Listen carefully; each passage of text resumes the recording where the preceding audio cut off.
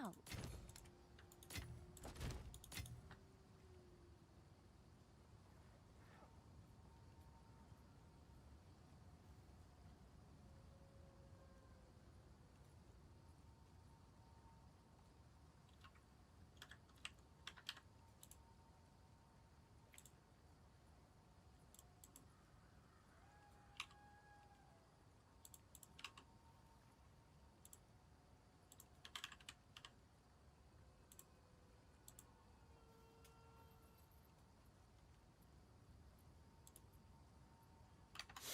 What's up, everybody? How's it going? Good morning, good afternoon, good evening, wherever you may be.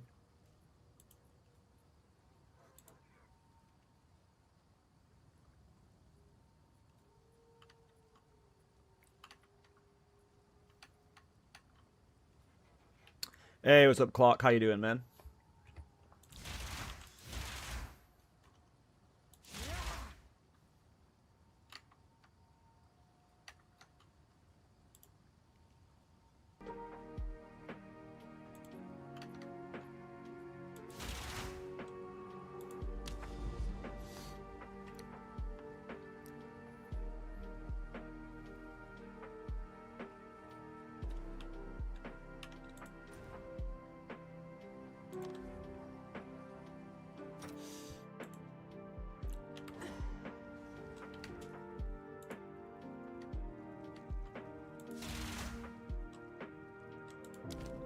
Alright, let's start the day off right with a Spirit ATD. We are farming currency for our next character. This character's done. I'm not really going to invest anything into him. Maybe I'll buy a Megalomaniac for something, but it's pretty much done. We're just going to farm with it and then farm currency for the next character at this point.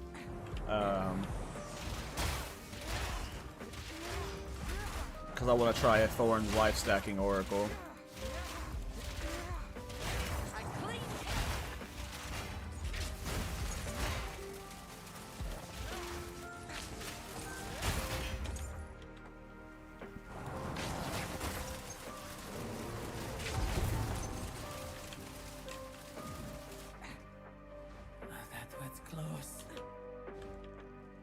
Nice Clock. Hope that goes well. What's my bossing setup with this? I either use Snipe or I use Rain of Arrows with Bowshot. Snipe does, for most bosses, especially map bosses, it can like one-shot most, so...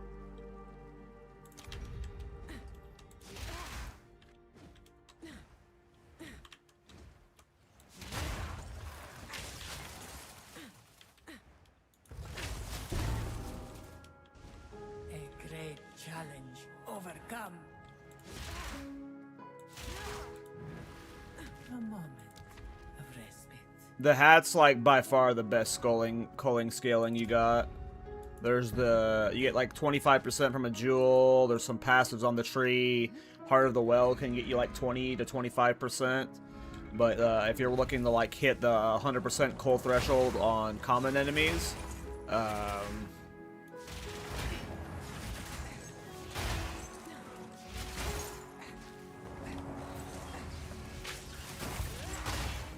like Helmet's like by far the biggest gain. That was almost a challenge. Swift magnificence.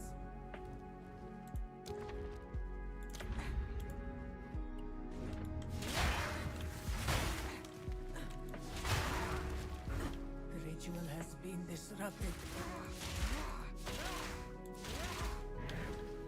An oasis in the desert.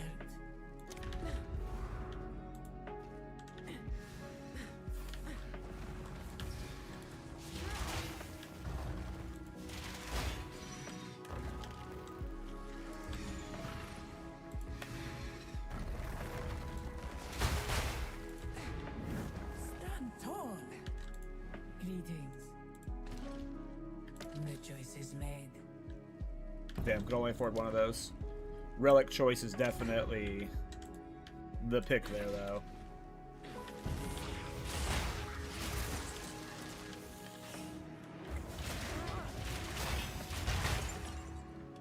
A great challenge overcome. An oasis in the desert.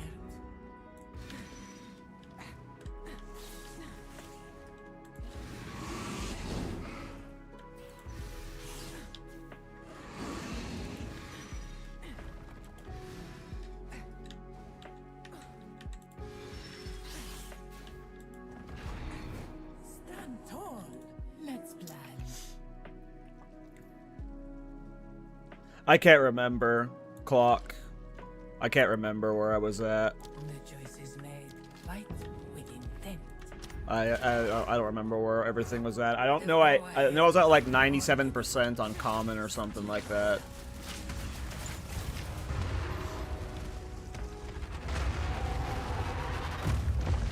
I will succeed.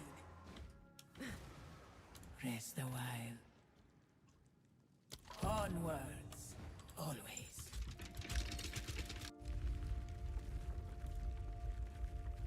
Got a good boon start. We just need to get Hare's Foot and then we'll zoom. I don't know if we'll be able to afford Hare's Foot though right now. Prove with my prowess.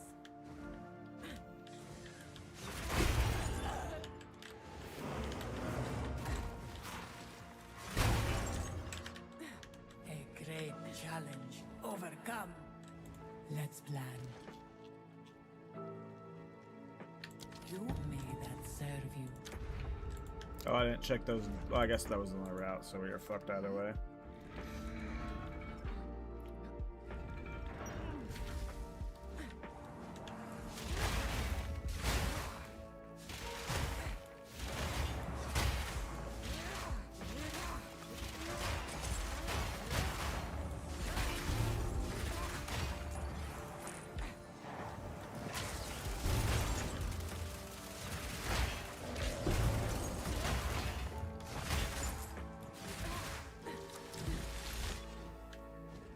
That was close. I would give anything for a sip. Okay, so we have to take the 50% fewer merchant choices. I don't want to get enfeebled. Wouldn't be the end of the world, but is there rare up here? Yep.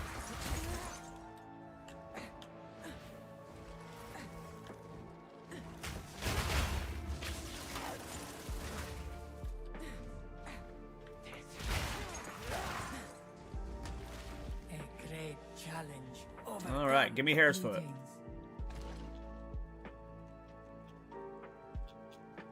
Fight with intent. Always onwards. The choice is made. No Hare's Foot. That will almost challenge. Good riddance. No Hare's Foot.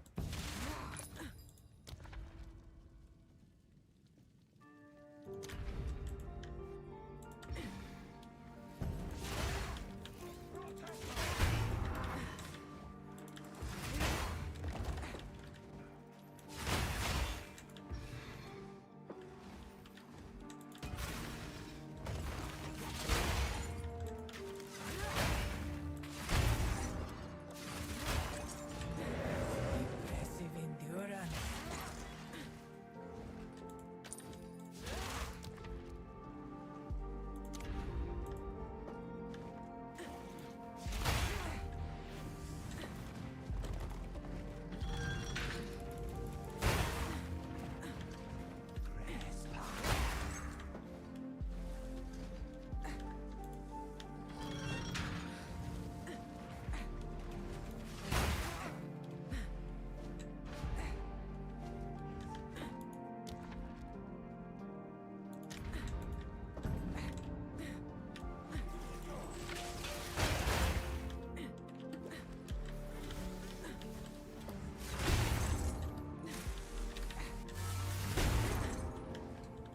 A great challenge overcome. A moment of respite. Two ancient guardians await you ahead. All right. Be light on your feet.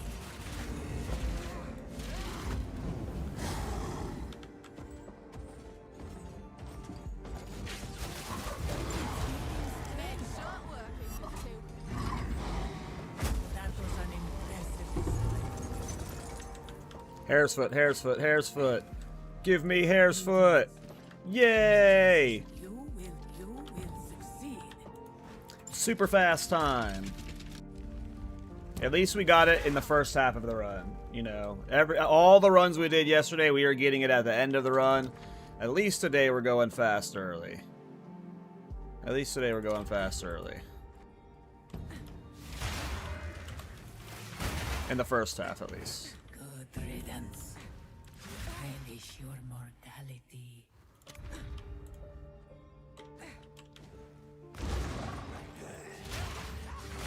Proof of my prowess.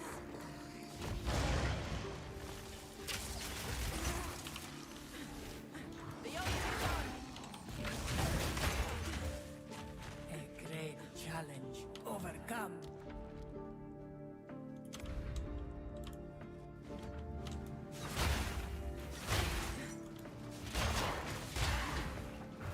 Good riddance.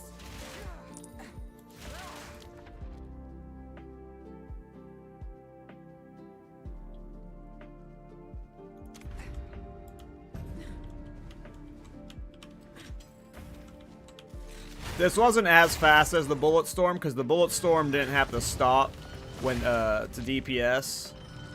It just like glided, but this is pretty close to the Bullet Storm.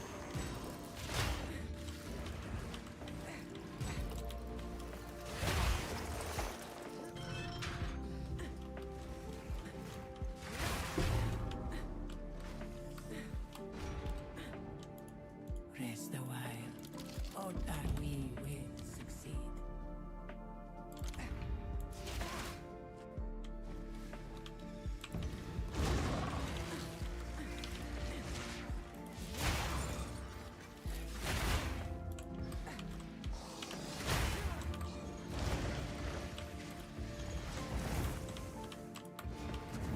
Stand tall. An oasis in the desert.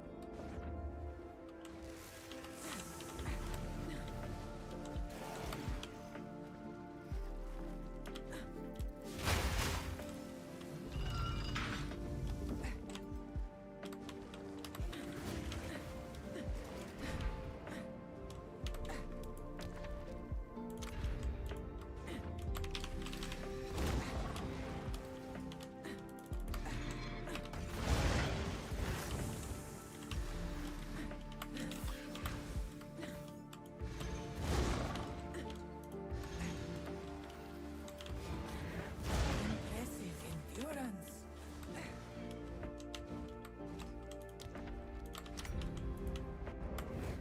Beware the scorpion sting.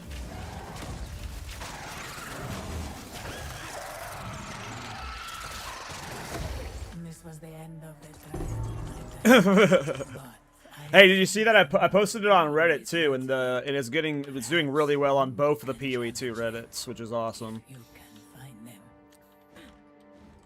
I shall aid you. Fight with. Yeah, I mean, at this point, there's like no, like, unless, there could be major changes and updates I make, but, yeah, I got the guide out.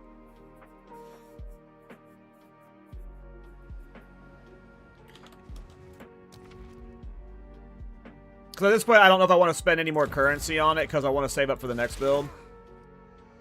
Time works against you, but I am its master.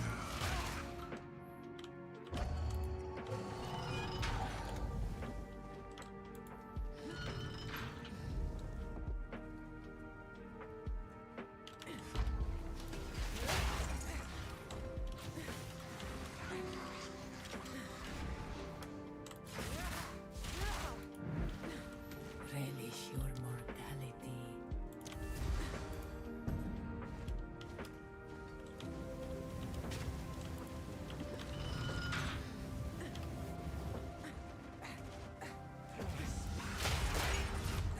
Yeah, usually when you release a build this late into the league, it's, you know, most people have moved on.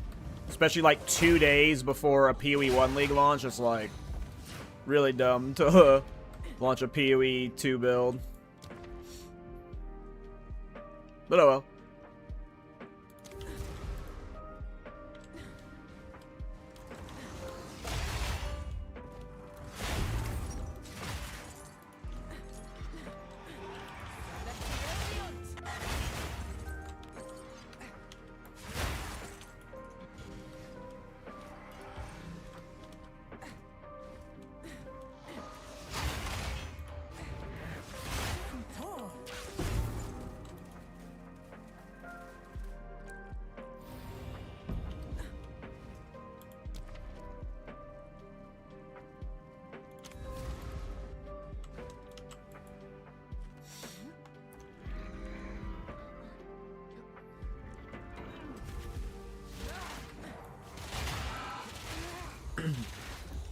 I still haven't decided what I'm playing in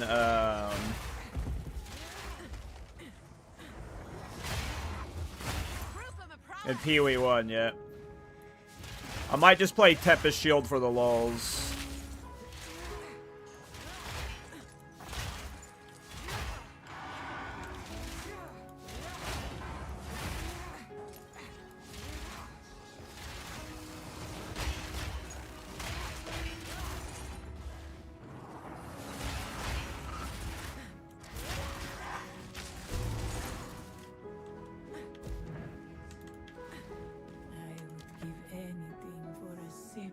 Cool. Clear trek to the boss. A traitor and a Junak. What a fitting pair.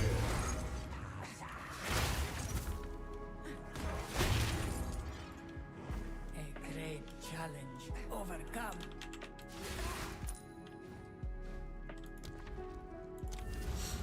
I want the cosmetics, and I really like Delve. If it wasn't for those two things, I also wouldn't have time for PoE 1. But I think I can make like a week of time for it. Maybe 2 weeks. But I like the cosmetics sometimes. I don't know what this league's is though.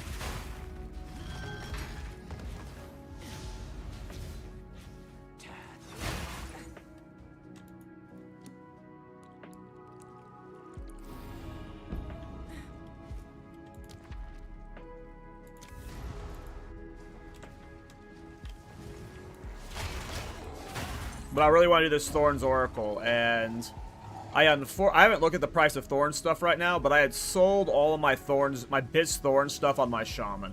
I can go see if there's anything, but I'm pretty sure I gutted all of my characters to make currency for other builds. So I'm assuming getting Bis Thorns gear is going to be expensive. So I gotta farm a bunch of Divine for the Thornicle. This battle. Your defeat has been predestined. It is written in the sands. Messing with time. Hardly seems fair.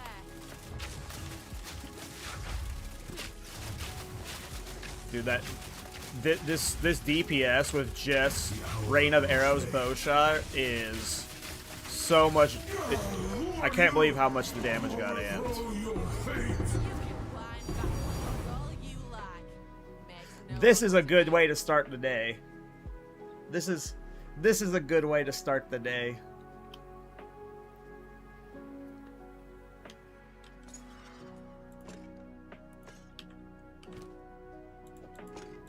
I guess that means we're farming Sanctum today, huh? Alright, let's start the day even better. Give me that Spirit ATD.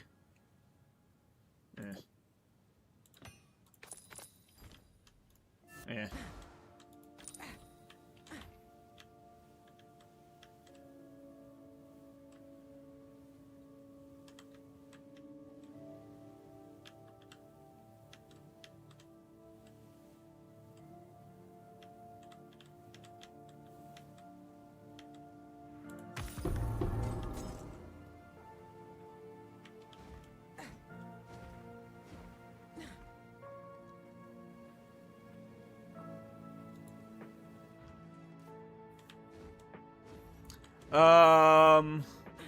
Well, I would have still used my Crown of the Pale King.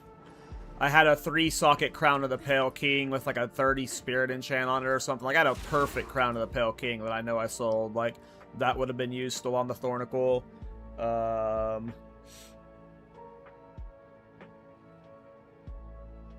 That might have been the only item I would have kept, honestly, for the Thornicle, because it's going to be a very different setup.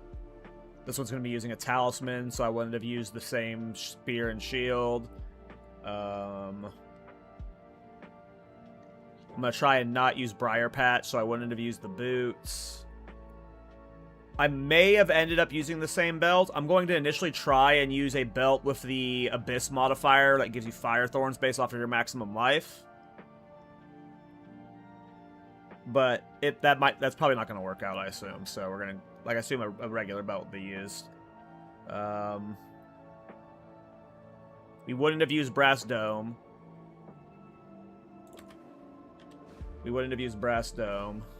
Use this Defiance of Destiny on my Thornicle.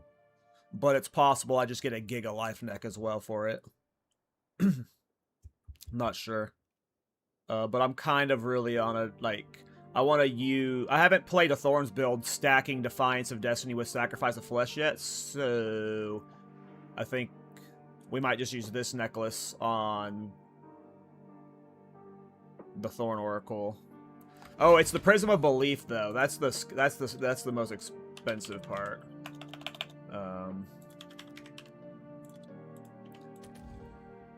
Oh, okay. Okay.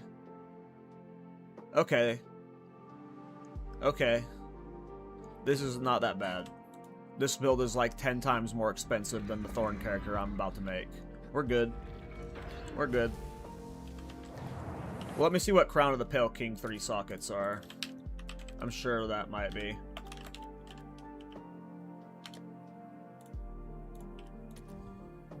Oh. Okay. I guess okay, so what I'm remembering is the last time I played Thorns, I was playing it on Hardcore Trade this league. And the price of Thorns gear on Hardcore Trade, like per usual, Hardcore Trade prices are just insane. But the price of Thorns gear on Hardcore Trade was insane. So my memory must be just like attached to that most recent experience, because like I remember seeing 3-socket crowns on Hardcore Trade for like 2,000 divine. Yeah, that makes sense. This should be a cheap build. Never mind then. We'll actually be able to get it going pretty quickly.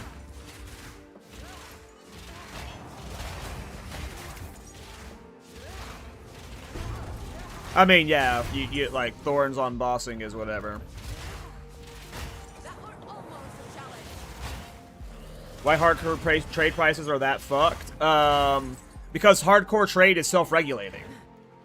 Like, whenever, like, I can die on this character 300 times, and then when I quit the character, I can sell all his gear, right? But, like, if I have a really Biss Thorns character, and it eventually dies, that gear's poofed, right? So, like, there's always, like, supply and, like, a limited supply in hardcore, because a lot, like, sometimes someone will buy a really good piece of, like, leveling gear, and then die with it. And it's like, well, now I gotta go buy another good piece of leveling gear. So, like, good gear is always being purchased and lost to the void of hardcore deaths, so... Hardcore trade is always, like... pretty economy intense.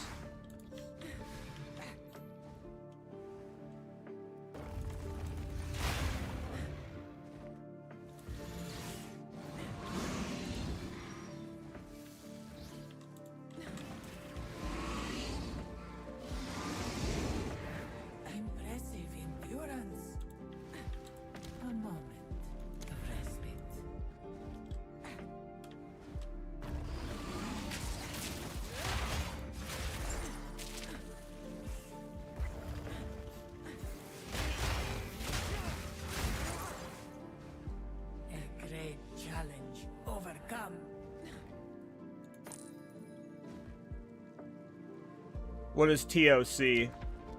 I'm spacing on what that acronym means.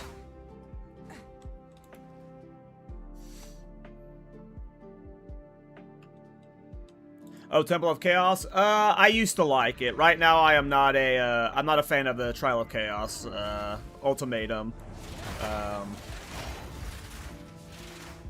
I used to be able to spam it like crazy, but I don't know. I just get there are some of the like trials in it that I really don't like.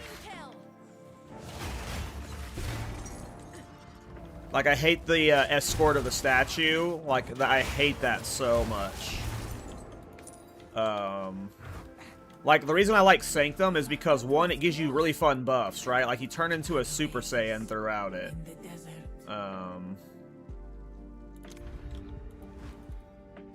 Even though it has a lot of downsides at times, too.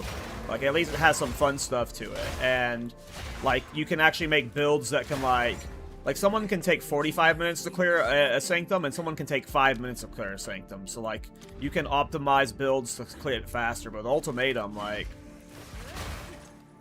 outside of abusing some little exploits or, like, cheeky mechanics, you really can't speed it up.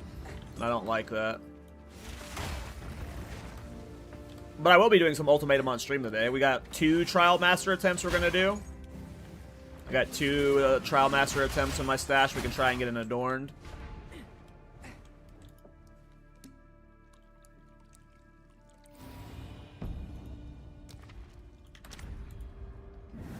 The foe ahead is formidable. Steel yourself. Yeah, I in 0.1, I think Trial of Chaos was the farm I farmed the most out of any farm.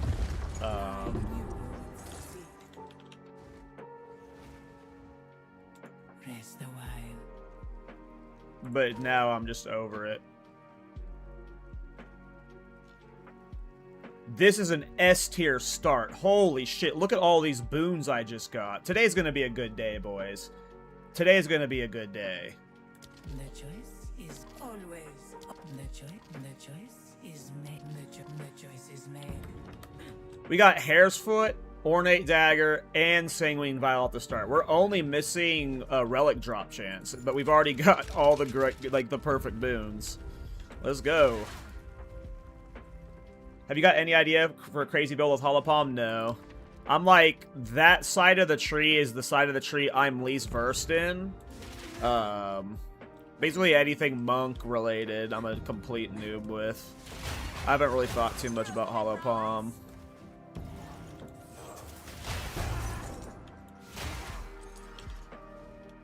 I'm sure there can be something cool you do with Holopalm on like a Titan. You get a Flesh Crucible for a Holopalm, and you just do some crazy attack scaling, do like Shattering Palm or something.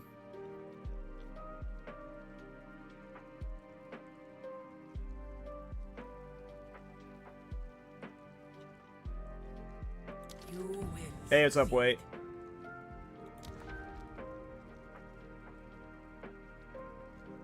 I mean, at this point I don't really care what we pick. We've got all the boons we want.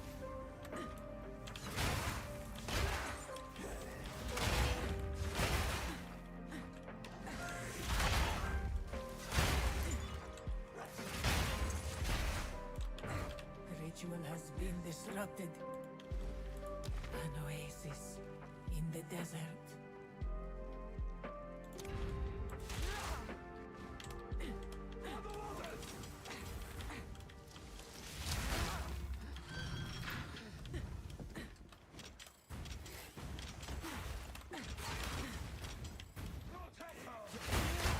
Potato.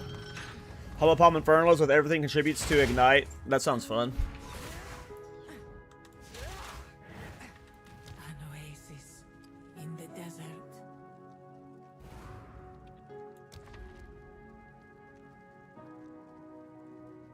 Yeah, I'm not sure.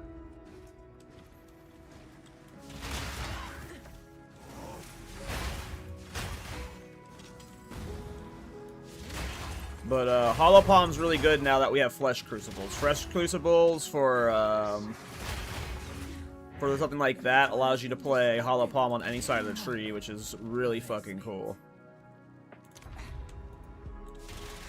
Are you gonna play PoE 1 or no? I'll definitely play it. I'll definitely play it. Will I stream it? More than likely, no. But I'll probably be playing it. I'm a big Delve fan, and Delve just got buffs, so I might do some like stupid shit like Tempest Shield, and yeah, we'll see what happens. Stand tall. But I still got like so many PoE 2 builds I want to play.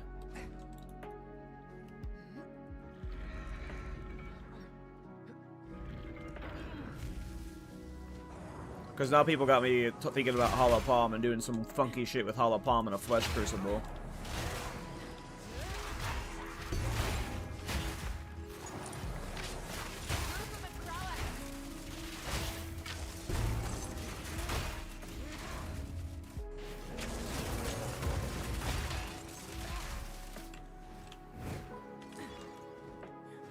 Swift magnificence.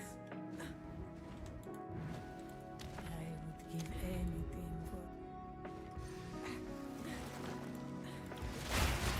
Red flag said nothing.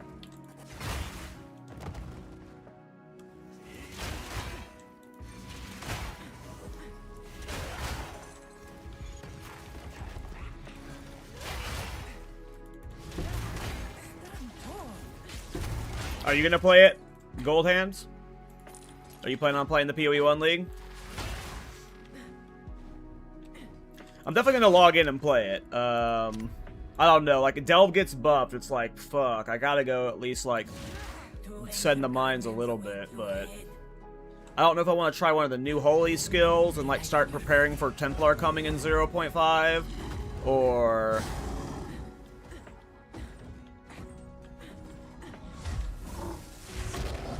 what. Made short work of it too. That was an Should I do, like, a super meta Delve build so I can go super deep? I've never done a Delve build before. Like a super meta one. fight with go. You made that serve. No, you don't play BA1? Gotcha. I need to see what the cosmetics we get for the league are first before I have the league. Just, like, I'm gonna play for sure, but it's like, how long do I play, right? I'm already almost at the point where, like, I could play this game as my only game. There's just like barely not enough content for me to want to do that. And if the 0.5 endgame rework hits at all, like, there's no way I'll have room for PoE 1 in the future, ever. It's like, part of me wants to learn it, but it's like, I don't know, man. Like, I already play this game too much, and it's like, when we look back on this game in 5 years, this is the worst it will have ever been. Like we'll look back on this game in 5 years and think this game was shit right now, right? And it's so fucking fun. So it's like, how am I gonna be able to play another game that requires arguably more knowledge and more hours of investment before you can really navigate as a build maker? It's like, I don't know if I can, like, if I don't, like, figure out PoE 1 right now, I don't know if I'll ever have time for it.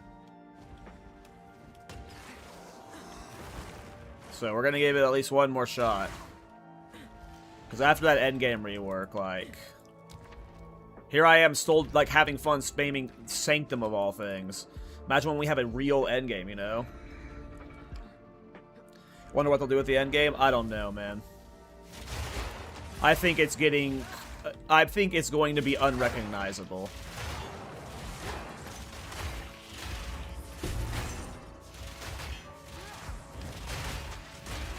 I'm willing to hype it up. Clean kill. I don't care if I'm a simp.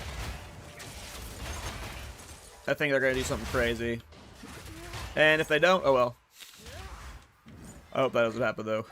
Swift magnificence. Do you enjoy Factorio? Yeah, I used to play it forever ago. My friends are super big into it. I more prefer, like, PvP games, personally. So, like, I much prefer, like, I don't know, my free time I play games like StarCraft and Rust and stuff. If I'm, like MMOs, I like playing MMOs for PvP and stuff. Factorio, it's super cool, but, my friends love those kind of games, so whenever they play them, I play them with them, but I much prefer like a game like Rust. The ritual has been disrupted.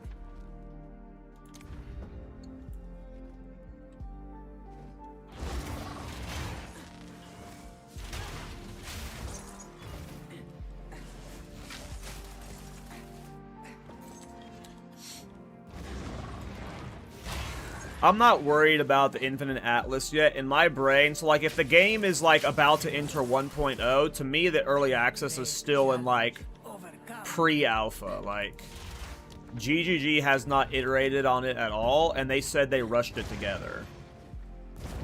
Like, until they give, like, multiple attempts at, like, revamping it, I'm not, like, fully out on it. I definitely think it can be salvageable. It just needs a lot of updates. Like, I think once GGG figures out, like, how to make it to where we have an infinite atlas that you explore, but also have the ability to, like, sit in one location and spam that spot over and over again, like, I think that's a great world.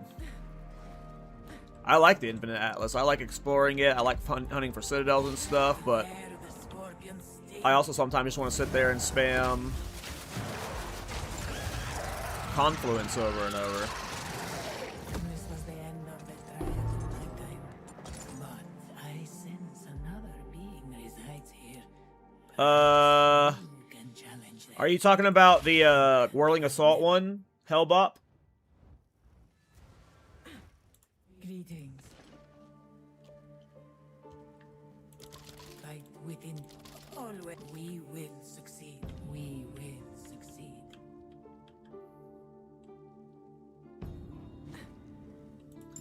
I never leveled that character as that build. I just had the Shaman in Endgame already, the Oracle in Endgame already. I just swapped to it, so I have no idea when it would have, like, came online. Sorry. I have no idea.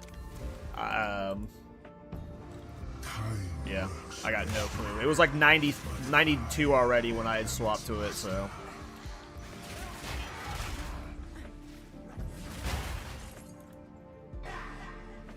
Yeah, I mean, GGG hasn't really communicated what their thoughts are on the endgame at all yet. The only communication we've gotten from GGG on the endgame recently was like Mark saying he thinks it's shit and it needs to be fixed. So, we know they also think it's shit. So, that's good news. What MTX is that? It is Echo of Maven. It's from PoE 1, 3. One of the leagues. One of them.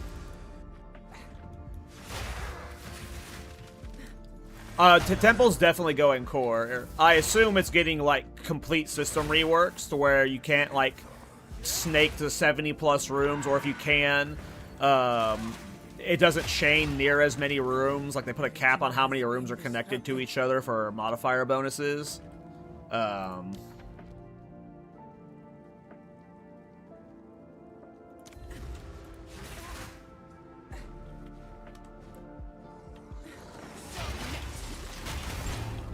But I definitely assume it's going core.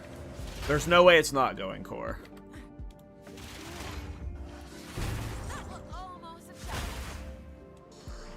We'll definitely get, like, it core. It'll get its own Atlas tree.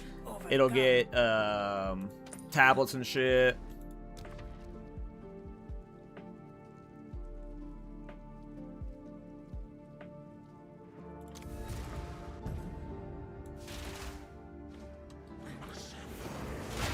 I have faith in GGG.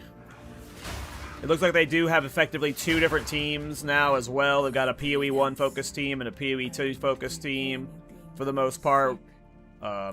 Sounds like they're headed in a good direction. What do you pursue here? You will suffer the same fate as the Winter Sycamore.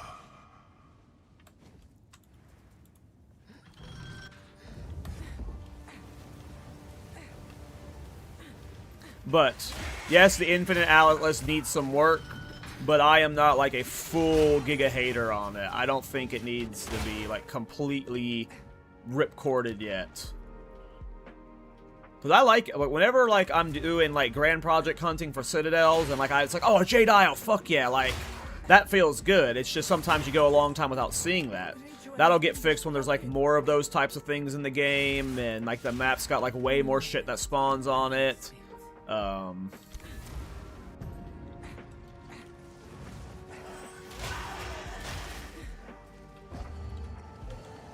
think they can make it work eventually, but it definitely sucks right now. There's a reason why you guys never see me mapping.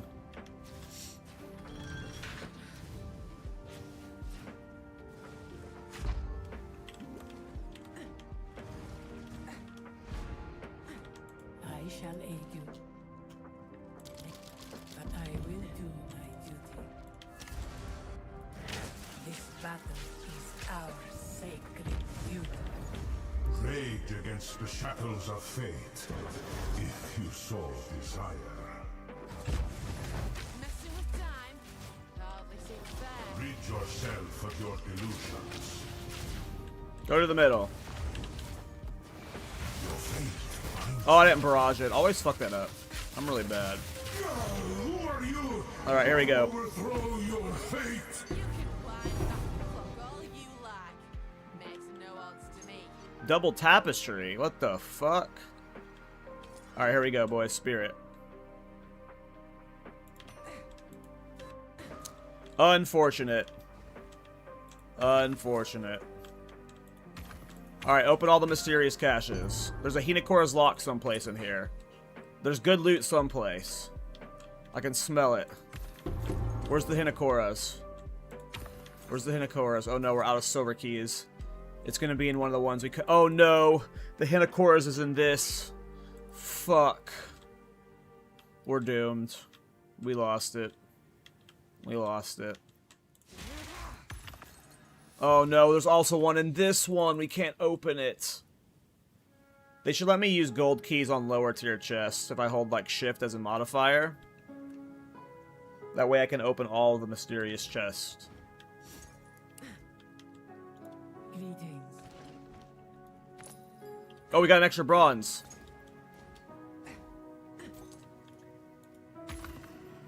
Damn. Who would have thought it wasn't in there? Who would have thunk?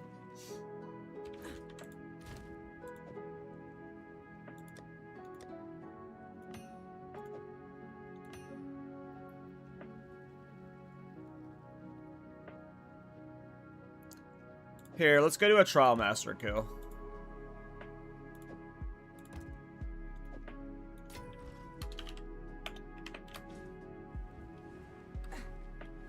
I mean, yeah, I mean, the UI and the optimal, like, there's a billion things, like, quality of life-wise that Infinite Atlas needs, like, but those are the obvious stuff, like, but that's literally, what one of the things Mark said. It's like, he said the Endgame needs a lot of love, and all of it is obvious. So, like, which it is, like, all the problems are obvious, it just needs to be, like, you know, this is a diamond covered in shit, and they gotta clean the shit off of it.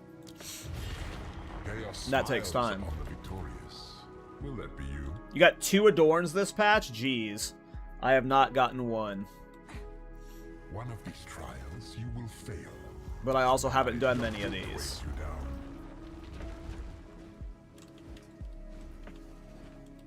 Challenger, prove yourself worthy of chaos.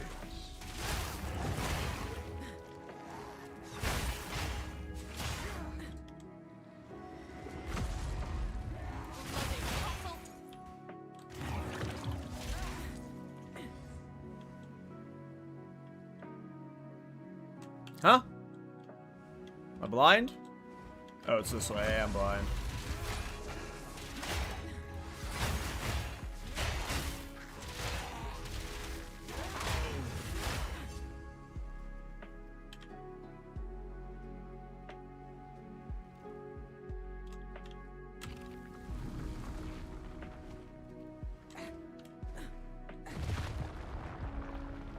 What's the part you hate most about TOTC or TOC? Oh, wipe that smile off. Frailty races through your bones. I hate this right here. This is what I hate the most. 90 seconds of nothing. 90 seconds of absolute fucking nothing. This right here. The worst part.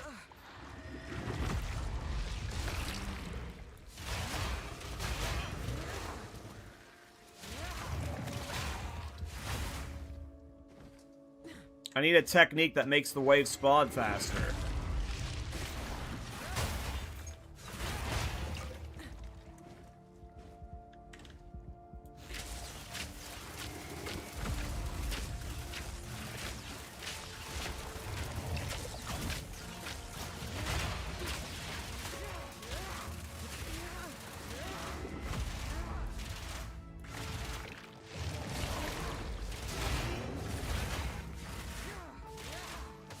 Hey, what's up, Zoe?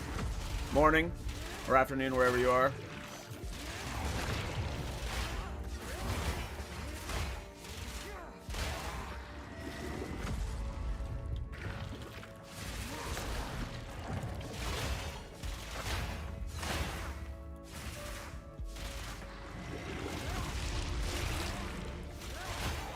Yeah, you can speed up the circle, and then you can do. There's a bug to do the soul core ones, but this and the statue escort are the absolute worst. And the fucking elevators. It's like go up. Yeah, like the endgame rework needs to give a booty load of quality of life to Ultimatum. This is just the beginning. Lightning descends. I better get it adorned. Oh my god, the escort. I hate the escort. Like, the escort can easily be fixed, though. Easy quality of life fix. The longer the statue is in the air, it speeds up to double its speed.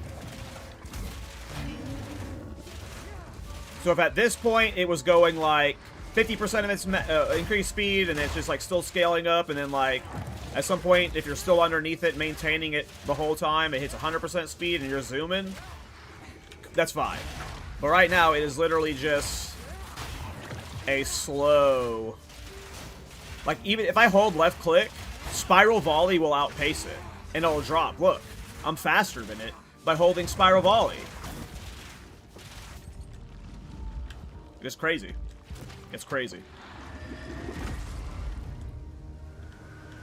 This is only a complaint, by the way, if you've done this 1,000 times. I'm sure it's fine your first 50 times. But at this point, I'm spoiled by Sanctum, I guess. I'm spoiled by Sanctum. This is just a warm-up. The flora overwhelms. The Chimera.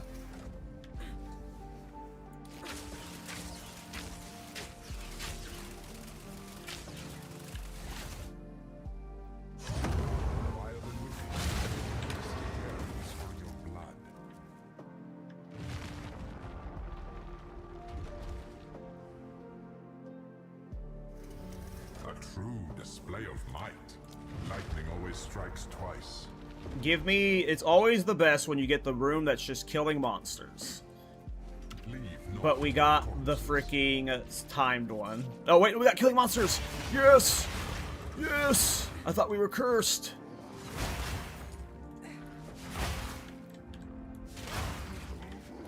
This is the best room. This is the best room. Always give me this room.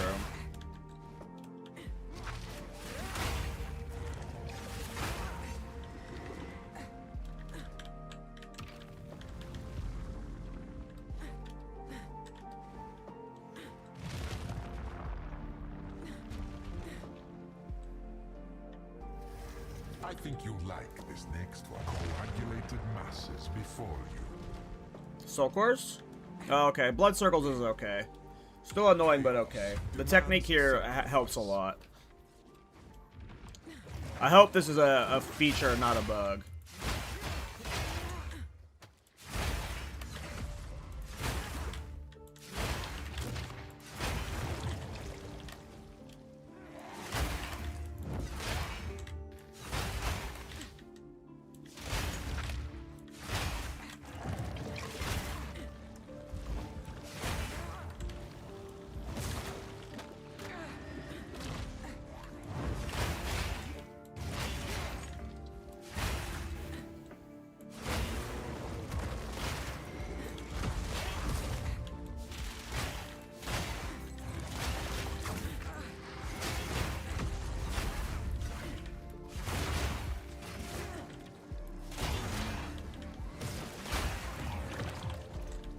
There we go. Oh yeah, no, that happens to me all the time, Gold. It's actually gotten me better at, like, controlling my dodge roll. Like, that's where you practice being precise with dodge rolls, the elevator and ultimatum. Almost there. You play enough ultimatum, you'll get really good at landing where you want to with dodge roll.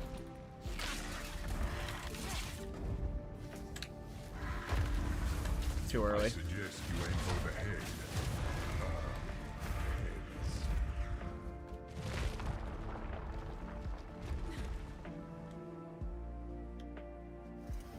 Understandable if you're drowned in a sanguine flood.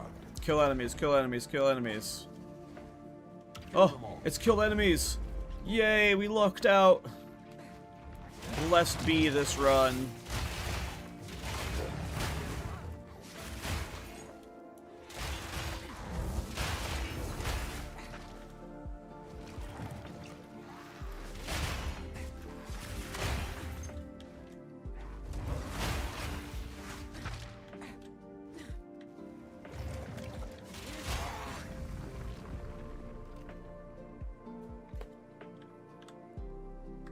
Yeah. I imagine Blink's annoying here. Like, you're as a Blink player where you're used to going 1 billion miles an hour, and then suddenly it's like, well, you got all these levers and shit.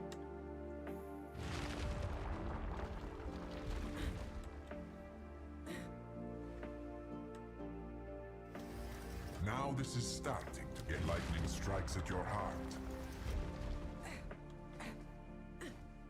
10-ish minutes, that's pretty good. Chaos demands sacrifice. Yeah, I mean, that's the thing about TOC is it is, like, very easy to get into as a new player. It's guaranteed currency, so if you have 0 divine, you go do a single trial of chaos, you get a single fate, and it sells for, like, something, you know, 20-something divine. It's easy peasy. And it's fast. It's not a huge time commitment. Compared to Sanctum, like, or even, you know, it takes a lot to, like, you have the good Sanctum build and good relics to run Sanctum, right? Ultimatum you can just, like, run into and fart around with, right?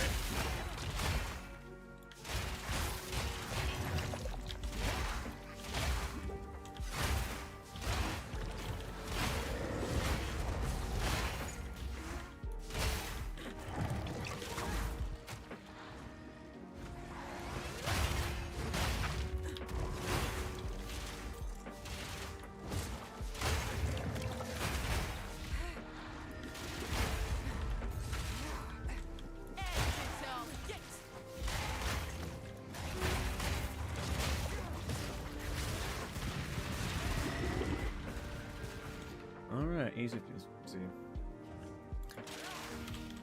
I mean, that's part of the reason why I didn't play Sanctum until this late into the patch, is because in 0.4 or 3, I played so much Sanctum that patch, and it's like, I really didn't start playing Sanctum until, like, the last half of the patch, because I just played it too much. Worthy of praise. They fall into a crazed frenzy. I ain't worried about bosses. I'm worried about no boss.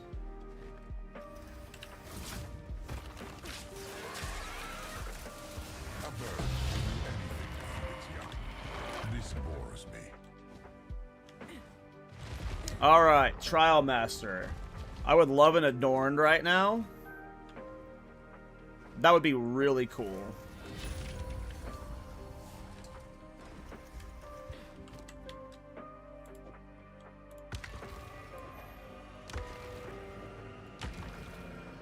Victory feels better when they are overconfident.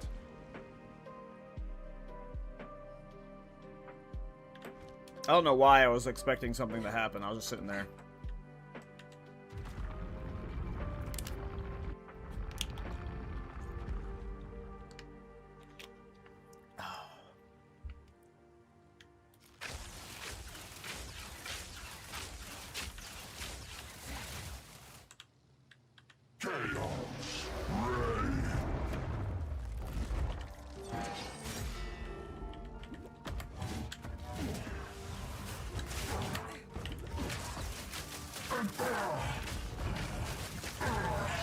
Okay.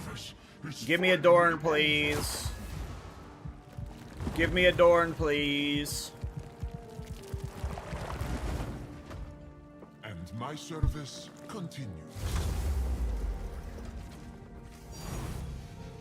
I need to go into the filter settings and remove this as a tink, because it pisses me off every time it drops.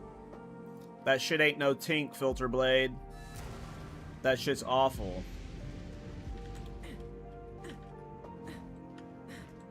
You bring something. Farewell. Your average tempo of chaos. It's like 70-something divine per Trial Master attempt, too.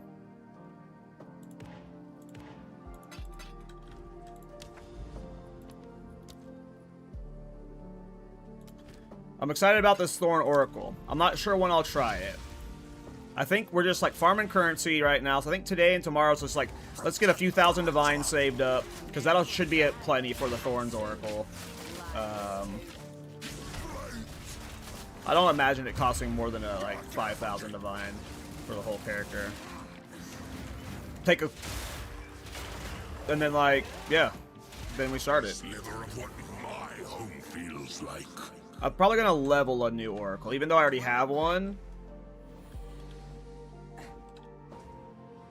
I might level one. At least through the campaign, probably like do some endgaming and then like temple boost into like the late 90s.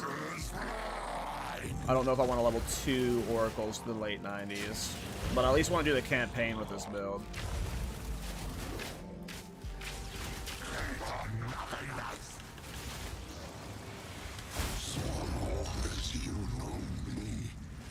How much are the inscribed ultimatum? Like a Val Orb?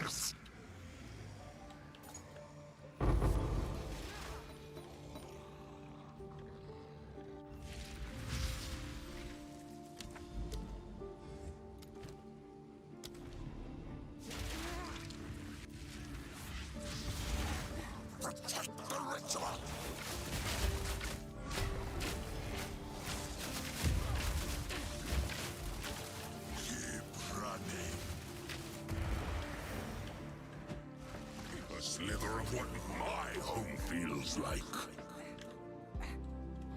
Where am I?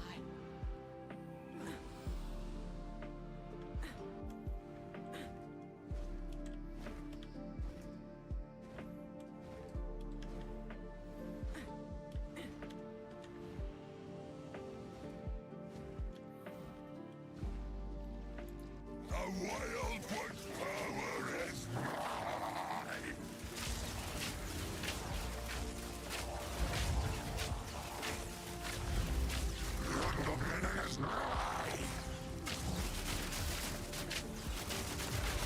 Always forget the barrage.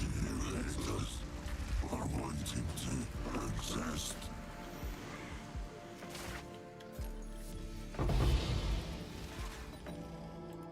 Darn. Where's the whittling, boys?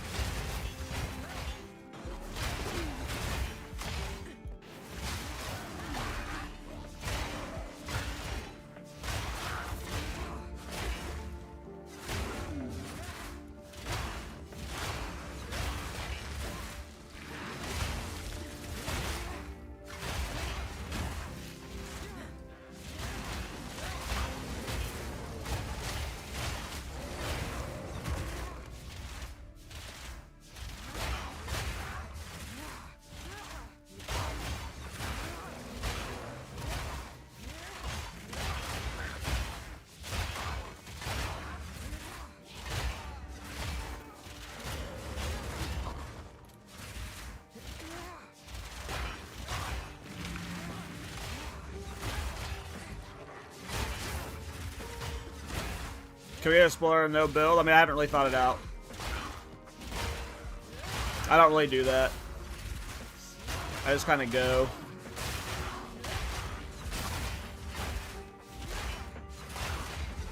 It's gonna be a Thorns Oracle, but like I haven't like planned out any of the pieces or anything like that.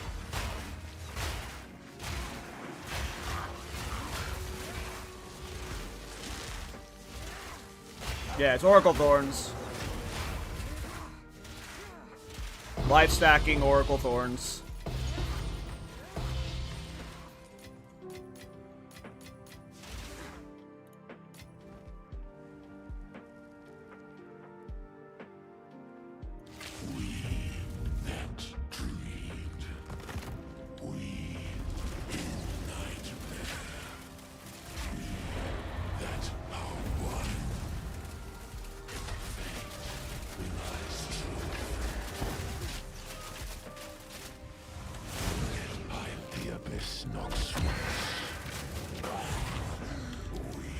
Have you seen Belton do his power charge build? I haven't. Is like a new build he did recently?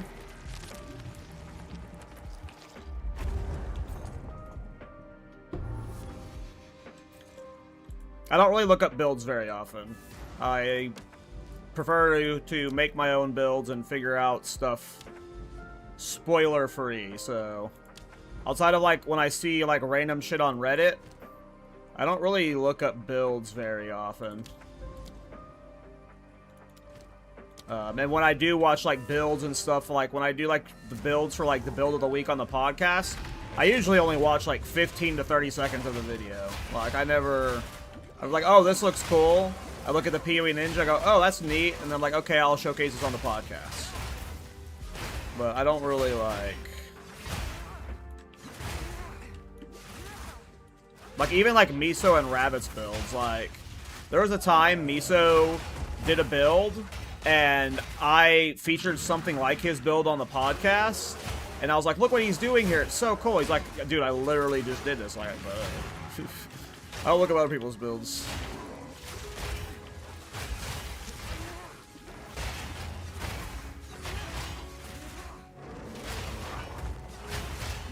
It's not that I don't want to. It's spoilers, you know? It's spoilers for a good movie you haven't seen yet. And I don't want to be spoiled for that movie. I want to go watch the movie myself, you know? I want to see how the plot unfolds in real time. I don't want the ending ruined for me because of reasons. Because my ending might end up being different for that story because I took different paths and shit. But if I looked at what they did, I might just like feel inclined by default to do what they did, assuming what they did was right or better, which it might very well be, but sometimes different can be fun. If that makes sense, I guess.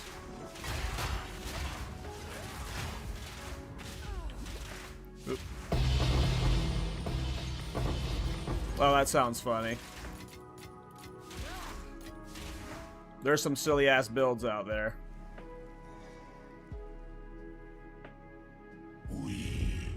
Yeah, Oracle... I imagine Oracle's getting reworked. I don't know. If Inevitable crits around next patch, I'll be surprised.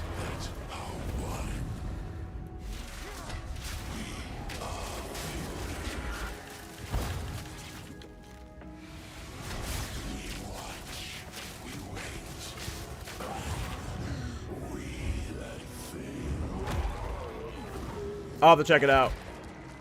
I like Belton.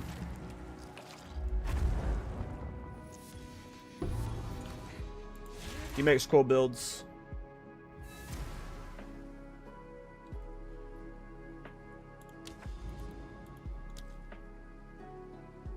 Does he play PoE 1 or is he a PoE 2, Andy?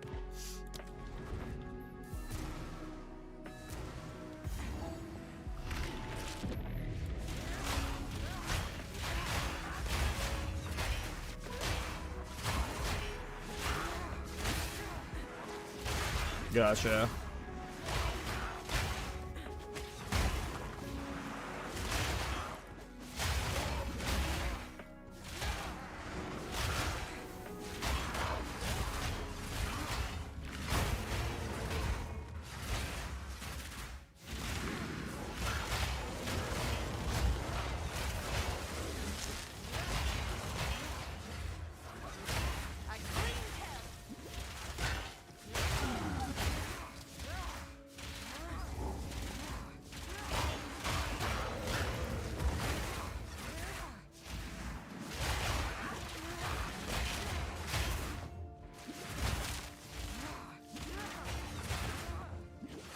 Yeah, we're gonna have to get Belton on the podcast at some point if he's down. There's like a lot of creators we still need to get on.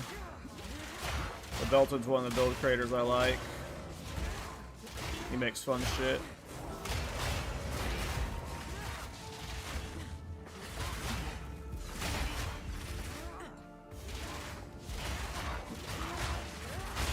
What's your idea for your Thorns build? Again, it's just going to be on Oracle, not using Briar Patch Boots. It's probably not going to be a good Thorns build. But I'm going to do it for fun.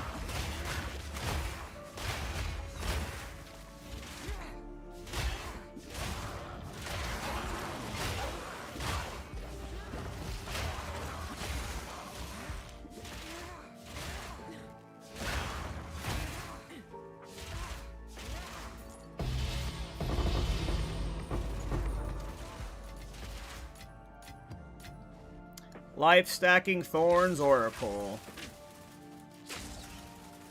Yeah, for the one Oracle mode. Well, also life stacking just because I'm on a life stacking kick right now. I'm trying to learn everything I can about life stacking, and the best way to do that is to play life stacking builds and use new life stacking stuff. So, and probably every build I play until 0.5 will be a life stacker of some point. Because that is, like, if there's an ultimate goal I have by 0.5, it is to understand the in and outs of life stacking builds to the best of my ability, whether it gets buffed or not next patch. I want to have a very good life stacking build in 0.5 right out the gate. So, for life stacking right now means combs, right? I mean, it might mean combs. There's a lot of good life stacking items. You got Kutra Crimson, you can get life on rares. You don't have to play life stacking for combs, which only combs.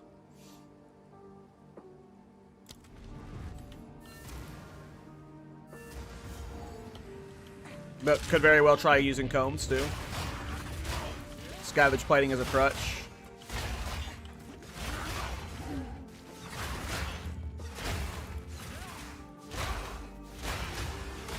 I don't know, I ain't worried about it. We'll figure it out in real time. I don't like planning too much. But yeah, it's just gonna be get life, play probably werewolf.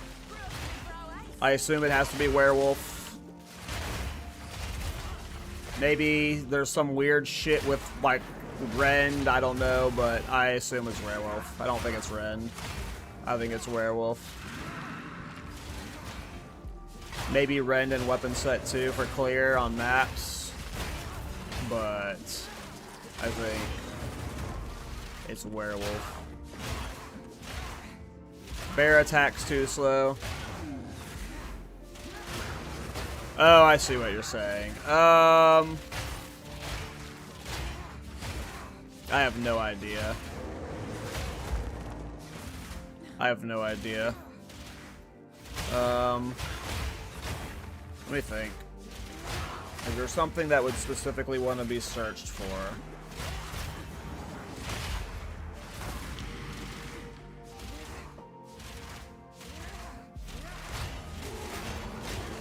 Belts. Belts.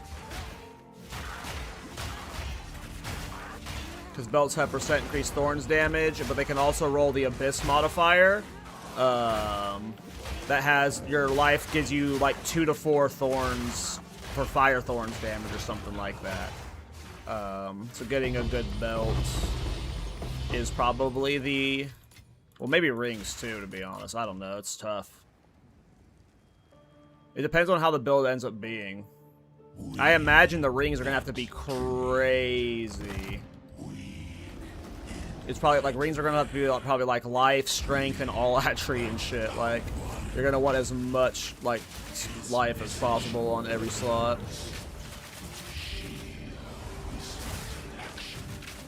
I don't think he'd play Combs. I don't think he'd play Combs. Like, I'll probably try to play Combs just to see what my Thorns damage looks like with it. But Scavenge Plating's a lot of Thorns damage. Combs gives a lot of life, though. Like, I'm down to try Combs, but I assume it won't be Combs. Like, I assume you just get way... Like, unless I find a way to hit, like, an absurd amount of Thorns damage when life stacking without Scavenged. But... yeah. Giving up Scavenge plating when playing a Thorns build... that's rough.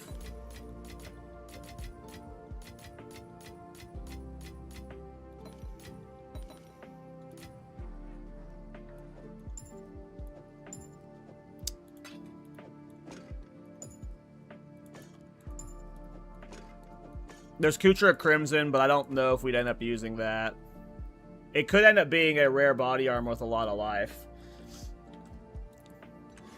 It won't have, we won't really be caring about armor. I'm not really going to be doing any armor stacking with it. I'm not going to put any passives in the armor. So, like, armor won't matter at all. It'll literally just be life stacking. Be rare gloves with a lot of life and strength. Be a rare belt. Like, we'd have to get resistances as well, of course. Unless we played Veil of the Night. You know what? I've never actually played Veil of the Night on a... oh, wait, we can't play Veil of the Night. Duh, Crown of the Pale King. So you do need to hit res cap. Or do you? What if you just said fuck resistance? You just, like, got only, like, 20 resistance or something. And you ran Defiance of Destiny with Sacrifice of Flesh. I don't know. We're going to make a stupid Thorns build. I have no idea what it's going to look like. I just don't want it to look like any Thorns build I've played yet. That's the main thing, is I want it to be different from any Thorns build I've played yet. So we're not going to be playing with Briar Patch. It's just like, does no Briar Patch mean I use the other Thorns boots off of King of the Mist for the first time? Or do I use, like, rare boots with high movement speed and a lot of life and strength on them, right? Like... what do I use the boot slot for? Because that's the biggest change, is the boot slots. We're either going to run Inevitable Crit and, like, try playing Crit Thorns without the Thorns boots, or we just don't play Crit Thorns at all, and... yeah. I don't know. It'll be interesting. It'll be fun, because it'll be the most different Thorns build I've played. You would want a high attack speed talisman with many sockets and gain % of damage as extra physical, or gain % of damage as extra fire. Depends on how hard we are leaning into fire damage. I'm pretty sure I'm just going to, like, out the gate start with Defiance of Destiny and Sacrifice of Flesh. Like, I'm not even going to bother with a rare amulet at first. Like, I could probably try and get a rare amulet with a fuckload of life. Like you get a life implicit, you get a life roll, you get % maximum life, and you get, like, strength on it. So, like, a rare amulet can get a fuckload of life. And then resistances too. But I might just say fuck that and just do Defiance of Destiny. Because, like, I'm really enjoying that. Like, I'm running at 0 resistance right now, and I'm very rarely dying. And, like, Thorns would be tankier than this. Thorns would be so much tankier than this. So if, like, I can pull off, like, 6,000-ish life...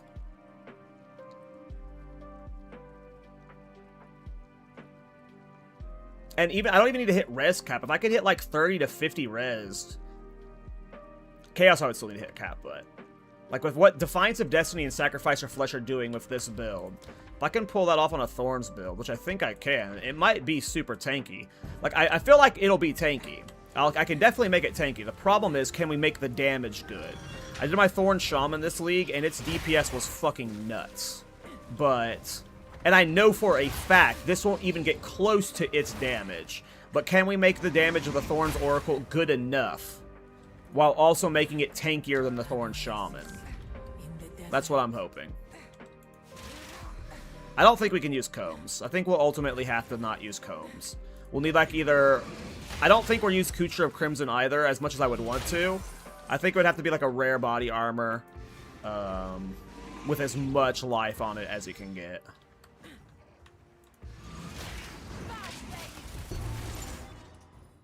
But I will try a Kutra, too.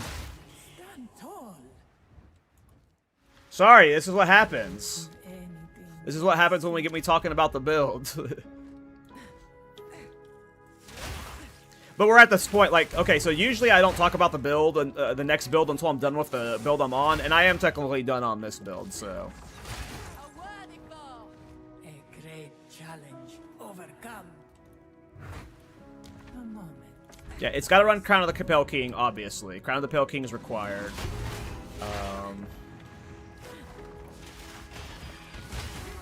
We'll want a good talisman that has the gain damage. It just needs to be fast, though. I don't know if you can get life or anything on talismans. Zoth Amulet's kind of pog. I mean, does the Zoth Amulet come with % max life? I forget.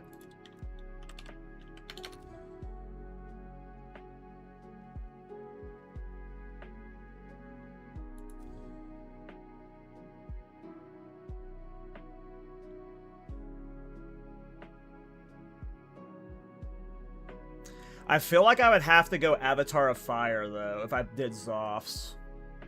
Because I would want to convert all of my damage to fire with this, I assume. It's a lot of increased maximum life, though. 26% is a fuckload. But yeah, the plan... I don't think I want to go Avatar of Fire, because I've done Avatar of Fire Thorns. It might end up ultimately being that, but... No matter what, we're going to be using Molten One's Gift, because I am going to be doing fire, hopefully fire physical thorns, and I plan on hopefully taking Molten One's Gift. So that'll be nice.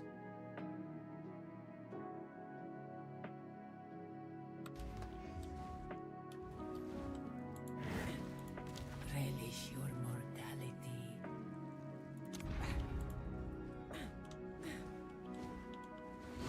I've tried it. It's like, it's fine for mapping because you're getting hit enough in mapping, but when it comes to bosses, especially slow-hitting bosses, it's awful. It's like unplayable for bossing. A moment of respite. Like you have someone like fucking the Bone Construct who attacks like once every 10 seconds. Not proccing Crown on that. It's booty butt cheeks.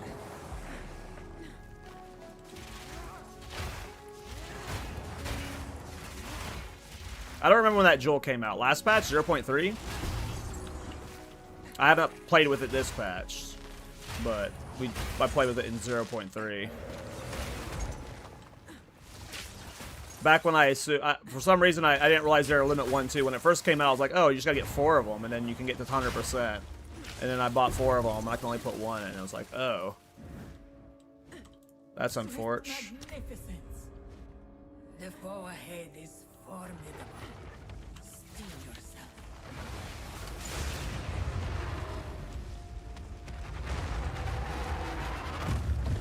I knew you would succeed. I shall aid you. Go with strength. Go with strength. Well, it's all hits. Like, it's not just range shit. It's like AoE hits, too. Thorns only works on melee attacks. Like baseline.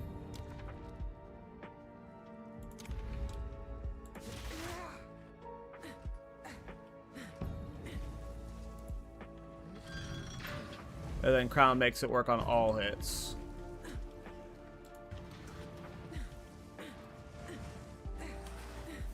Anything that's registered as a hit.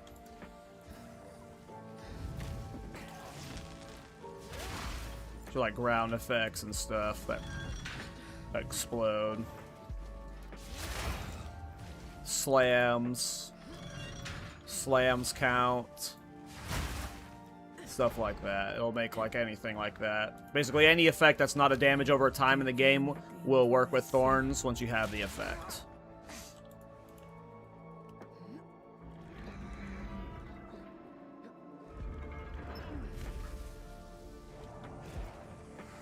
No, the problem with him is it's the frequency and the attacks that he does at you. Because his attacks are so slow. Thorns thrives in bosses that hit you many times per second. Or per, you know, like they have fast attacks. Faster attacks, the better. And Bone Construct, he don't attack very fast. And sometimes he'll just sit there for like 3 seconds before he does his next super slow attack. So it's like... You know, you get one one chance to get hit every 5 to 6 seconds is pretty bad. Versus someone like Jamin-Ra or Zarok, who has attack patterns that do like very fast attacks and multi-hits, which are very good for Thorns.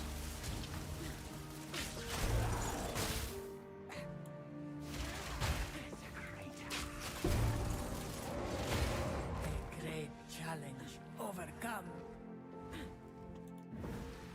A moment.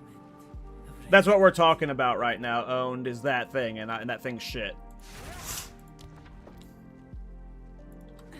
But yeah, we're talking about that right now. How's it going, man? How you doing, you?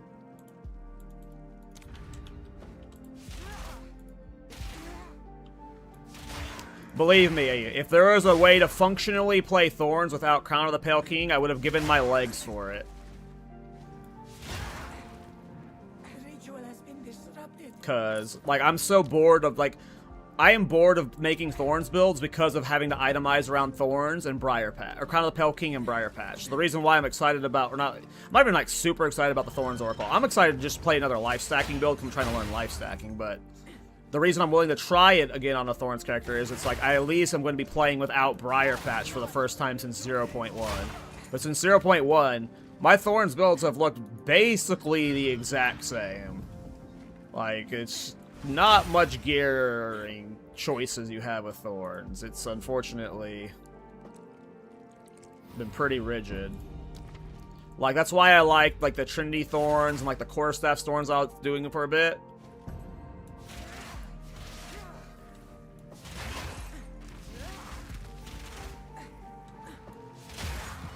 The past you is in the chat right now. What does that mean? Good riddance.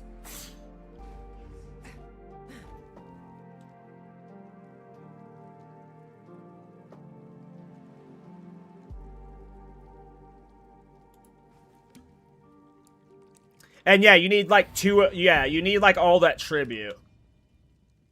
Oh yeah, yeah. Yeah, it's stupid. And the tribute system in general is fucking just. Those jewels suck. Those jewels suck. There's something I hope gets a little bit more love. A great challenge overcome. Yeah, you can't use 4 of them. You can't. But in 0.3, my first thought was, I'll buy 4 of them. And we'll get 100% that way. I'll give a bunch of jewels, but at least I'll get rid of Crown. Nope. Nope. It is limit 1 per. Does Whirling Assault work with Thorns? It does. I was leveling a character. I never made a build guide for it earlier this league, but I leveled a Whirling Assault Thorns. Like, I did 3 Whirling Assault characters in a row at the beginning of this patch because I was having so much fun with Whirling Assault. It was a Whirling Assault Thorns Smith Katava. It's okay. It's okay. Is it literally the only one needing 200? That's so funny if that's the truth.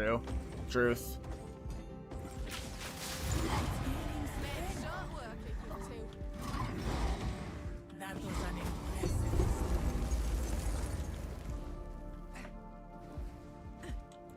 Greetings. Hare's Foot. Oh, I bought Hare's Foot instead of buying merchant prices first. Onward. Oops. I was excited and I saw the move speed.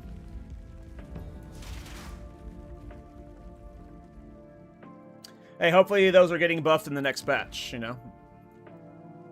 Fingers crossed. Damn it.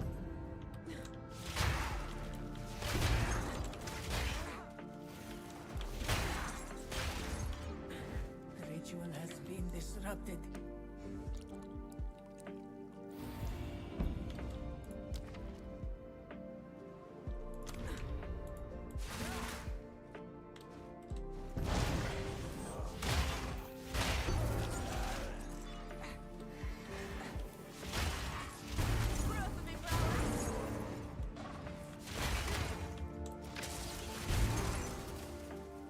A great challenge overcome.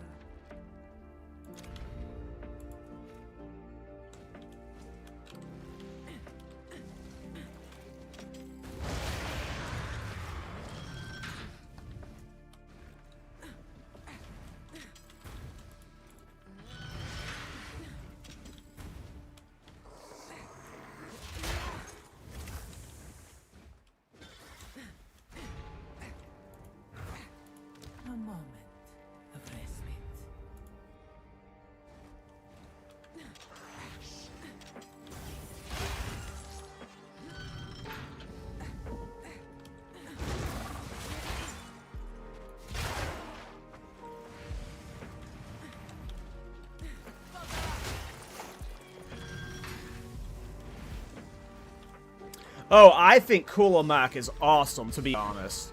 I love the idea of, like, you just, like, RNG kill him and, like, craft this, like, unique up each time. Because, like, every time you do him, I mean, it's like abyss crafting, right? Where you're, like, identifying a heart of a well, but it's, like, with a within a boss encounter. You're just, like...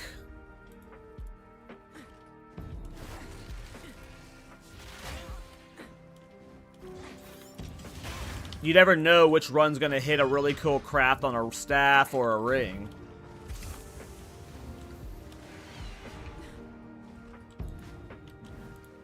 A moment of respite. A worthy foe. I've never personally farmed them myself, though. No, that's not true. I farmed them once in 0.3 when I was trying to get a very specific item. I don't remember what it was. I think I was trying to get rings with endurance charges on Thorns because I was messing with the Thorns endurance charge roll. I forget what it was. Rest a while. Someone just price fixed bursting decay, really? What are bursting decays at? Oh my god. This isn't bad. This is what it was at the other day. Are you sure? Are you on like, are you on standard maybe or hardcore?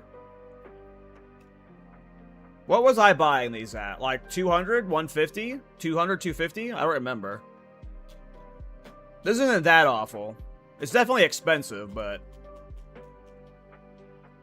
I would have thought you, when you said that, I thought worse Let's fly. for some reason. You go with strike, go with I don't remember what I was getting my cheap ones at. I think they were like 150, 200. Give it a day or two and it'll go back down. Because usually the day a build comes out, stuff like that prices, but eventually, because like, there are people who come in and try and like do the scalping shit and flip the prices, but after a day or two it'll go back down. Hopefully. It is too expensive though. I hate the price of this ring. good riddance. Oh, uncorrupted. Yeah, that makes sense. Uncorrupteds are probably gonna rot. Yeah, that makes sense. I didn't check uncorrupted. Yep, that's a big price increase. Well, yeah, if you land the 4% corruption on it, that's a, you know, several thousand divine to a mere item. But I sense another being resides here. Perhaps you can greetings. Yeah, we got relic drop chance. This will help. Now we're super zoom. Or not relic chance, but the relic chance increase effect. Relic effect, jeez. That word.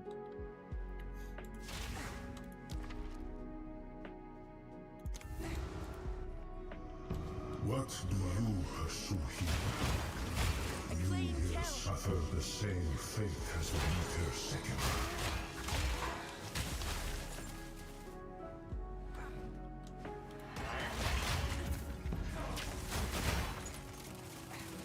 A great challenge overcome.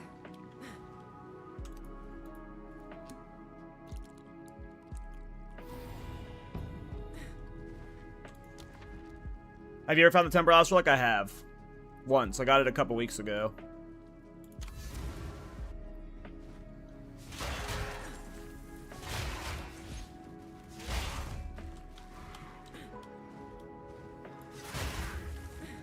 Sold it for 17,000 divine. The ritual has been disrupted.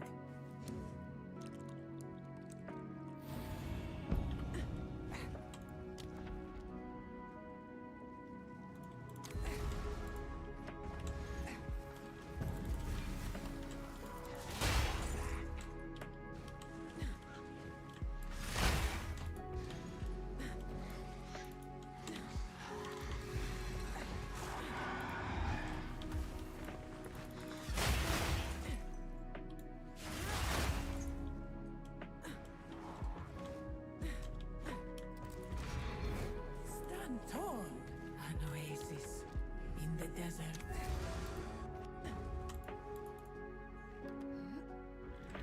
It was a lot. It was like 12 or 13 tabs. It was a lot of clicking. I have a YouTube short of it on my channel. of me laughing like a maniac while I'm opening all the tabs.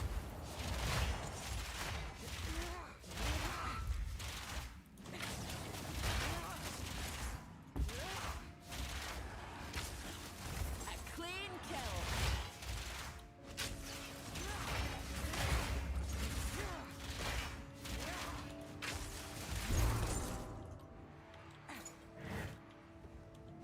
Swift, magnificent greetings. Oh, from a time, I will do my duty. We have all the boons. And its master.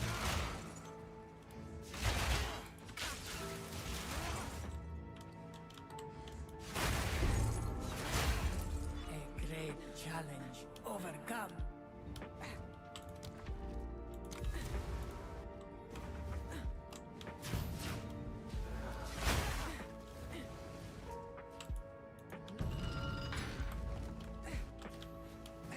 Alright, we need a spirit ATD. We need that spirit ATD. Or a last flame.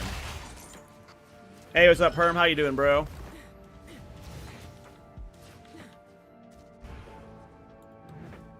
A moment of respite.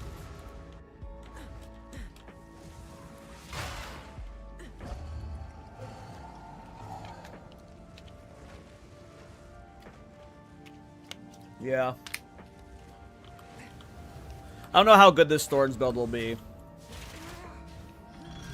I wonder if you can make combs work on Thorns, but I seriously doubt it. Scavenge platingless Thorns sounds rough. We will succeed. This battle is ours. I have seen how this ends, Taljari. Your time has come. Messing with time. Yeah, I mean, if you're doing specifically a life stacking or Thorns character, it's definitely going to be, you know, on the more expensive end.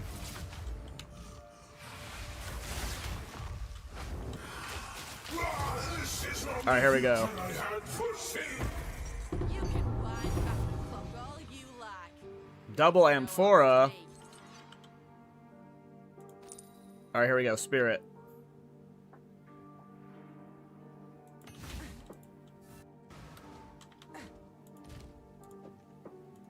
Another one not good. Rest a while. Give me them keys. Mysterious chest. Mysterious chest.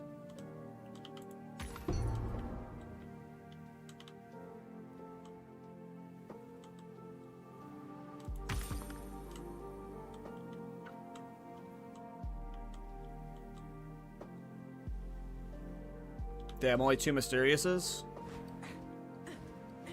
Unfortunate. Well, I mean, this is your average. This is your average against the darkness, unfortunately.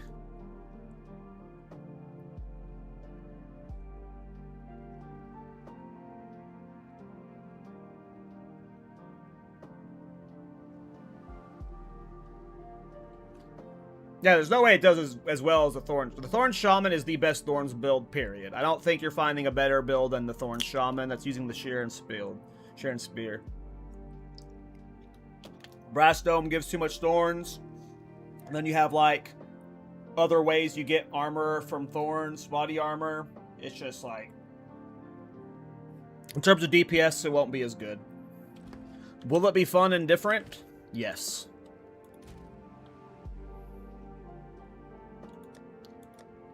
I hope. Alright. This one's gonna be a spirit, though. Comes my way. I'm ready. Yeah, I mean, Temple Command... Like, anything in the Temple is rough, though. Like, Temple is full... I lost almost all of my hardcore Temple art characters to Temple this league. Like, almost all of them.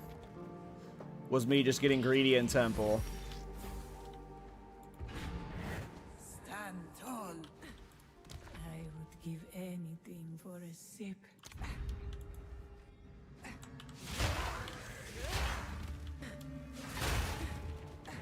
Good riddance. An oasis in the desert. Yeah, it's just the mods. A temple with like insane modifiers will like, it can just, those commanders slap. Those commanders slap.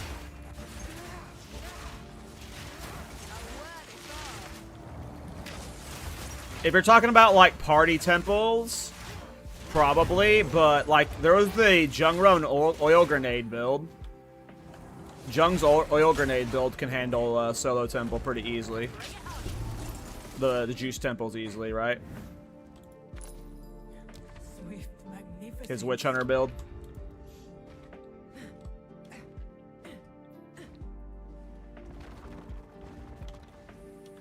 But otherwise, it's cast on crit comet, yeah.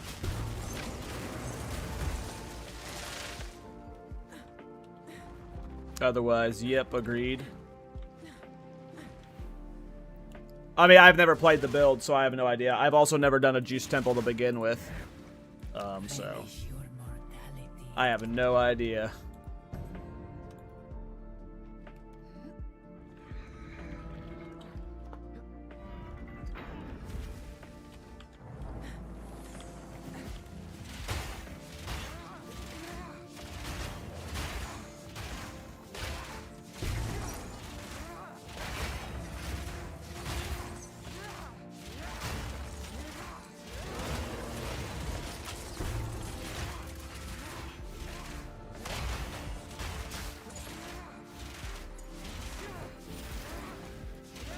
That was close.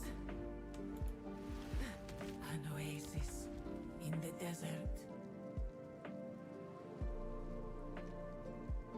I love Oracle. I think Oracle's like easily like probably my second favorite ascendancy from like just a fun perspective. Ritual has been disrupted.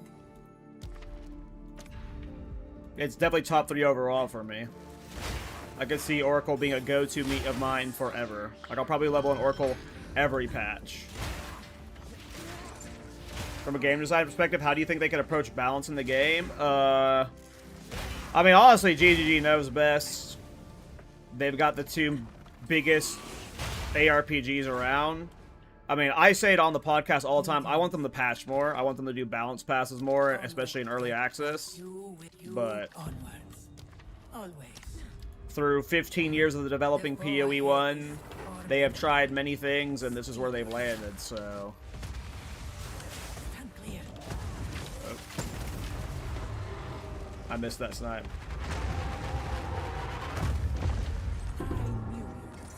Yeah, Oracle's OP. Super tanky. I shall aid you.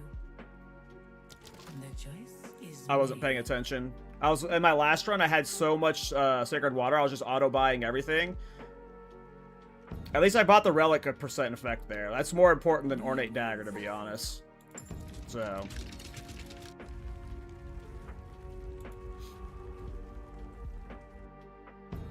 Well, Thorns is just an easy character in general to go through the campaign. And then, of course, if you do it on Oracle, it's like, oh, GG.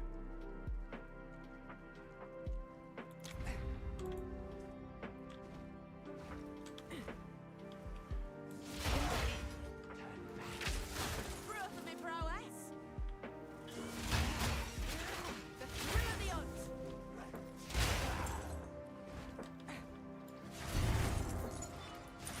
a great challenge overcome.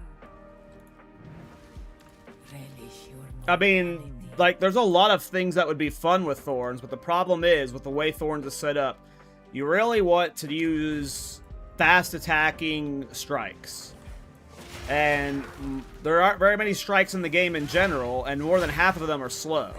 And Bear doesn't have very many strikes at all, and the ones that they have are very slow. So it's like, can you make Bear Thorns work? Yes, but you're choosing to do less DPS, because the way Barbs works is when you get hit, your next 6 attacks deal Thorns damage.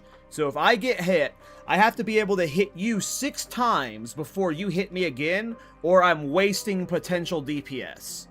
And Maul, the way it attacks is, it's like, floop, floop, floop, floop, floop. So versus fast attacking bosses that are like, hitting you multiple times, you need something like Wolf Attack or Rapid Assault. Rapid Assault, the reason why all Thorns build use Rapid Assault is, it does 5 hits in 1.5 seconds. It goes, that delivers all 5 barbs instantly. So if you're getting hit, you know, once every 1 to 2 seconds, you are doing as maximum DPS as possible. Versus, like, again, Bear, it has no fast strike. So in order to make Bear competitive Wolf, you would have to invest so much into attack speed, which would sacrifice your defenses. And we're talking about Thorns, a style where you have to take damage to deal damage. So you really can't afford to put anything into... You really can't do anything but stack your defenses. We want passive Thorns Bear? I mean...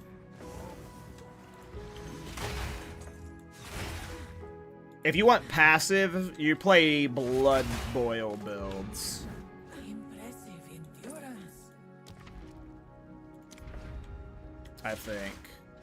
Well, it's not Blood Boil. What's it called? Blood Barrier?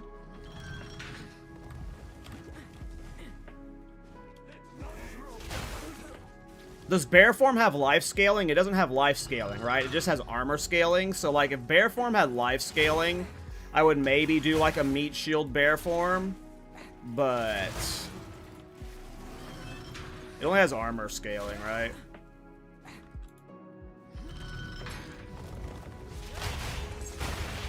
So for a life stacking build, it really doesn't matter if you're Bear or Wolf.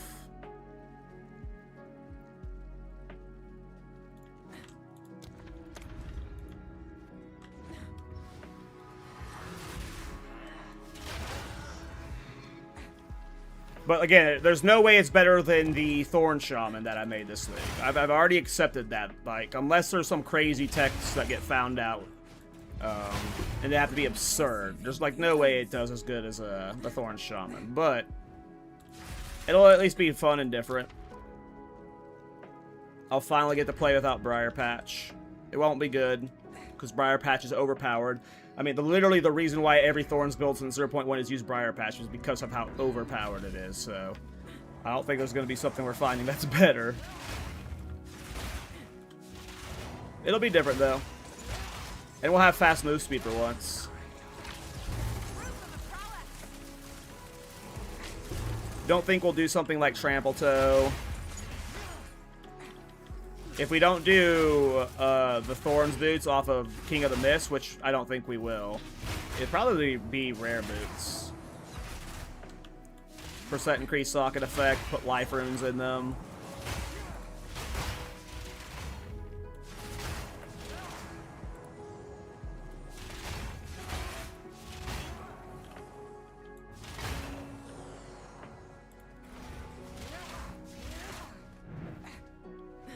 I mean, that's an interesting counterpoint.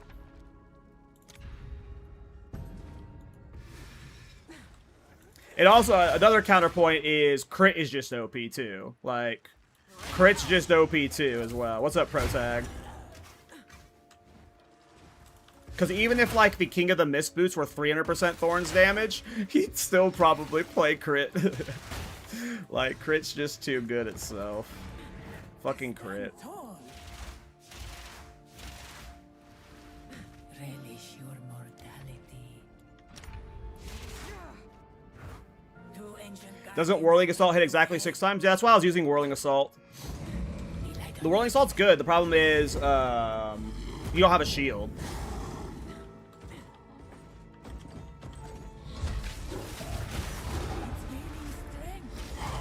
But yeah, I was doing Thorn Smith of Katava with a Whirling Assault, and it was really fun.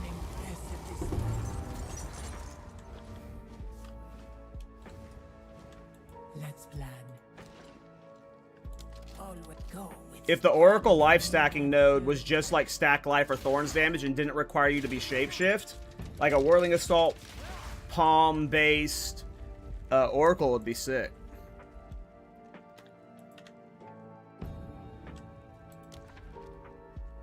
Get a Flesh Crucible for a Hollow Palm. Would be fun.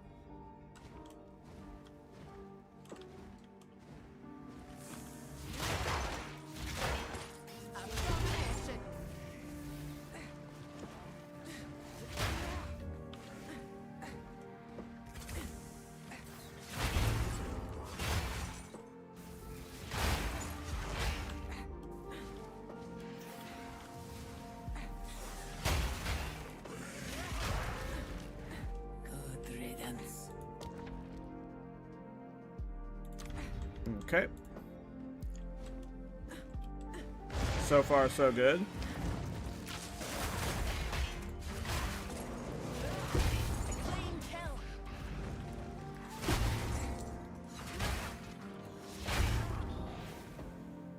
Well, that's an enemy up. I felt like I just killed like 10 rares. Oh, you?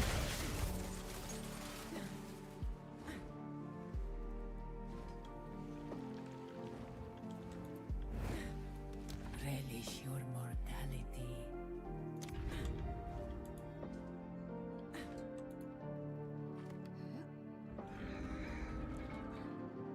Sure.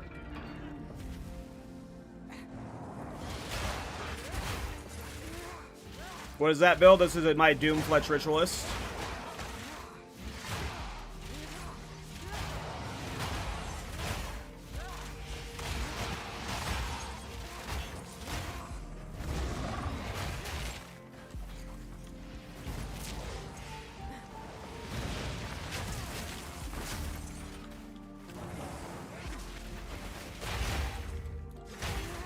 I hate trying to find the stupid worms.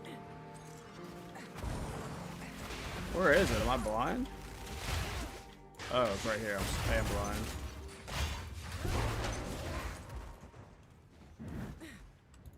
Greetings. Go with you with the choice is made.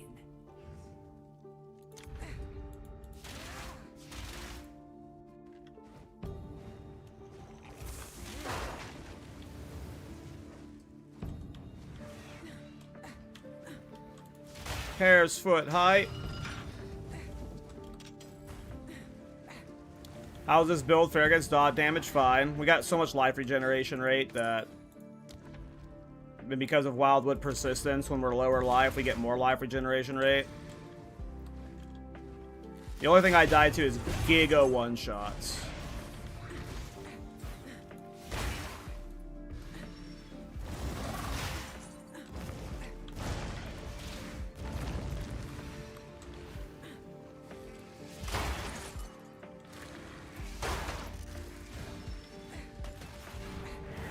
Impressive endurance.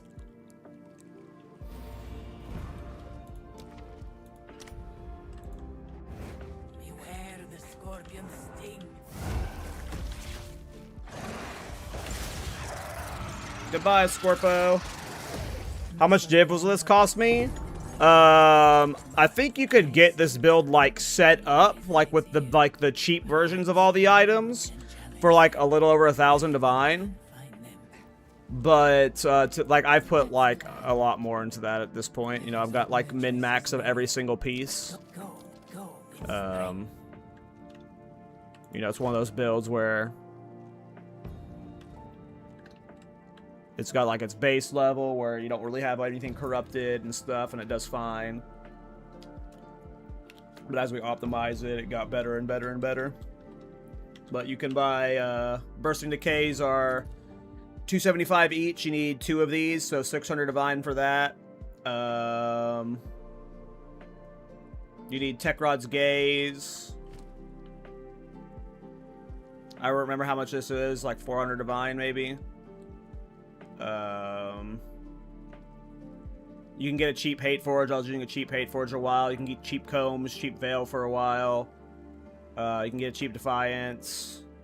Yeah, it's really just the rings and Techrod's Gaze that are expensive.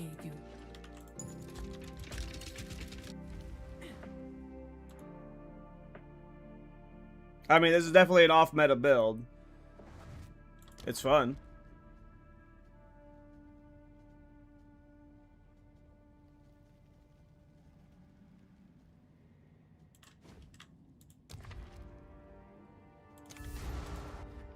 Did that trigger you, Glitched? Did me calling it the best bow build offend you to your core?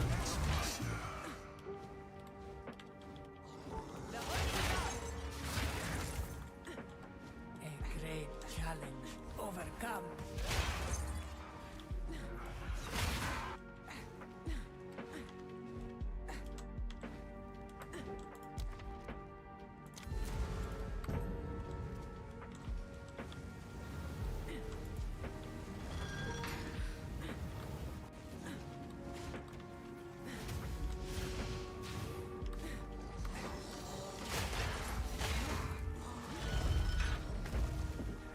Is this the Prada strat of rage baiting? Yeah.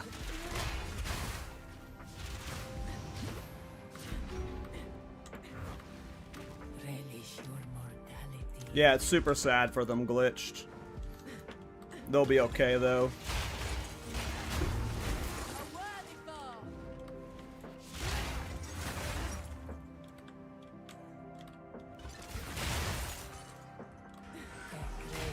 You'll never recover from this atrocity, but they will be okay. Let's plan.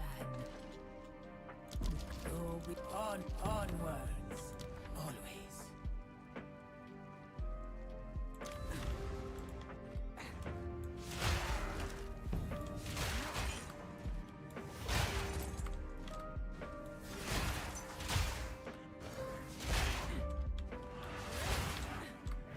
The ritual has been disrupted.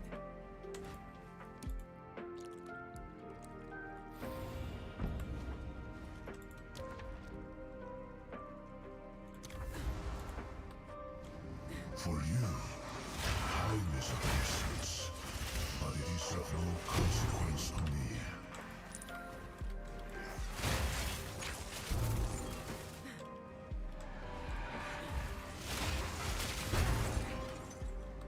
A great challenge overcome. What runes am I missing still? I think I got everything, right? Oh, we definitely got everything. We are juiced! Oh no, all my sacred water. Won't be able to buy more boons. The ritual has been disrupted.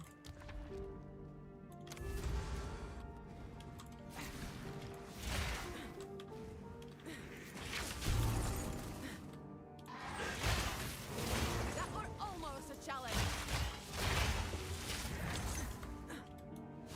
Great challenge overcome. That's so funny, Sabre. Saber, though. I just called you Sabre. I can't believe that. When I literally did that title, literally the other day, I said I'm going to do the Prada strat with this build, and I'm going to give it a silly title. And you fucking dweebs got baited. Come, and what will be? The Prada strat works. The Prada strat works. This really good bow build isn't the best, though, so people be upset.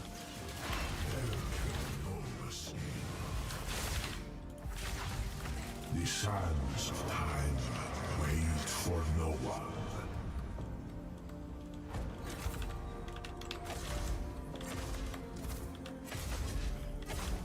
You may have delayed your destiny.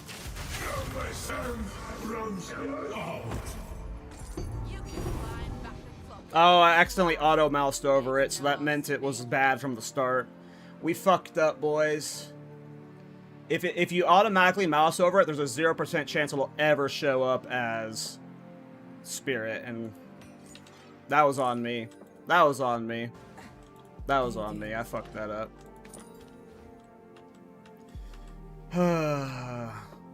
We threw it off. We threw it off.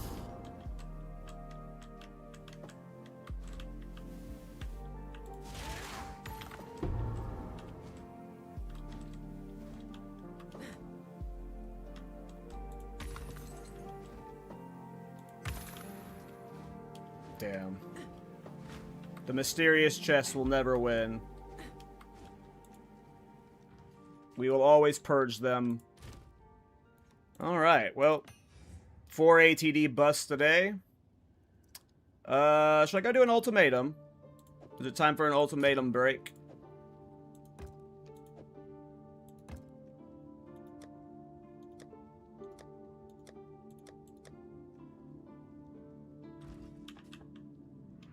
Sure, let's do ultimatum.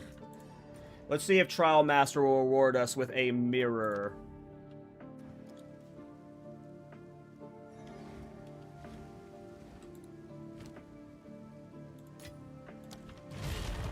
Where will your choices bring you this? Playing Bone Shatter in every build is raid bait enough? Dude, it's crazy too, the influence he's having on the player base. Like, Masses before you. there are a bunch of Prada brains out there who are like, anytime I make a build, it's like, Why aren't you playing Bone Shatter with this? You know you can put Bone Shatter into every build, right? It's like, motherfucker, yeah. I'm tired of playing Bone Shatter, though. But yeah, Bone Shatter is really good. It is very good. I just like moving with WASD, not my mouse. I don't like hold and left click. Or whatever you put it on for your movement. Vines restrict your every move.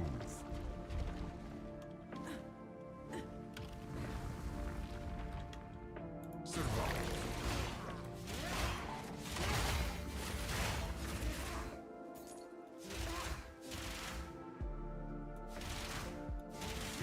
Yeah, Bone Shatter is like... Yeah. I mean, eventually you get good at navigating with it once you learn how to do it, but... Getting caught on terrain can be annoying at times. But, like, when it comes to your, like, build and stats-wise, like, not having to ever worry about movement speed is super nice.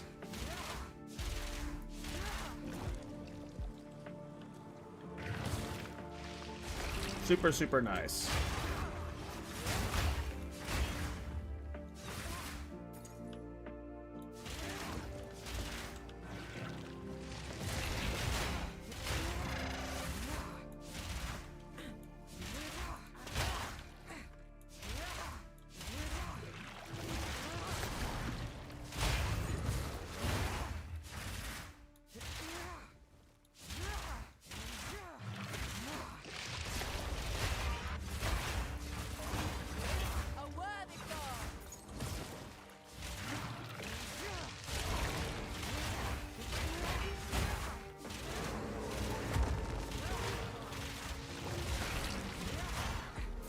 They gotta add this Succubus thing for this room. It's so fucking boring. It is so boring. I hate this room.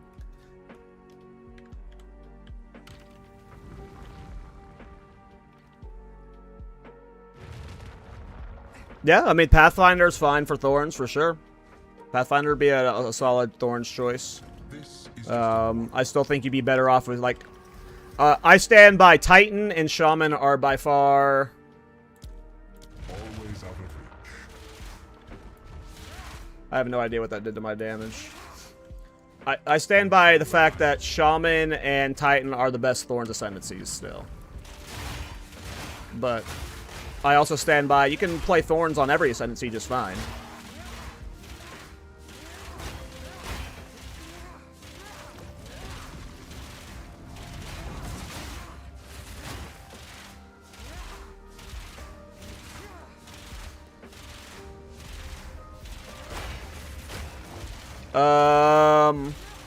I mean, like, the rings are kind of like the backbone of the build.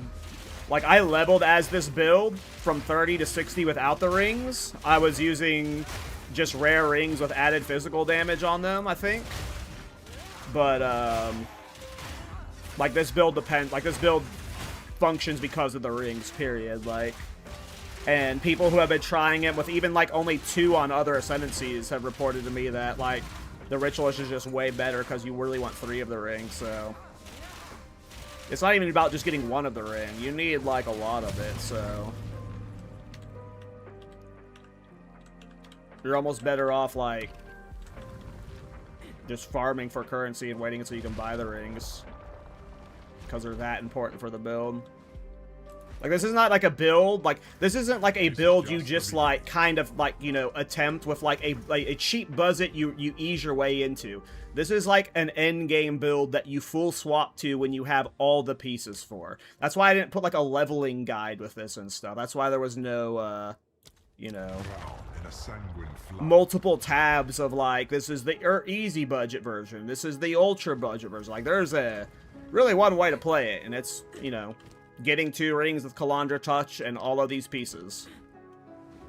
Or at least my variation. There might be other ways to play it that are, like, better min-max with different items. But for my version, you absolutely, like, you can't get it set up like half-assed. Like maybe you could get your way through white maps and stuff with like yellow rings and stuff, but or rare rings, but Impressive. you really want the full kit.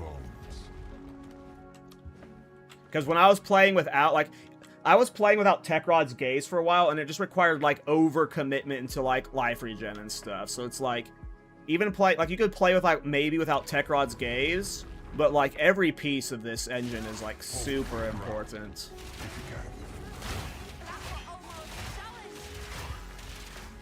I was able to level it from 60. I started with the rings at 60, and they were okay, but it wasn't until I got combs where I got the big life increase with it that like I started like being able to like I was just one-shotting red maps from there.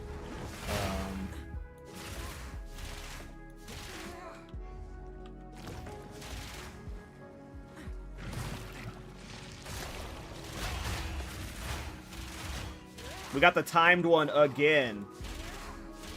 Unforge.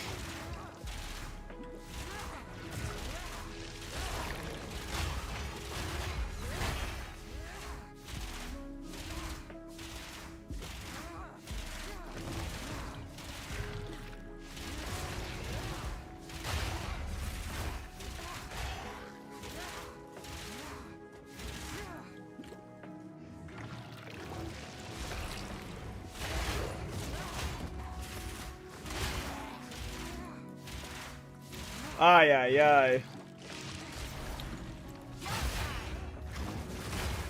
This is why I do like 1 to 2 Ultimatum at max a day.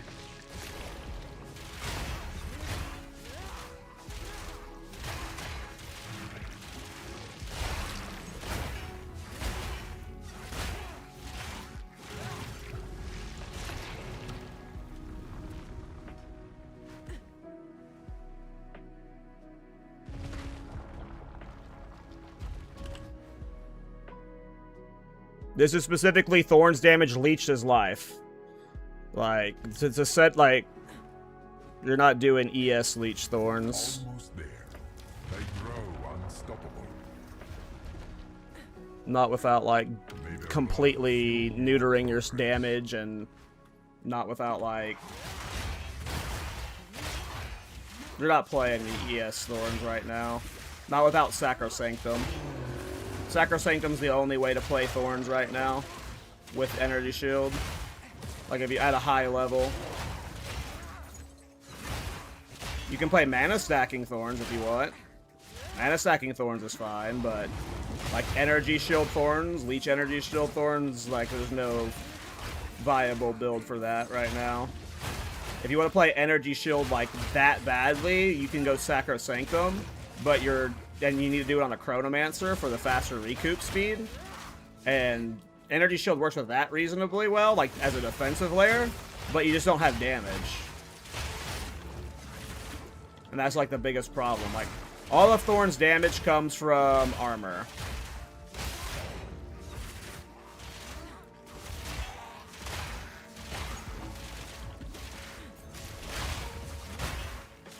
You just have no damage though, like.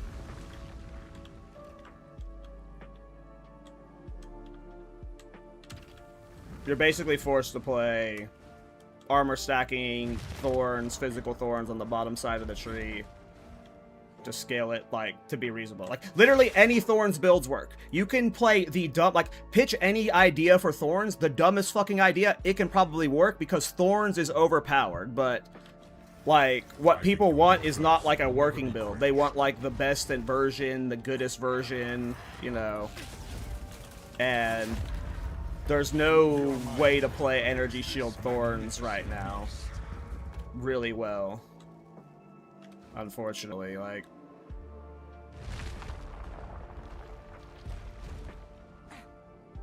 Even on, like, Abyssal Lich, like, you just can't get enough damage. Like, if you're fine with, like, 2 to 3 minute fights, it's good enough, right? Like, you won't die. But, like, your damage is just so low. You'll either have, like, no crit... with like no crit damage bonus, or your flat Thorns is going to be so low that like your DPS is just super low.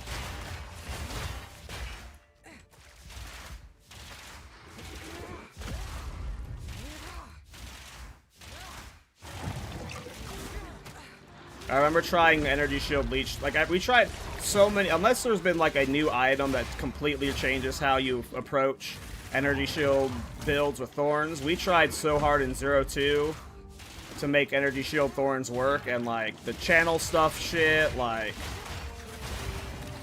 Energy Shield isn't designed for many small hits, like in general. And then when you get to a big enough Energy Shield pool, you don't leech enough to fill it up. So you're just like constantly struggling.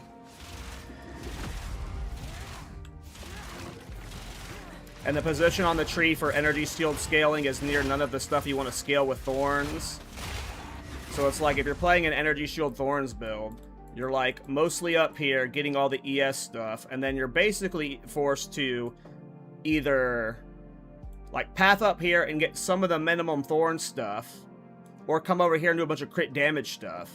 But either way, you're either going to have a good, like, either way there's going to be a hole in your damage. You're either going to have no flat Thorns or no crit. And it'll work. Like I said, I have cleared the game with the dumbest Thorns builds. Uber Arbiter and everything. It's just how long do you like your fights? Because even with the best Thorns kills, even with the best Thorns builds, Uber Arbiter is like a 2 to 3 minute fight. So, and you're talking about potentially halving your DPS. Like, I don't think most people want to do that. Thor just needs more ways to scale its damage, essentially. Because right now, you're really forced to play armor builds. Don't expect the next. And you don't have to play an armor build. You just need an armor body armor to get a bunch of flat Thorns. Cling to life.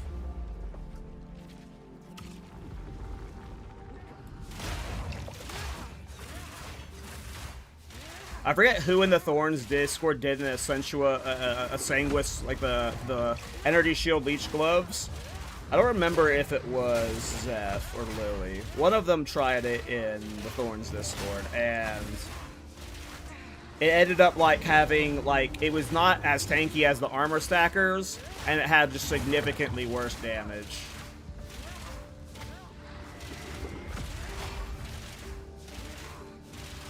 Try to remember who did it. Might have been Zeph.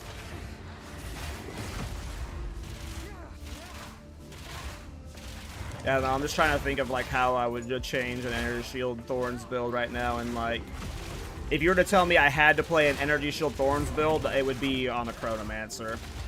I do Sacrosanctum for recoup. Because, I mean, maybe ES Leech would be better this patch, but I just don't see how you'd solve damage.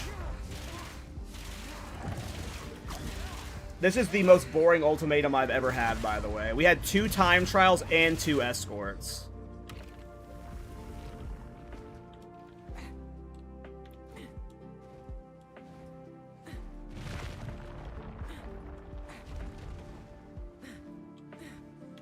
Like, if you're gonna be able to do, like, an ES Thorns build, you'd have to be using, like, Palm of the Dreamer. And I'm not a fan of Palm of the Dreamer builds. But I think you maybe would be able to do it with Palm of the Dreamer. So if you really wanted to play an ES build, maybe Palm would be how you would enable it. But I fucking hate Palm of the Dreamer. Palm of the Dreamer's like, it's one of those items that, like, I'll just never play with it. I have no interest in playing with Palm of the Dreamer at all. A bird will do anything to feed its young. Chance dictates you will lose, eventually. But maybe if you use Palm, you could make an Energy Shield Leech Thorns build work. Just to, like, to make up for the damage loss. Because Palm's fucking overpowered. You wouldn't have to worry too much about clear because of it, like...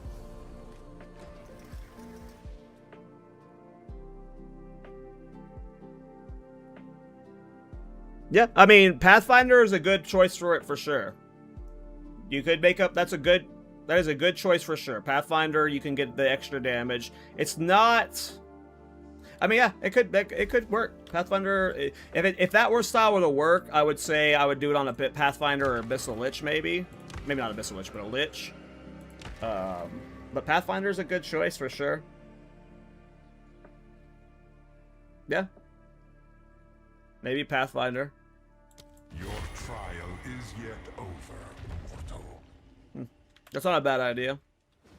I don't think it would... I would have to see how it functions at a high level. I just don't see like it comparing to the Thorns Shaman, but it might be a valid alternative.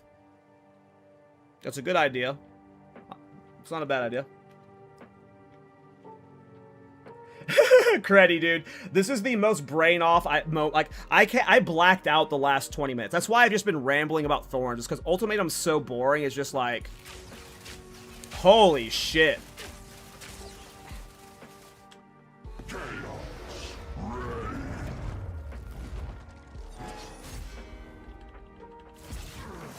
Before me. My service is finally over.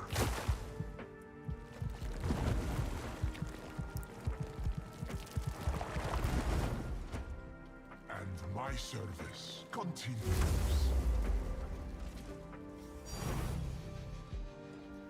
Every time, the tribal mask.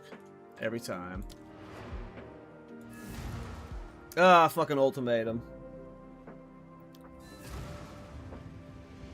Yeah, I think Pathfinder would be cute.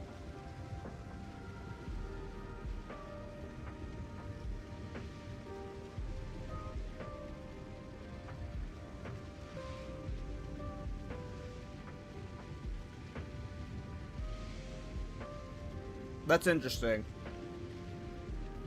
If anything could pull off a good ES variant for Thorns, it would be Pathfinder.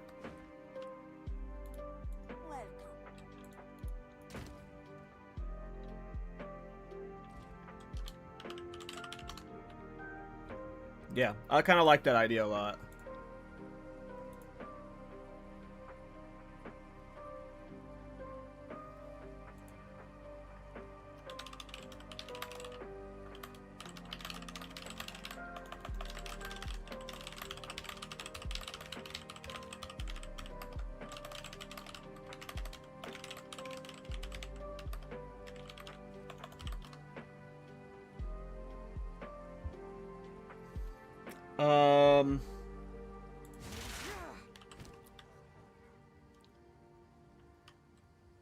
I hate this helmet.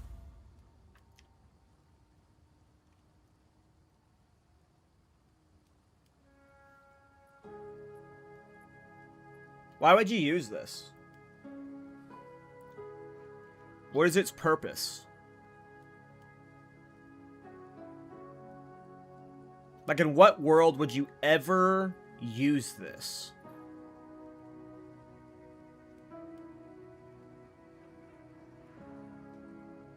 Like, is this actually the worst unique in the game? And the fact that it comes from a pinnacle boss is, like, makes it even worse? Like, can you give me one valid build you would use this helmet on? Because let's just say there was an item out there where it's like your resistance for chaos, like, scaled the damage of your build so you could hit people, right? You can go below 0, so why would you use this helmet?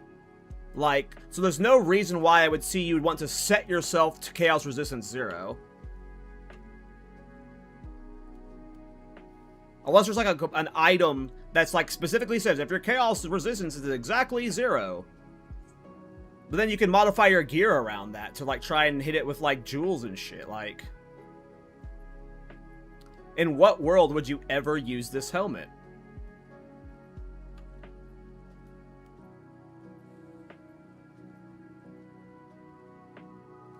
Like, there's none.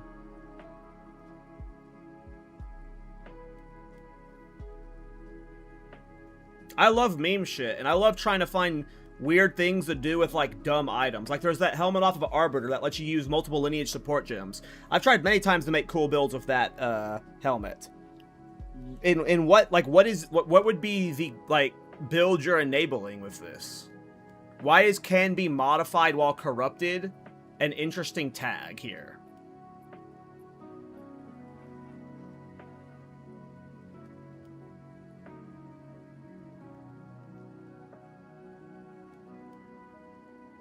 And why is that modifier so powerful that it needs the downside of 0 chaos res? Like, this is just a fucking poop item. I genuinely have no idea what you would ever use this for.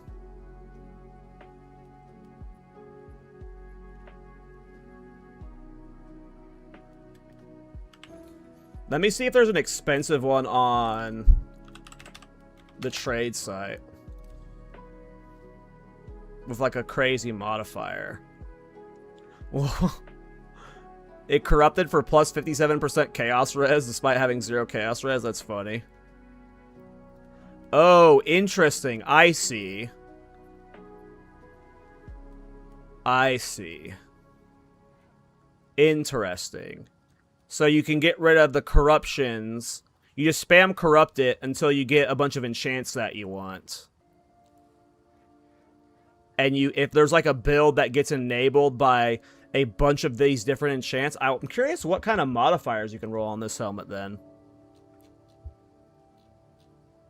But this is an eye-opening like moment where it's like, oh, okay, this is what you can potentially do with it. You would just have to gamble craft on it and hope like whatever modifiers are perfect for it you would want to hit. Like maybe you can get like multiple instances of game damage on it.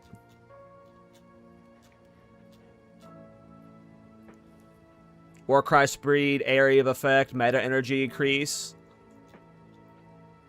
Gain damage is chaos, skill effect duration.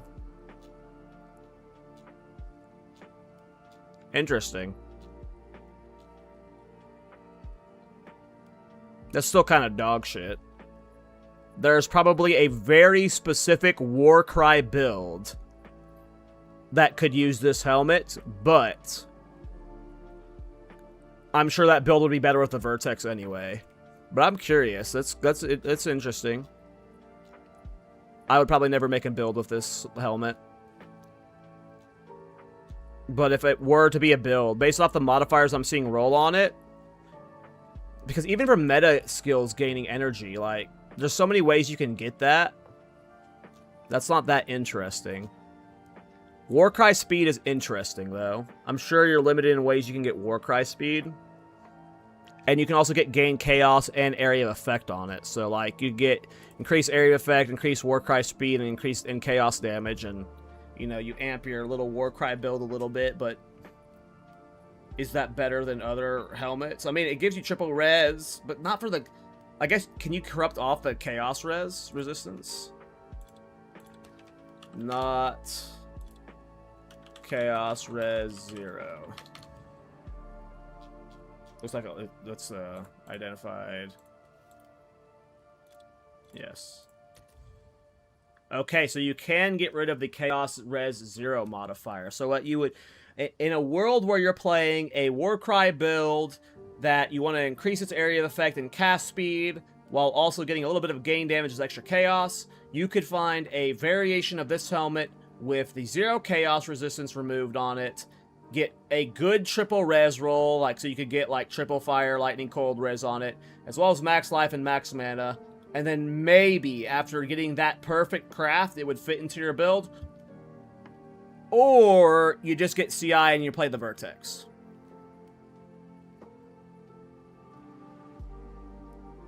But I see the potential where you would slot this in.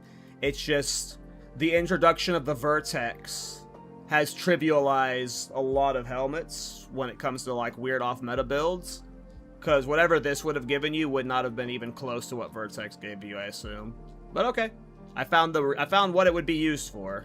It would be used for probably a Warcry build, maybe a meta energy gain build if you wanted that 30% extra meta energy gain. But again, even in meta builds, most of those run Vertex. Cooldown recovery is nice. Extra 12% cooldown recovery is nice. I mean, this helmet's sick. Like, this helmet's cool. Sorry, a little bit of a ramble there. Was tilted I keep getting this helmet, and then needed to find a reason for it to exist, and we found it. These are our supplies. I will make use of this.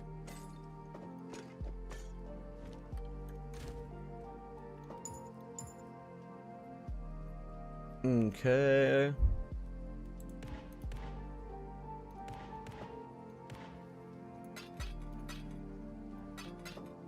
Well, we're out of ultimatums, and I'm not going to do them ever again, so you guys won't have to suffer through that ever again.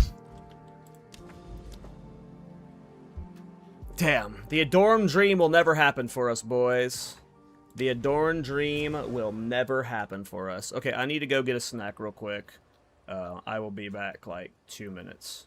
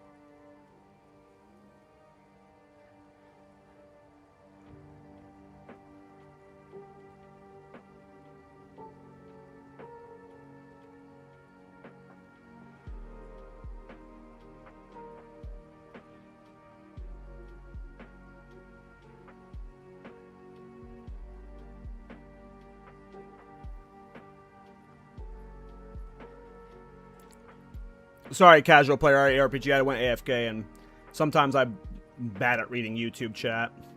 It's harder for me to read because of the text size. Let me read what you said.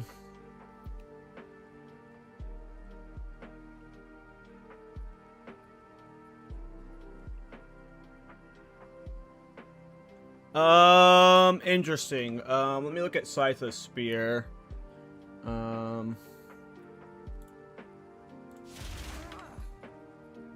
I don't think it would.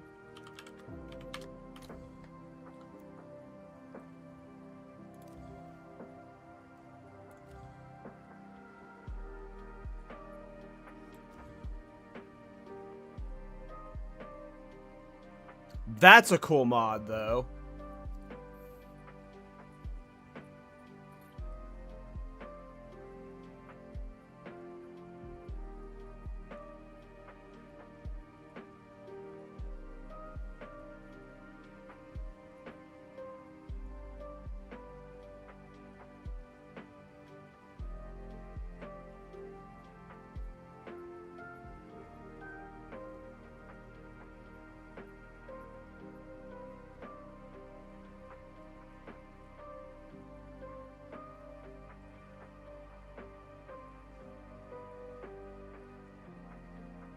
Huh.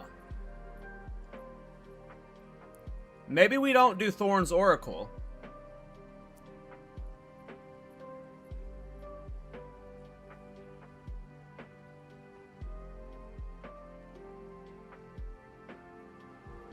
Are we about to do a Bleed Culling Strike build, bros? Is it about to be a Bleed Culling Strike build, bros? Oh, man. I did not know that this was added to Scytha's Spear. So first, I don't know if you're still here, Casual. You are. This would not apply to Thorns. This mod only applies to the weapon. This would not apply to Thorns damage. This is just weapon modifier damage. So, to answer your original question, no. Unless there's like an interaction differently with that, because it's a vowel modifier, that would make it like different than other things, but no, this is only applying to the weapon.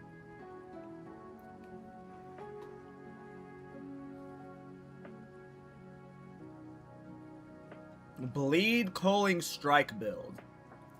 Huh.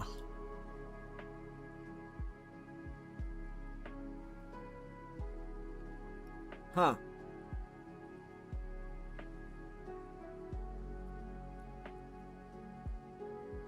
Huh.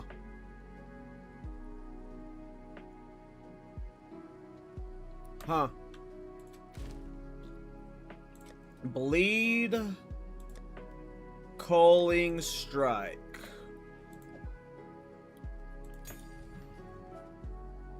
So Blood Mage for sure. Because that would let us use any spear skill.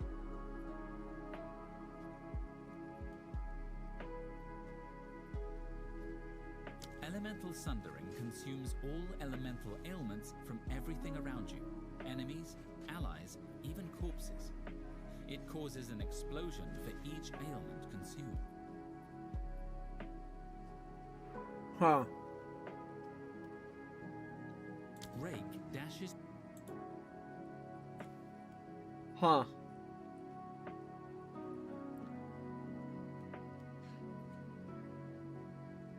Listen, I love Culling Strike builds, and I haven't played a Culling Strike build this patch.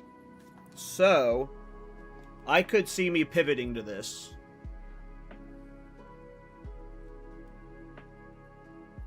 Huh.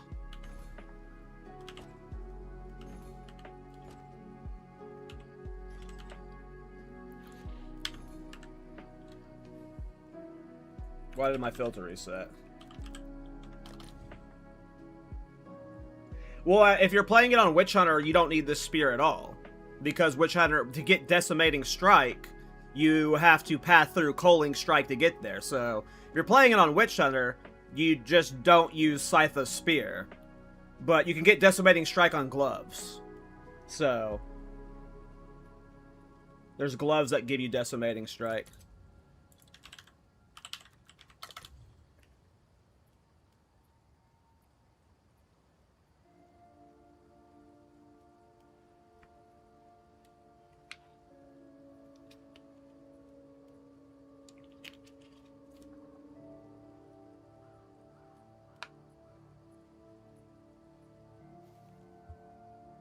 There's a lot of uniques. There's a lot of uniques. I played a lot of Culling Strike builds, so I've seen people use these. I have not used them myself. Fuck, you just fucked me sideways, Casual. I was not ready to find this.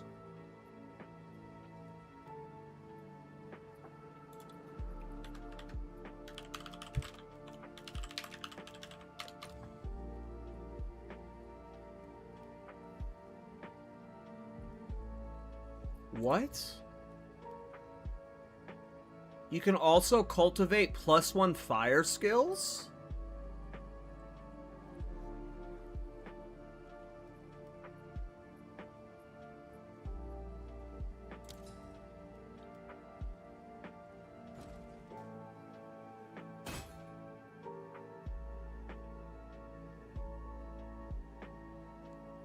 %43% chance to inflict exposure on hit? What? Yo. Scythe Spear is fucking nuts this patch.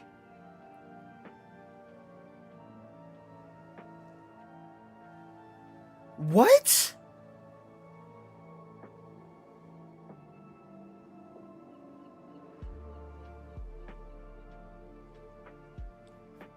What? What? Hold on. It's like, I feel like I'm in a different dimension right now where...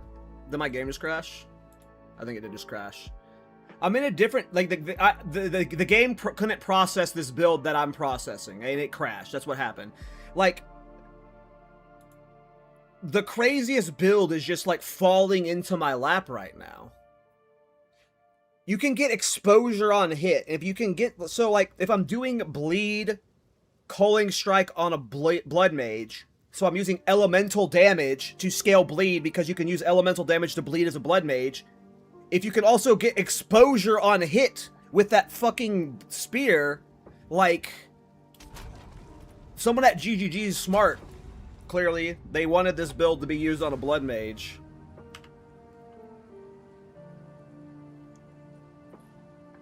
Sorry, I'm having a stroke. This is a really cool item. Scythe Spear was already awesome.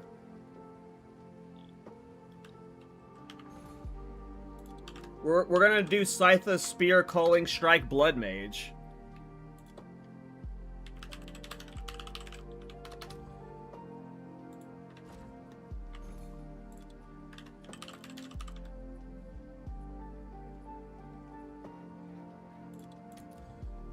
Can't get both. Oh, that's the wrong mod then. Oh, that one. Oh, I can get both. What?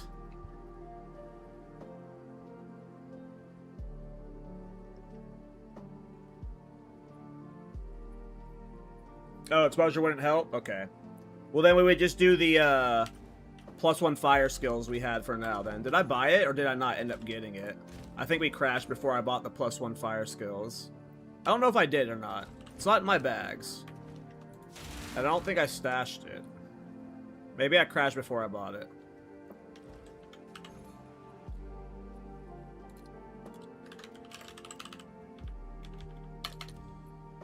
Yeah, it's still here.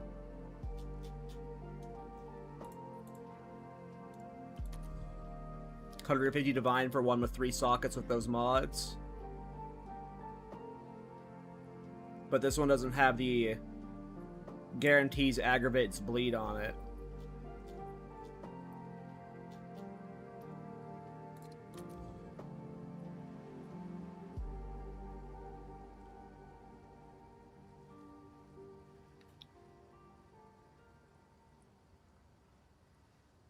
Culling Strike, Bleed, Elemental Blood Mage.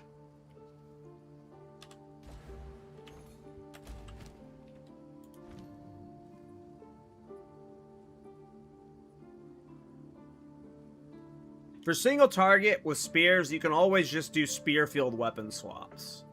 So, like, worst case, you just do some stupid bullshit cheese with... Right? Also, can't like... Primal strikes can be used multiple times in a row for a storm-charged 3-part combo. Hitting shocked targets will conjure ancestral spirits that trample... Barrage. Fangs of Frost. What is this? Dashes to an enemy and will instantly kill them if Oh, just frenzy charges? Spear of Solaris. Spear of Solaris requires glory accumulate. Why do all the spear skills suck ass? Elemental Sundering consumes all elemental ailments from everything around you. Enemies, allies. Do I have to play Twister? Twister conjures a Is small Twister tornado the that culling skill for damaging mapping? and blinding enemies. If a Twister is inside a whirlwind, it will create more Twisters with more damage. Twister would get the most area for instant culls, right? To take on their Isn't Twister like one of the best projectile for like sucked up elements. Twister conjures a small whatever tornado that travels forward, damaging and blinding area enemies. effect or whatever, Is inside a whirlwind, projectile distance and it will shit? create more Twisters with Explosive spears stick into the ground where they land, then explode after a short delay. Explosive spear is probably really good. Lightning spear splits into many projectiles on impact and has a high chance to shock enemies. It's probably either lightning spear or twister for mapping for culling strike. I want to try Twister twister conjures a small tornado first. that travels forward, damaging and blinding enemies. I've never If a played twister twister is before. inside a whirlwind, it will create more twisters with more damage. Twisters can also suck up patches of elemental ground to take on their effects, or be used with elemental whirlwinds that have sucked up elements. Oh, that's cool. Twist. Rake dashes. Lightning spear splits into. Glacial lance hurls a piercing spear that leaves a Oh, trail of interesting. ice spikes, I don't know if that killing would... Could this enemies in its fork? wake. If this could fork, this might be good for culling strike. Because if we hit over 100% threshold for commons, then, you know, we just gotta touch shit and everything dies when mapping. Primal elemental sundering consumes all elemental ailments from everything. Upon impact, whirlwind lance creates a whirlwind. Blood hunt dashes to an enemy and glacial lance hurls a piercing. Storm lance sticks into the ground. Twister. I think... It appears this, so I don't think.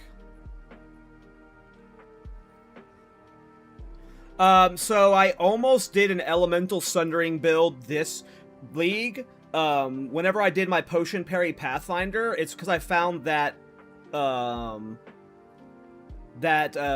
are they called? Buckler or whatever.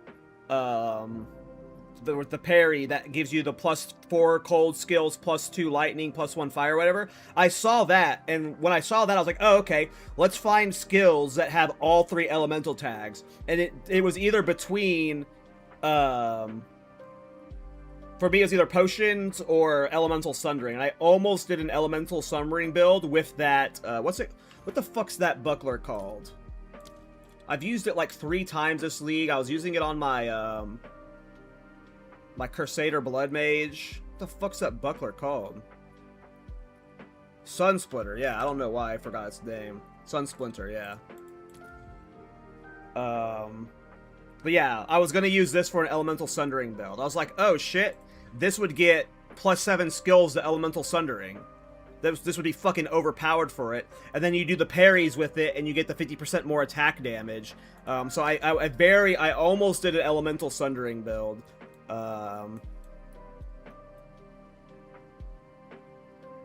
Maybe we use that for bossing, like we do a weapon swap for bossing for Elemental Sundering, and get a big Elemental Sundering bleed. But the core of the build, like, if I'm committing to this build, we are doing specifically a Scythe of Spear culling build. We are specifically doing a Scythe of Spear culling strike build. So the core of it has to be wearing the culling strike helmet, scaling culling strike threshold as much as possible, and using a skill that will cull everything on screen. For bossing, I don't give a fuck what ends up being done for single target. We can do whatever. Culling strike doesn't really work for bossing. You still have to get good single target DPS when playing a culling strike build. Culling strike is primarily used for AoE clearing and shit, so...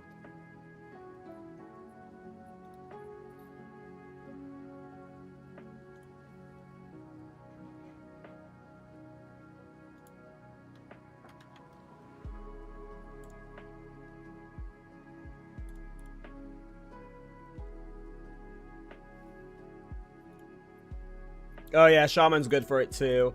What did I do my Sunsplinter build on? Oh yeah, as a Pathfinder. Hey guys, Fourfinger here. My ADHD doesn't have time for this. I need clips that show 10 seconds of gameplay.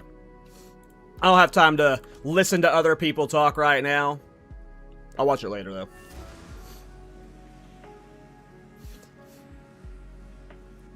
Yeah, and then if you could do it with,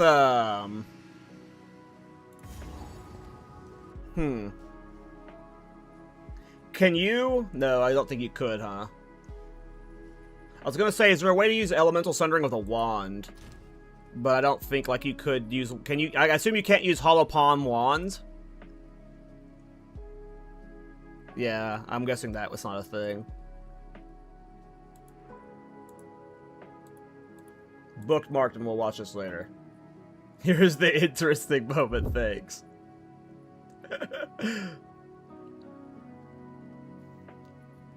Oh, the good old companions. I miss when every build had a Pokemon with it. Yeah, that's crazy. Oh, is he using, I always love Orb of Storms. Orb of Storms is super fun. That's pretty cool clear. That's pretty cool clear. It's pretty cool clear.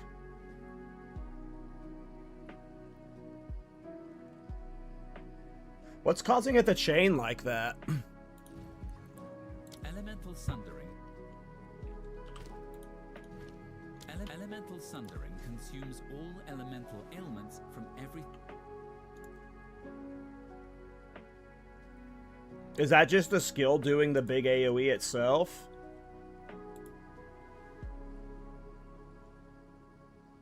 I don't know how he's clearing delirium, so it looks like the... Maybe it's just chain or something. It's got a good clear. Yeah, I was this close to do elemental sundering for that Sun Splinter build I did. It was this close. Because this skill is perfect for it. It's literally like...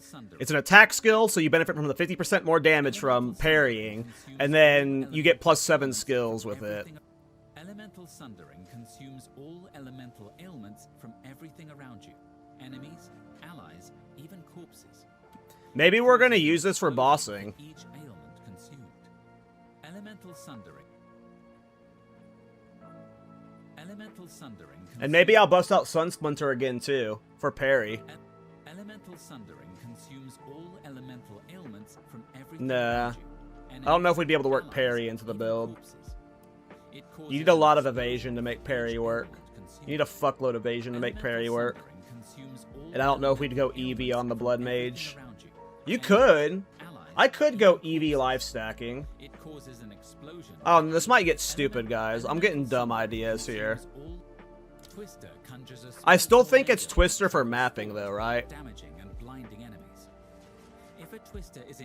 Oh, and Firestorm, right. Firestorm was the other one, Wolf. Sorry. Twister.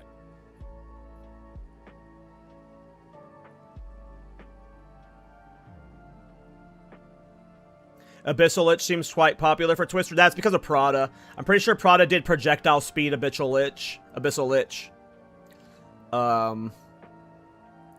Twister is for Culling Strike, though. I don't know if many people are playing Culling Strike Twisters. I assume this would be a... Blinding enemies. If a twister is inside a whirlwind, it will create more twisters with more damage. Twisters can also suck up patches of elemental ground to take on their effects, or be used with elemental... Oh, that's clever, yeah. Sucked up elements. I bookmarked the video, so I'll watch the full thing later. I don't know why I'm not comfortable being a reaction streamer. I don't like sitting here on stream with other people's videos up. It makes me uncomfortable for some reason. Twister conjures a small tornado that travels forward, damaging and blinding enemies. If a twister is inside a whirlwind, it will create more twisters with more damage.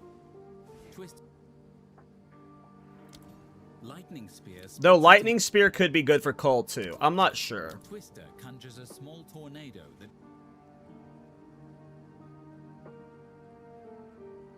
But yeah, Abyssal Lich, if we're doing a Twister build, obviously Abyssal Lich is what you would do. But we're doing a Scythe of Spear build. We are specifically, if I were to pivot off of the Thorns Oracle, we are specifically doing a Scythe of Spear Culling Strike Bleed build.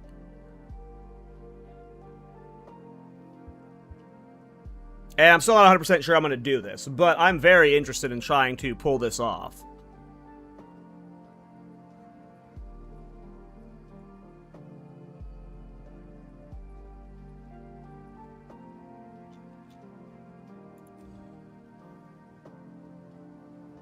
Get one like this. Obviously, the 8,000 divine is a bit much, but we get one like this that has high physical, that has high DPS for the blood mage shit, for the bleed, and then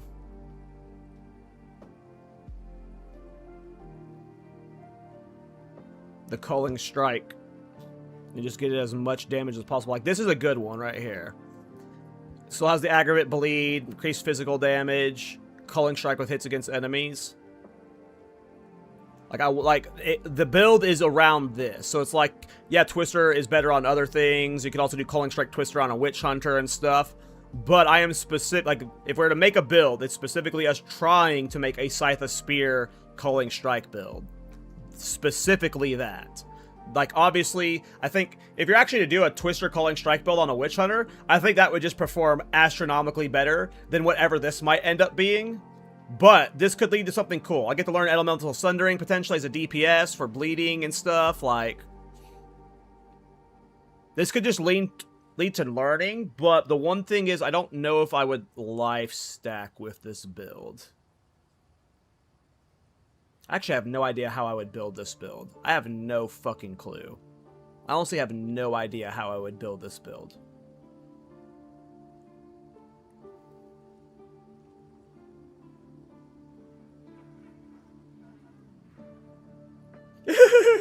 That's how it goes, Pro Tag. I can't... It's just...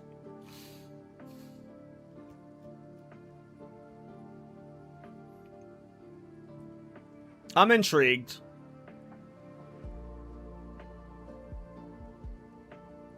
Interesting, Crazy. Interesting.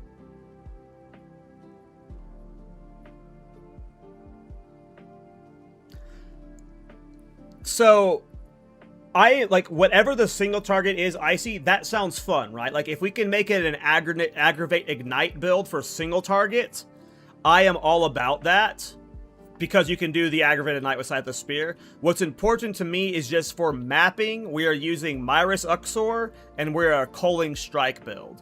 When it gets to single targets, whether it's Elemental Sundering with Ignite, or other big hitting knights, or shock damage, or whatever, I am neutral on, to be honest.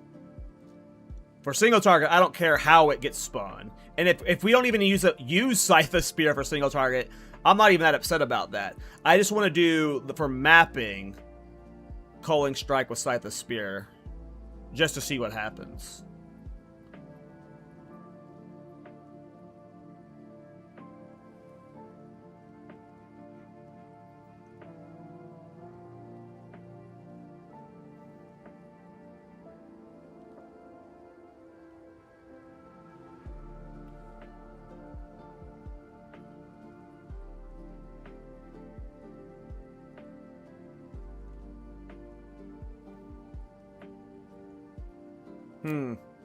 It's weird. It's super weird. Like,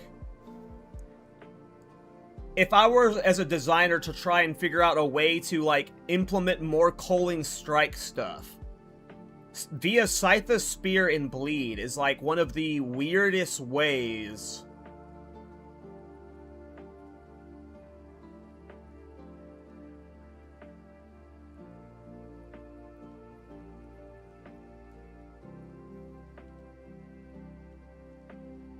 And thinking about this just makes me want to go play a Culling Strike build on Witch Hunter right now, like, but that's just because I love Witch Hunter and I love Culling Strike builds, but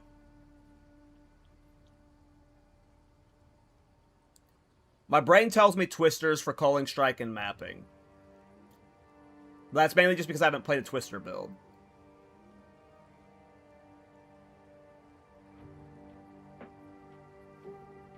And then bossing, we can try a lot of stuff, but Blood made 100% Culling Strike is cool. I love Culling Strike builds. I don't think I hit 100% on my Witch Hunter, but yeah, I don't know. I love yeah. Maybe that's what's next. And I think this is clearly going to be probably... I don't know how hard it is to craft these, so it might actually be cheap to craft, but... Only Blood Mage can hit 100%? Why is that? What about Blood Mage? Is it that I don't understand the mechanic or tech they use to hit 100%? Is there like a weird... scaling thing they have. Meraki, oh, I've seen this before. I remember using this once. The Marohai Urki, I leveled with it once.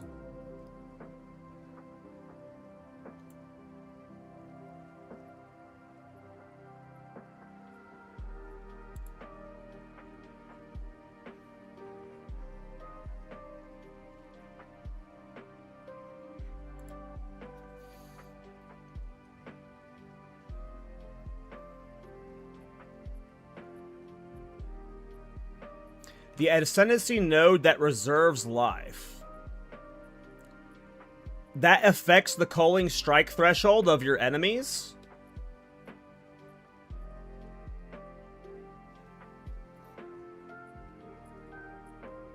Why?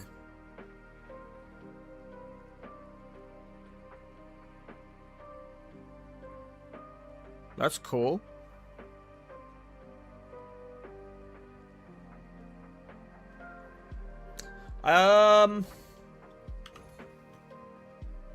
Yeah, we need to farm currency for this build. So we have our idea. We know what our next build is now. The Thorns Oracle's probably paused.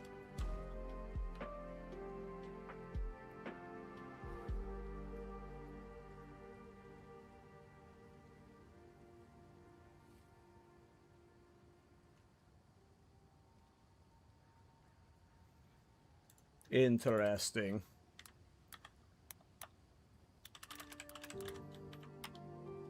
I'm gonna look up.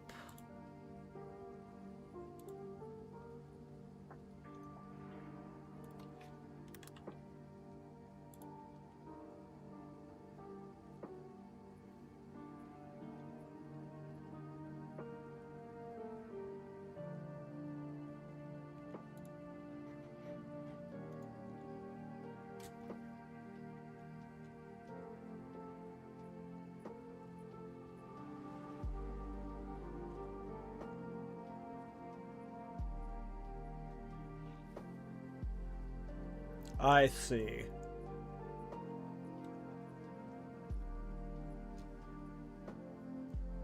So are you supposed to, run around with blasphemy then, I guess? Is that what all the blood mages do? Or are they just culling striking with, like, whispering, or with the curse skills?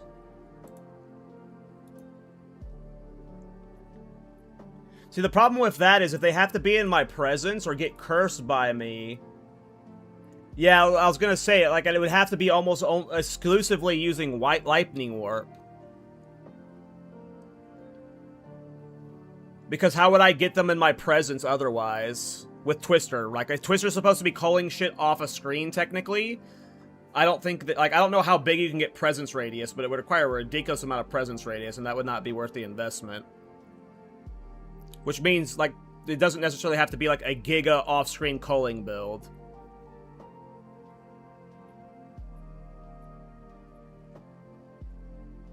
Interesting. Okay, we have ideas. Sorry for the ramble. Blame YouTube chat. We might do it. It's cool. It's like, it's just weird and cool. I'm good for a weird and cool build. Like, this is a fun and good build. Let's do a weird and cool build. Sure. We'll give it a shot. We'll give it a shot. Why not? We need to farm currency for it, though.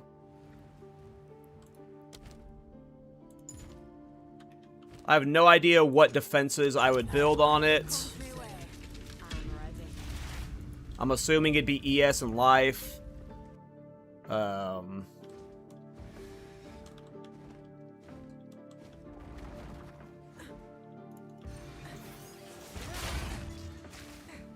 Yeah, whenever I'm at the next platform, I'll show my relics.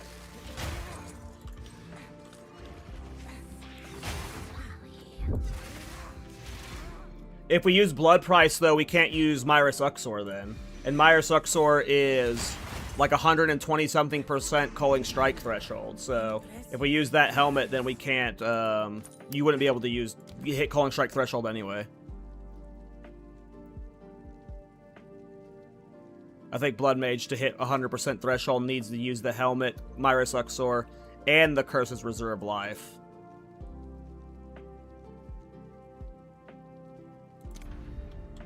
Oh, I clicked it without showing you the relic, sorry. I'll try on the next one. ADHD brain go burr. But my relics are pretty straightforward. I've got the Dead Rabbit set up. You ever seen the Dead Rabbit Sanctum video? I do his setup. I'll remember this time. It's on my mind. We haven't forgotten yet. I have 2 big relics with honor resistance to get me 75% honor resistance, and both of them have additional merchant choices. And then I have 4 small relics with 10% move speed, 20% relic drop chance. I would give anything for a sip. How much is Myris Uxor right now?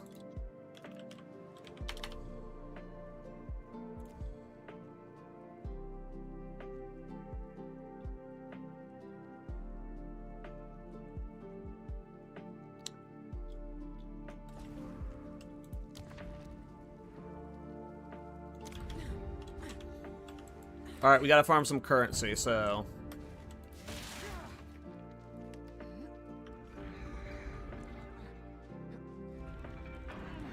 Those are pretty perfect relics. I mean, yeah, it's super late into the league, you know. It was, But I don't think I spent, like, an absurd amount for all of my relics. I want to say, like, less than 500 divine for them all. Which sounds like a lot, but in this economy, you know. This economy.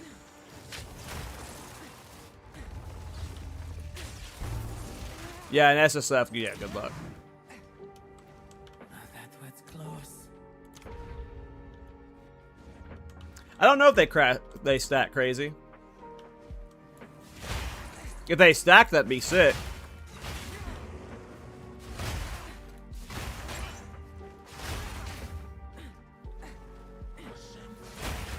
I don't know if that outmaths Myris Uxor, though. 100%, 120% Culling Strike threshold's a lot, right?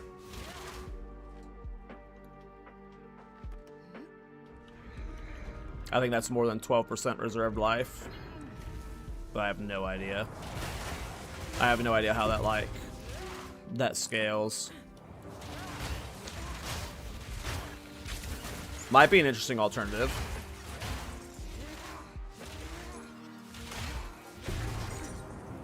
But if it is a, like, presence curse-based build, that means we can also play something like Rake. You know, Rake is like a melee-like skill. I love playing melee builds. Swift magnificence.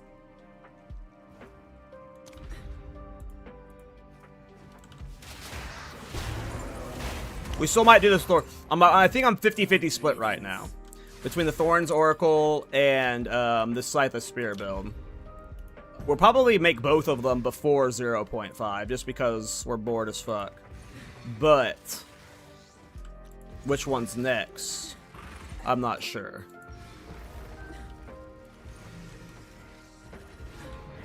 Stand tall.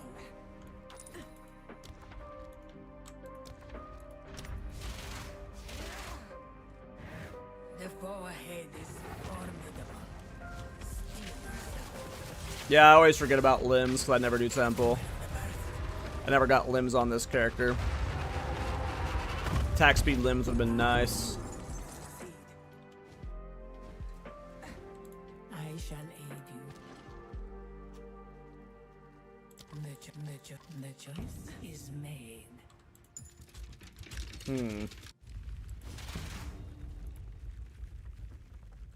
Bleed, Culling Strike, Blood Mage using, like... You leap in, you Twister to clear the enemies around you. You leap in, you kill the Twister to kill the enemies around you or something. Or you just play, like, Rake.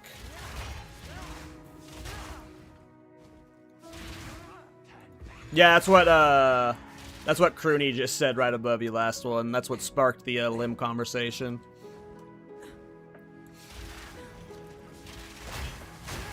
I think it can work. I think there's actually quite a few skills I can make this work with, which makes it even more interesting. Because, like, I could play a melee variant with, like, Rake and, like, leaping in with, like, Thunder Sleep and stuff. Or you could play, like, a range variant. Lead into Presence Area effect and stuff. There's a few ways this could be split.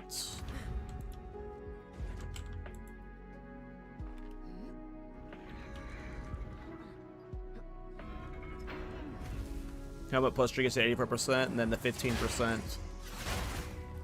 And then you can get, there's like, you can get like 25, there's a support gem that like gives you 25% more after you, or increased after you've, killed an enemy with the skill. There's Heart of the Wells. Heart of the Wells can give you like 20 to 25%. Let me see what a Heart of the Well with Culling Strike sells for. I'm assuming it's expensive.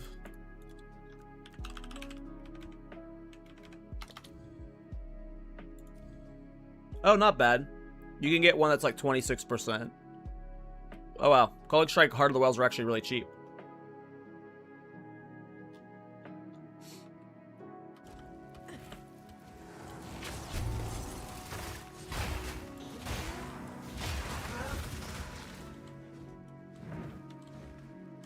Swift magnificence.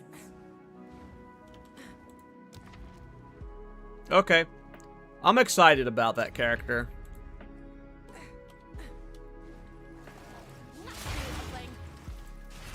We have to farm currency for it, because I don't want to buy bad Myra Suxor.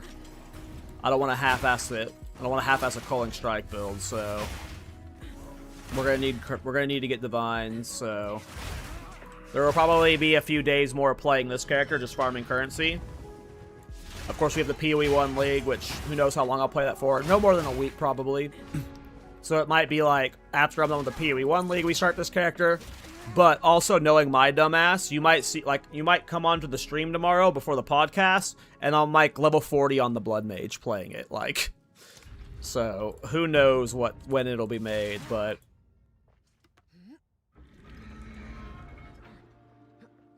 yeah, I don't know. I love my Culling Strike Witch Hunter. I want to do more Culling Strike builds. I've been trying to find a Culling Strike build to do this patch.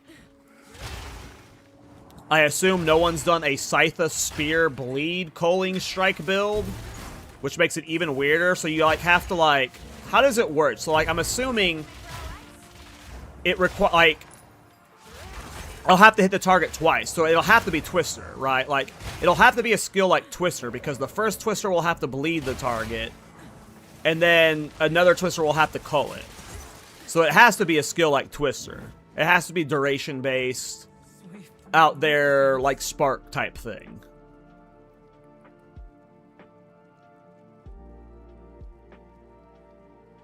Because I assume the bleed ticking, like let's say Tornate Twister hits the target, it puts bleed on. A bleed tick does not have a chance at Culling Strike. You need to have a something hit. So like, it seems like if it's not something melee based, which you really don't, I mean, I don't think you'd want to play melee. Maybe like you would level as Rake, but it's more than likely has to be a Twister build, and then you get Presence Area of effect. You're not really like clearing off screen with Twisters, you're more like proxy clearing.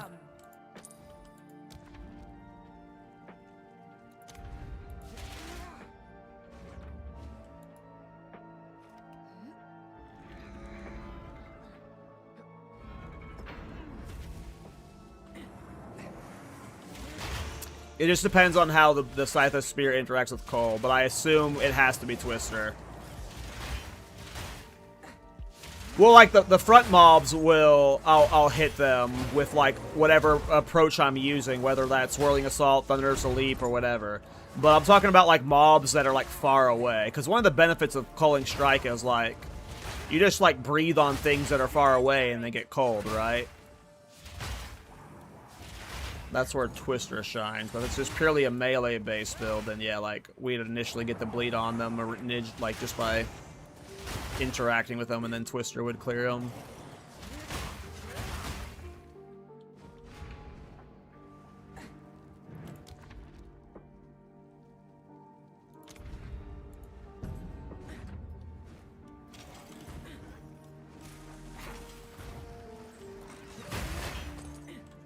I wonder if it's a build you want to use Crimson Assault on or not. You probably don't really care about bleed duration. But you probably care about it a little bit. You probably just don't scale it that much. I was just thinking about for bossing. Probably not, though. Especially if we do, like, Primal Strikes or Elemental Sundering Cheese. When I watch that guy's video later, I'll see what weird techs he's doing and see if I can implement it for the bleed build.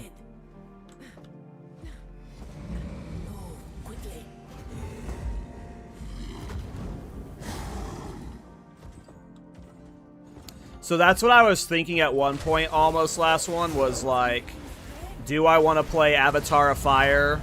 But the problem, wait, you can't play Avatar of Fire. You can't. Wait, can you? Can you play Avatar of Fire Bleed on a Blood Mage? You can. Never mind, I'm stupid. I had a stroke. You can play Avatar of Fire Bleed on a Blood Mage. Duh. Because the elemental damage bleeds. Duh.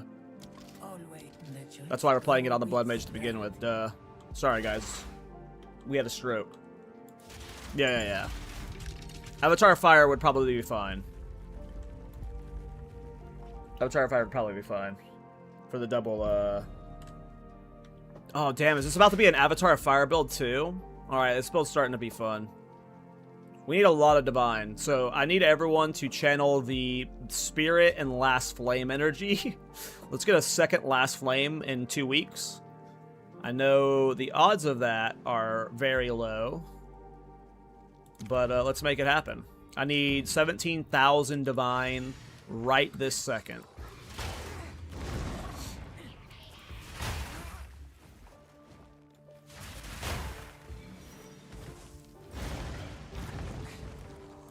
I'm so hyped for the podcast tomorrow, though. We have Dread on, and he seems like a super nice guy. And I just miss talking to Miso and Rabbit. I love talking about this game with people.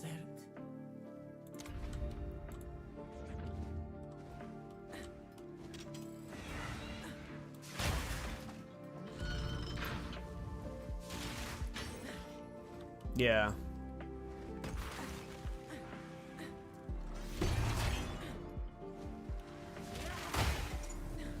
Avatar of Fire, Culling Strike, Bleed, Blood Mage. The fuck?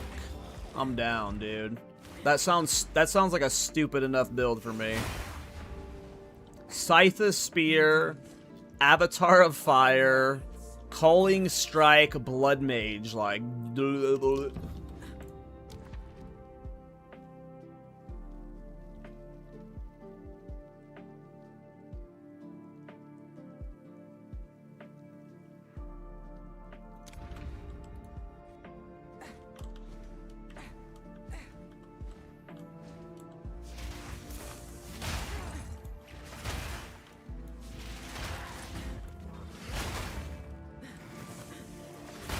Damn.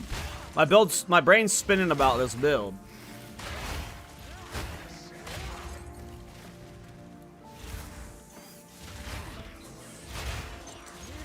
It's gonna be fun. It's like almost weird enough that it's like, do I even want to do Culling Strike with it? Because like, if you just did like an Avatar of Fire Bleed Ignite Blood Mage, that'd probably just be sick on its own.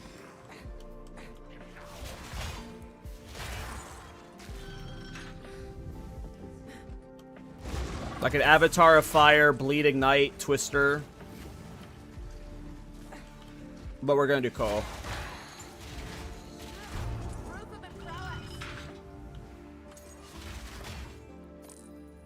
Aggravating both does sound amazing. I played Scythe of Spear a fuckload with Thorns. But Thorns really doesn't do a lot of Ignite or Bleed damage, so I always got like a pitiful taste of it, you know? But...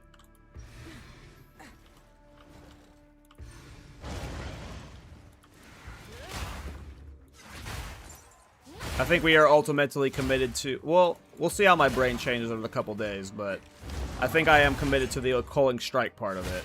I love me some Cull builds. But that might pivot.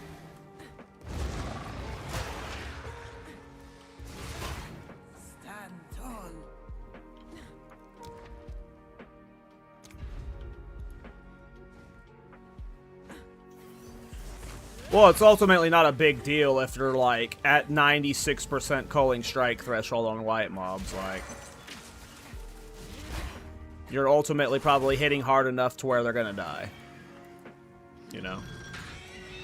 So if we miss the passive or two, I think we'd be okay.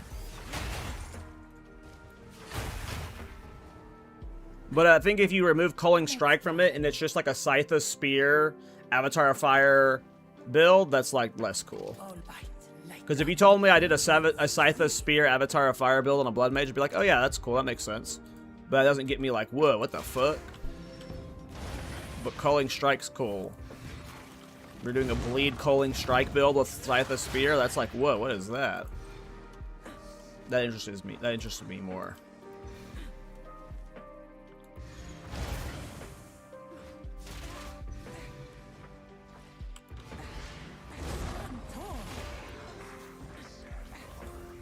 Yeah, you're pretty much tied to Twister with Cole. But I'm like, for me, I haven't played a Twister build. So like to me, it being a Twister build, like that's fine to me. I haven't played a Twister build.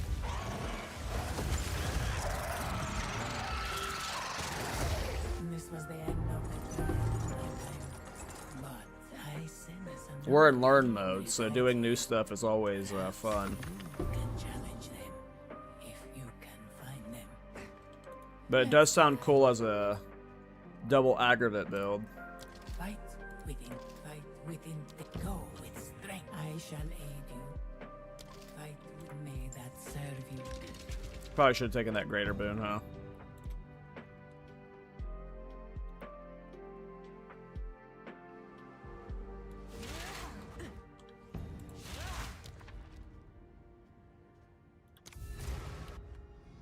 For you, time is of the essence, but it is of no consequence to me.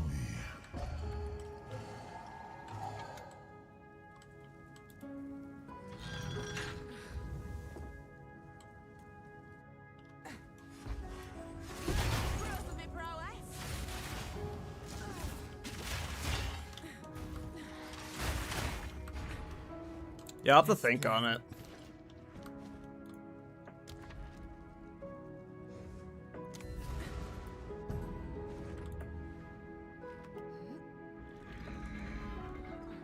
It's a really weird thing to have be on Scythe of Spear, like... That's a very interesting mod.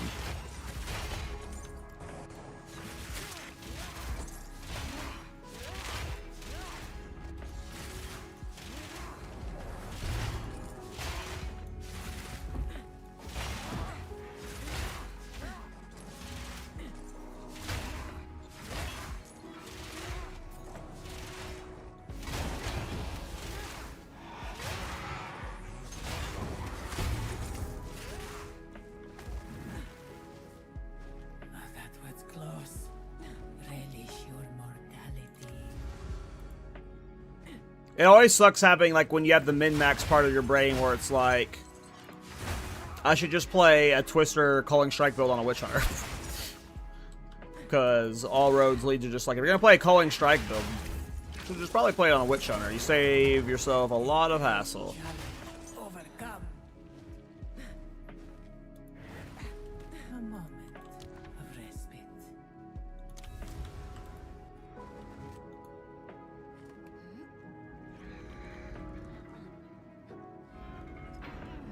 I mean, yeah, if we did the freeze version, we wouldn't go Avatar of Fire.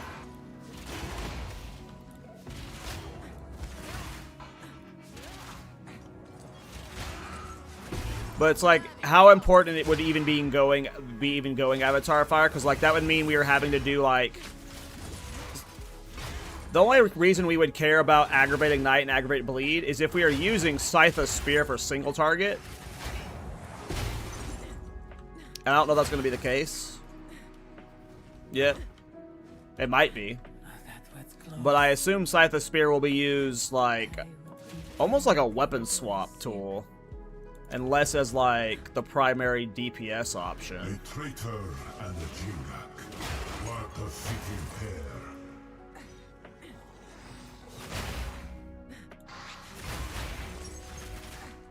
Like, it would be used to, like, clear, obviously. It would be, like, what I'd be calling maps on. But on bossing, I'd probably be using, like, weapon set 2 for something else. And then swap to Scythe of Spear to aggravate. So you like, have a better weapon in weapon set 1. Or weapon set 2 that does, like, the big hit. And then you swap the Scythe to aggravate on the boss. So I don't see there's any way you're using Scythe of Spear as your main weapon. Yeah, I don't know. I don't think there's any way you're using it as your main weapon for, like, Uber Arbiter, right? Maybe I'm wrong. Maybe it does scale, because it does have that % increased physical damage roll on it. Maybe that can make it scale to Uber Arbiter levels with, like, enough, like, with the right build. But if you're doing culling with it, like, that's just, like, mixing, like, a little bit, you know. Yes, that's going to aggravate on hit. That's why we use it in Thorns builds. Or we did for a little bit. It was just the free extra bleed damage. Rage against the shackles of fate, if you so desire. Messing with time. There can be no escape. The hour grows late. The sun shields. Alright, here we go, boys. Last Flame plus Spirit ATD. Fuck all you like. Well, at least we got a base relic. To me. Darn. Well, at least the Heart of the Well is cheap, but Scythe of Spear is gonna be expensive. There are good DPS ones with Culling Strike, but this one's like 8,000.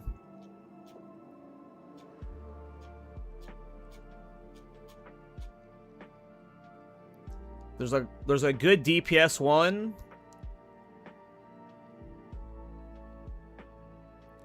That has Culling Strike and high DPS, but doesn't have the aggravates bleeding on it baseline.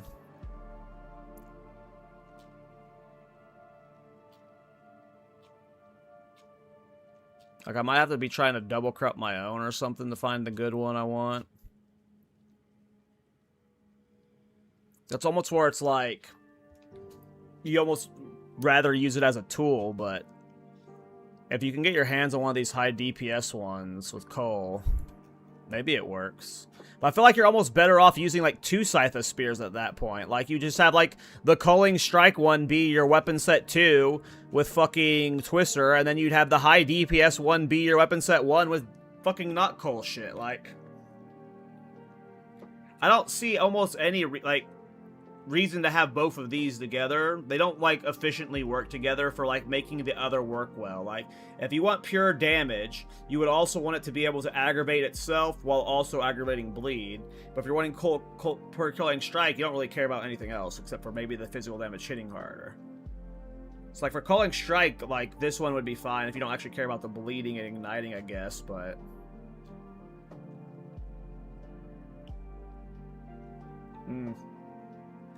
Myers is also expensive. Yeah, this is going to be an expensive build. We need to get a handful of uniques here, or of divine here, so that's possibly also why the Thorns Oracle might be what's next, is because the Thorns Oracle looks relatively cheap, and this build is looking like it will be an expensive one.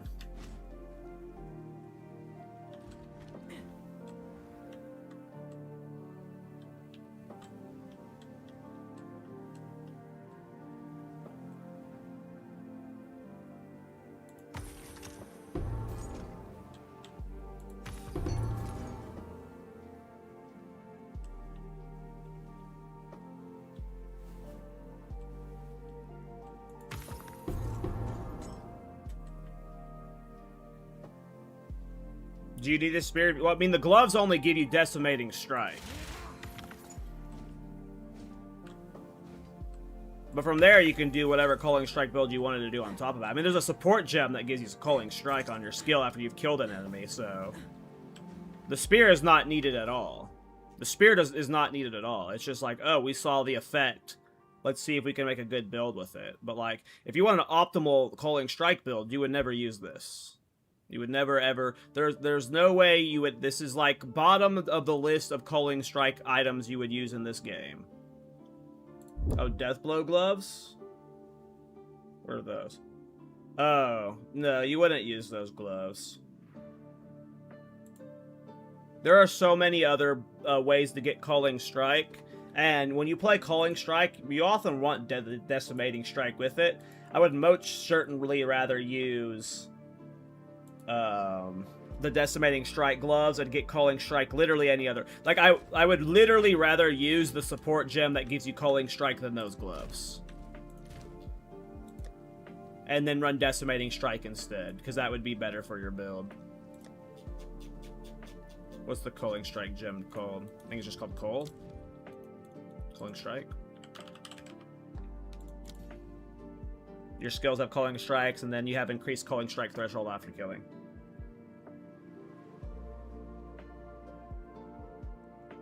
Well, yeah, I've already said I don't think we're, like... if we're doing Twister, the present shit doesn't fucking matter. I don't think we're doing the curse stuff.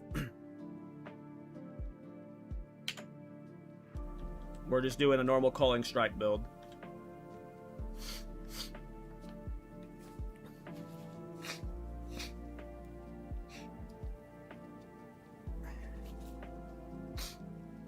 My nose is so damn dry right now.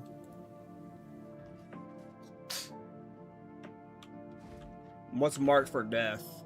Is that the support gem that you put in, like, pounce skills or whatever? How would we use that for mapping?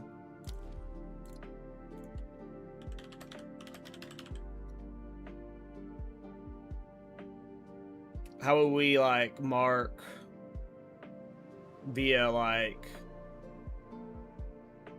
that via mapping? I don't know how you apply marks with something, mark for death. Oh, the skill tree, my bad.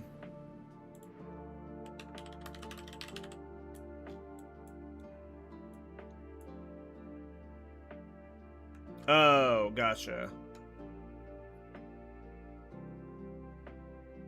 Is there, like, a way to auto-mark every enemy, though? Like, with, like, via, like, automate it via, like, if inside of Twister or something? Because that's the only way you'd get that efficiently.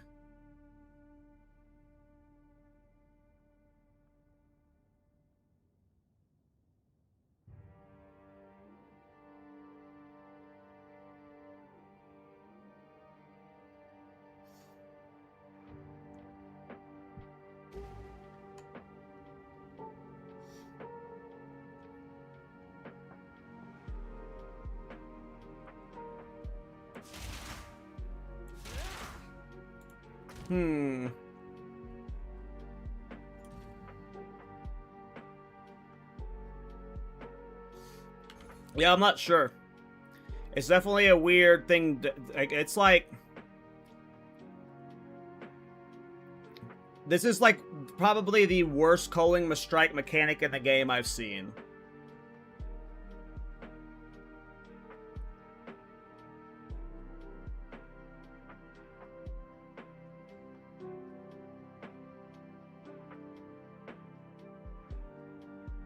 It's a weird one. But if it works on anything, it'd hopefully be Blood Mage. You'd be able to use more skills with it. But at that point, it's like Twister does physical damage, so it's like, do you even really care about the elemental from Blood Mage at that point?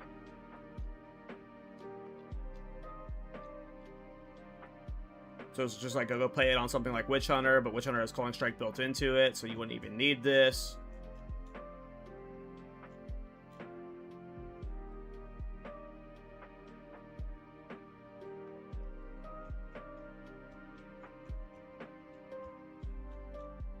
It just seems like if you're doing it, it's just a force using Scythe of Spear with a Culling Strike build. But, like, I feel like if you're gonna play a Culling Strike build, you'd literally just do any other Culling Strike build.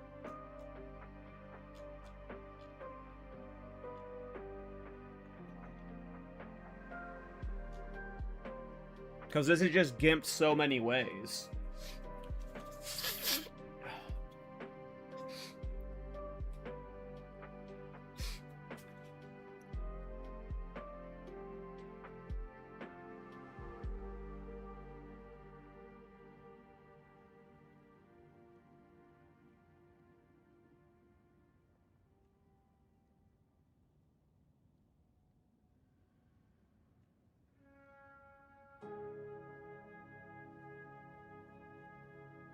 Yeah, I don't know.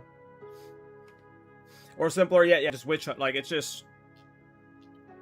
I honestly don't hate the idea of doing a Culling Strike build on a Witch Hunter with Twister. Like, just to do a Culling Strike build, but... I think I'm turning on the Scythe of Spear build. It would be interesting to do a Scythe of Spear build, trying to see how good the increased physical damage modifier ended up being for it. Like, that would be an interesting avenue to, like, see what, like, worked, but I don't know if I would, like, want to commit a full build to trying to be like, oh, this is what the good Scythe of Spear does. Like, yeah, I don't know.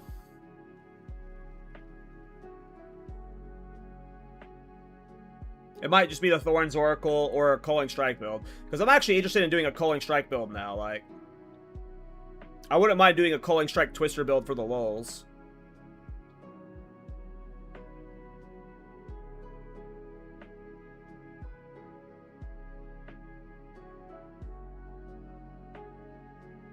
I'm a big Witch Hunter simp.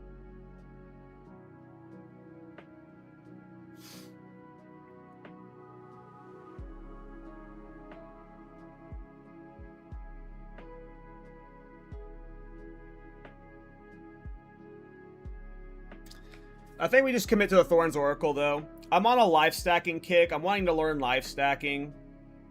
So I think we might just commit to the Thorns Oracle. It's cheaper anyway.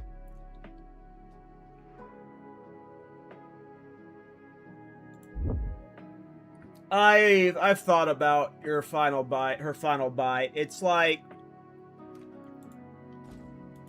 It runs into the same problem as, like, doing Witch Hunter on anything else that's not... Culling Strike on anything else that's not Witch Hunter, and it's like, what skill would you end up using? Like, obviously, Spiral Volley would be good for that, but I literally just did a Spiral Volley build.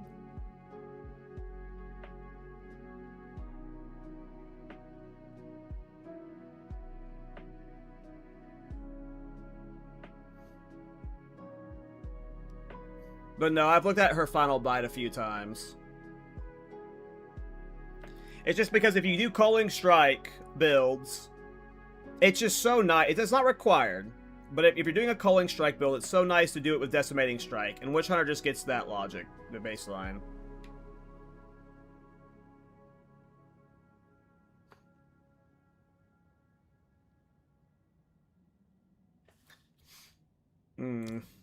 Shock Chain Arrow What do you will do? hone in on shocked enemies.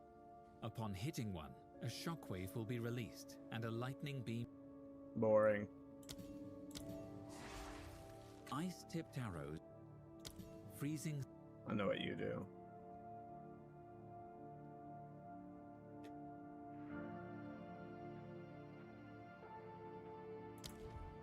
Twister...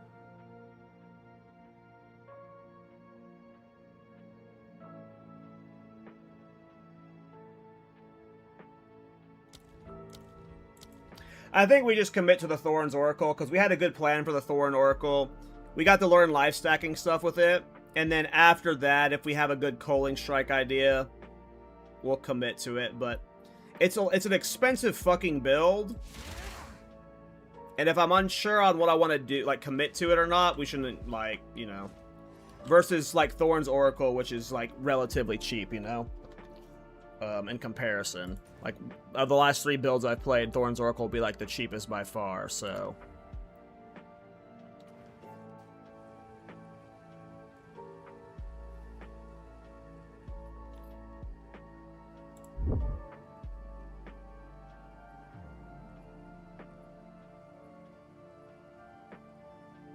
Nah, I wish. Doomgate's... If it... Yeah, it's... I don't like those take additional damage through block modifiers myself.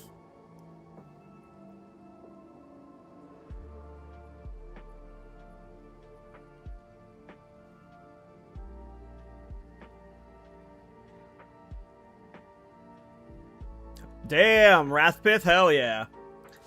Don't lose that. Oh wait, you don't play hardcore, right? You're just solo self-found? Wrathpith is a big gain. Wrathpith is OP. I did so many Wrathpith builds last patch. I don't know if they're still super meta. I don't know how many people are running Wrathpith right now, but last patch everyone was running Wrathpith. I imagine it's still a very pricey item. Oh, no. They're cheap. I guess it just depends on the rolls you get, though. These are probably just, like, bricked ones. Does it work on anything but Blood Mage? I have no idea. I have no idea. There are some spells that have a high base crit that you can maybe use it on.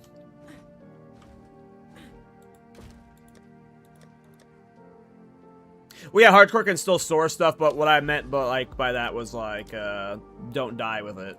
But he can die with it because he's not hardcore.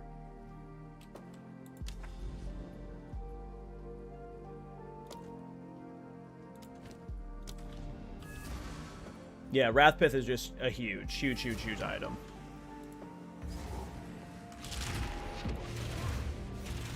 I don't think I've seen one drop this league.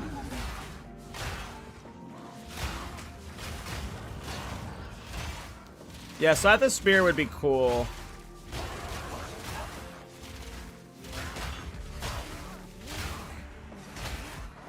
I do like the idea of an Avatar of Fire, Scythe of Spear, Blood Mage build.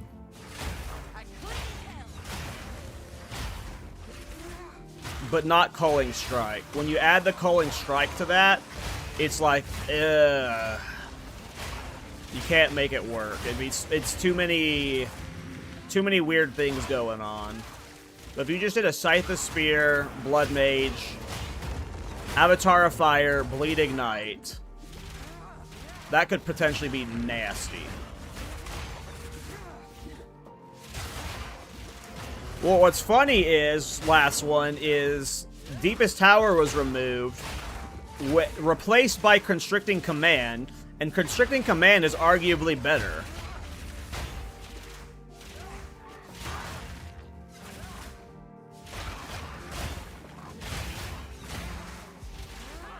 You didn't have to do low life techs and shit to make Deepest Tower, like, you know, like, you didn't have to do, like, crazy shit to pull it off.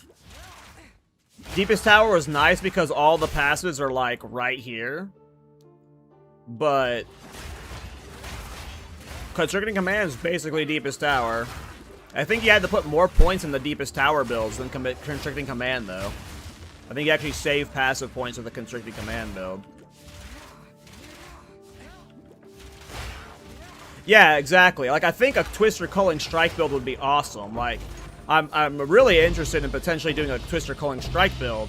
If I got, like, a big drop, like Last Flame, that I sold for, like, a mirror or mirrors or whatever, I would be like, okay, let's go do Twister Culling Strike. Let's go do Twister Culling Strike. But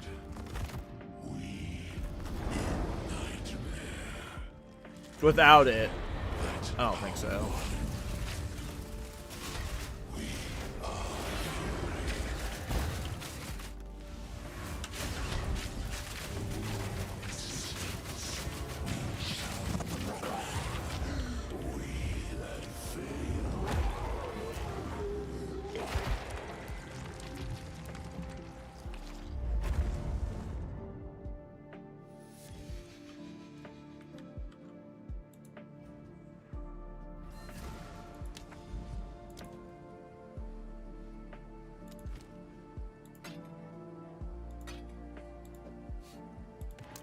I'm gonna be right back real quick. I'm gonna go check food stuff real quick.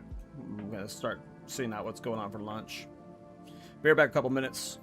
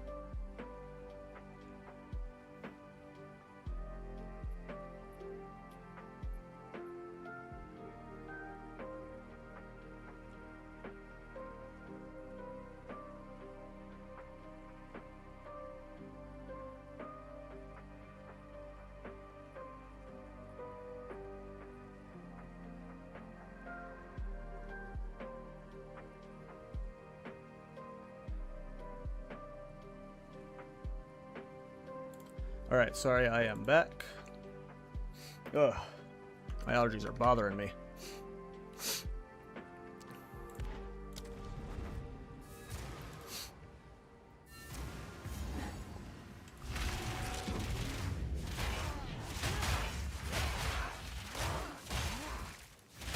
Yeah, now I just want to play a Witch Hunter build. Like, I have a real problem, guys. Now I just want to play another Witch Hunter build.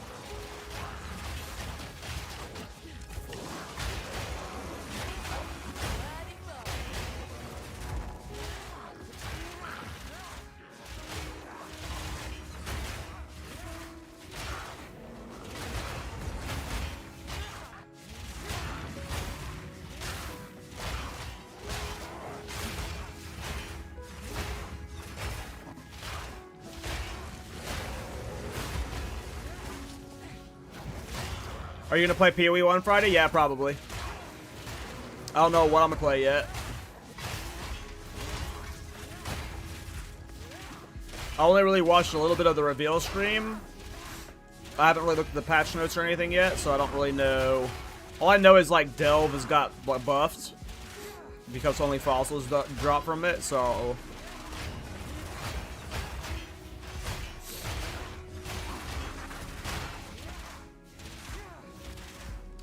Elemental Sundering is definitely cool.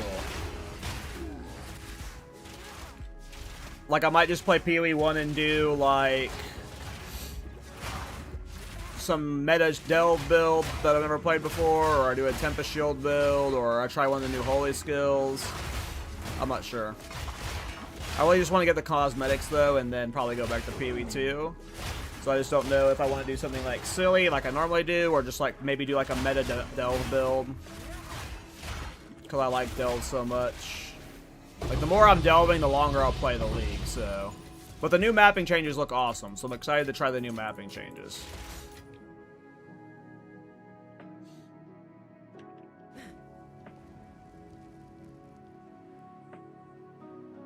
We that dreamed. We in nightmare. But I'm definitely not doing any prep for it. Like, I'm going to go into the PoE 1 League after not having played it since last league, and no campaign practice, so it'll be a 12-hour clear. It's going to be awesome.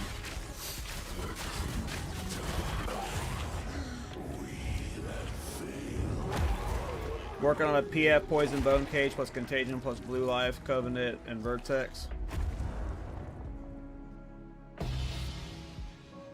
I mean, if you're running the Vertex build with all that stuff, like, you're gonna be squishy.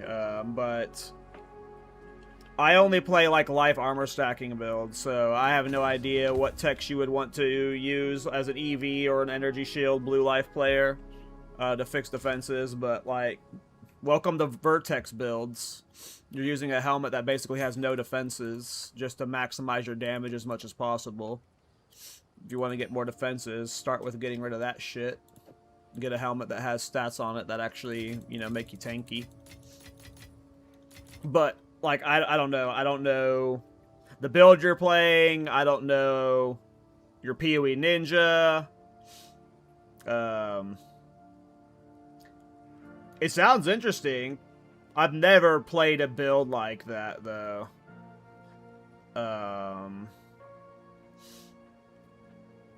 Yeah, I don't know.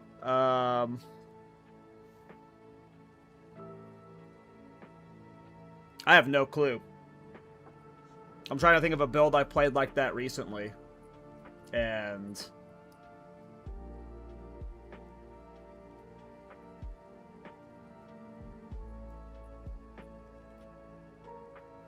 yeah, I'm not sure. That's a really weird build. If you have a PoE ninja, I can take a look at that. And that might help me give you, like, some direction, but based off what you described, I don't think I've ever played a build like that.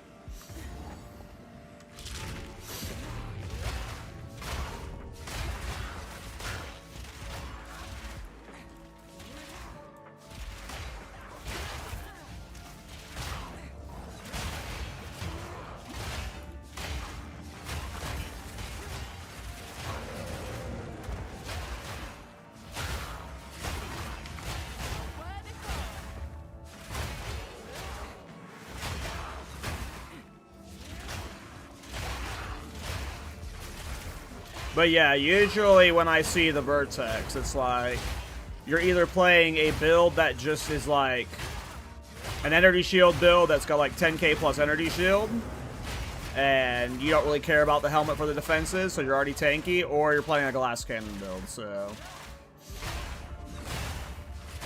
But that is one of the downsides of those kind of uniques. The Vertex is just like pure pump.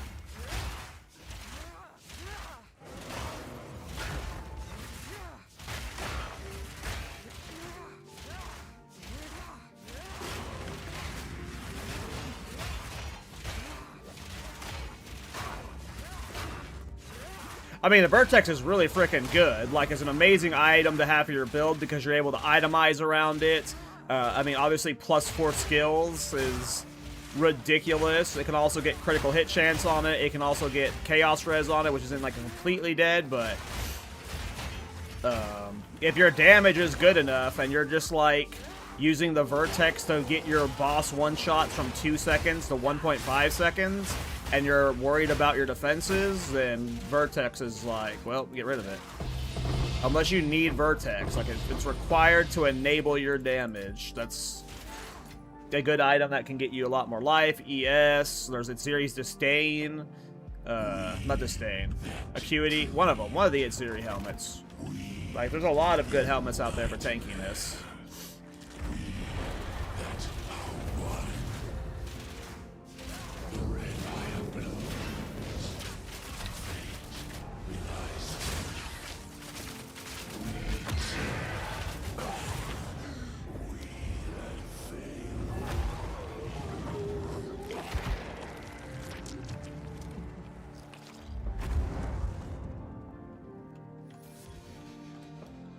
Yeah, it's the main reason. Well, not the main reason. I don't like gem skill level scaling in general. I think it's so boring. But that's one of the main reasons I still haven't used it. Series Disdain, or not Series Disdain, Vertex, is because of that.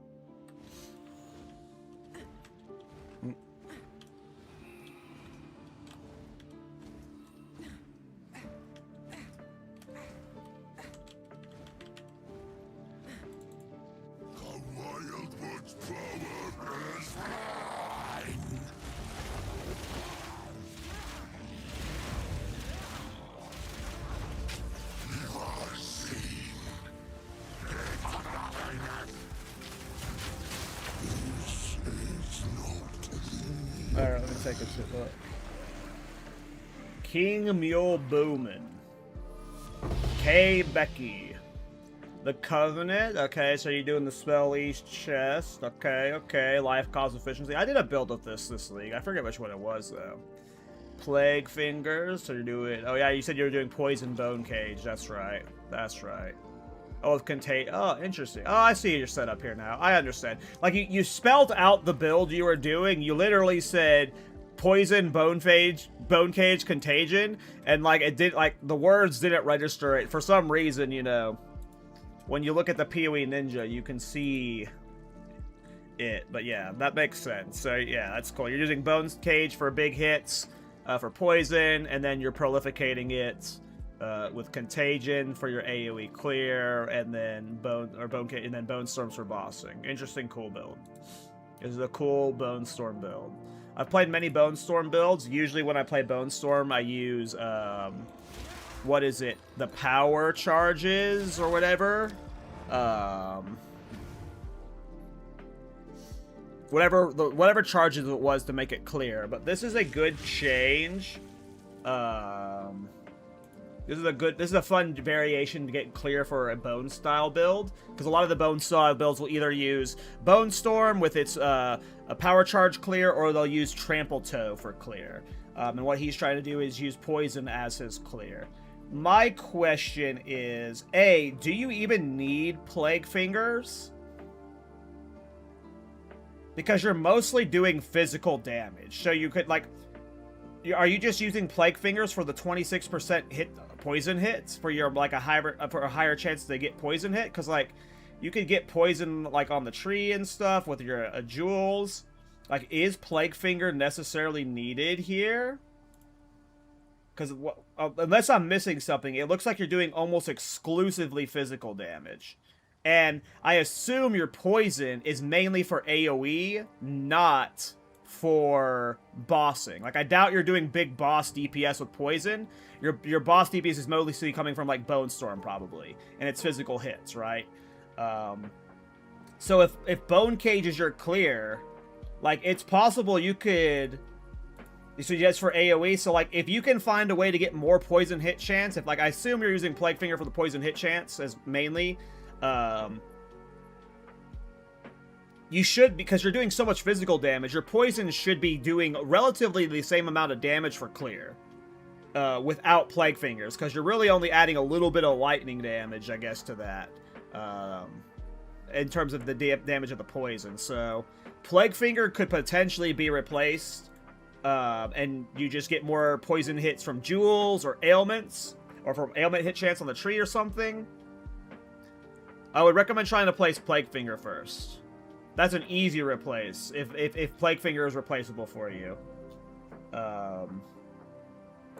If you're looking for defenses, right? Plague Finger is an item that can be cut for defenses. Obviously the Vertex is really good for DPS. You're gonna lose a lot of damage, and since you're playing a crit build, losing Vertex would suck. But obviously, if you really want to get your defenses up, Vertex would help. Yeah, I get why you say you're trying to fix your E8 your defenses, because you are a weak bitch. This is like one of the most glass cannon builds. This is definitely a glass cannon build. 1600 HP with, like, Mind Over Matter is okay, but only 2600 life. I get why you're dying a lot.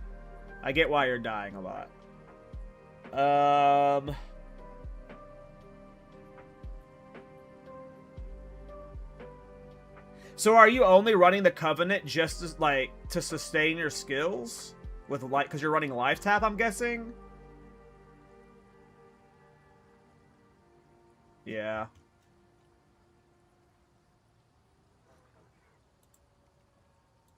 Right. So just one thing to point out is, if you do find a way to optimize out of the Vertex, your mana cost would go down significantly. Losing 4 spell skills would potentially make it to where it's not as mana cost heavy as it could be, and then you could eventually swap the Covenant out for a different robe. But I get why you ended up here. This isn't an awful setup. Like, if you keep the Covenant and Vertex, that's probably fine.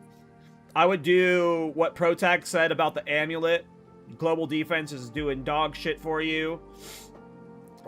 Potentially get a new belt as well. And then I would replace Plague Fingers, if possible. That would be what I do. I don't think you need Plague Fingers unless I'm missing something.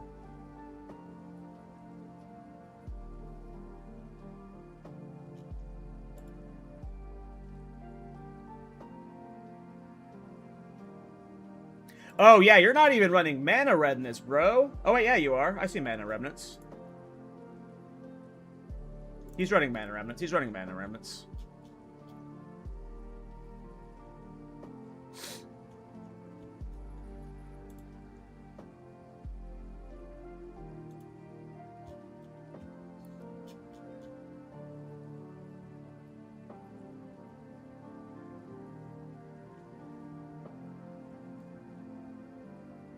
And also, if you do keep Plague Fingers for the elemental poison shit, there's no reason not to run Archmage. Like, you're not running Archmage right now, so you're, like, missing out on a lot of DPS from Archmage. Thorns.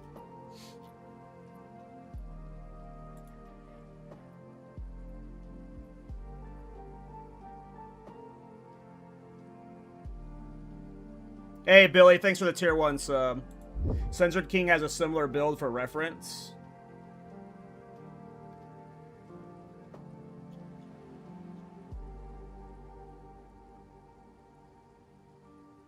Yeah, this looks like what I would expect from like a normal Bone Cage build. You're using cast on crit though. His is a little bit different, but yeah, this is a normal Bone Cage setup for sure. I think he's married to the idea of using poison and contagion to clear.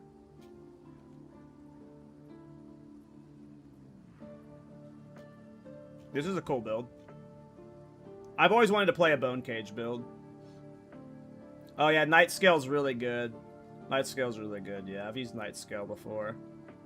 This is a cool build. This is a cool build. Yeah, you love it so much, yeah. I mean, Poison Prolife with Contagion is really fun. It's really cool, so... potentially replace Plague Fingers. That would be the first step I would try. If you can. Because especially if you're not using poison, if your poison's only for mapping, it doesn't matter if the hit chance is a little low, because if you hit like 10 mobs, you only need the poison to hit like 1 or 2 of them, right? Then you can contagion spread it, right? So if your hit chance is a little bit lower to up your survivability, I would go for that.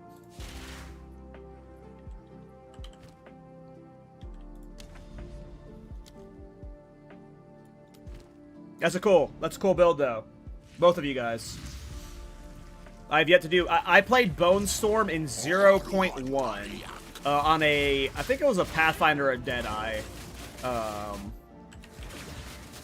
And yeah, Bone Storm's fucking awesome. I used to play it with Snake Pit Pearl Ring, though. And I used to use only Bone Storm for clear. Obviously, Bone Cage, though. I think the new Bone Storm Bone Cage meta is, like, obviously way better. Also, using Bone Storm as, like, your only skill gets tiresome on your finger.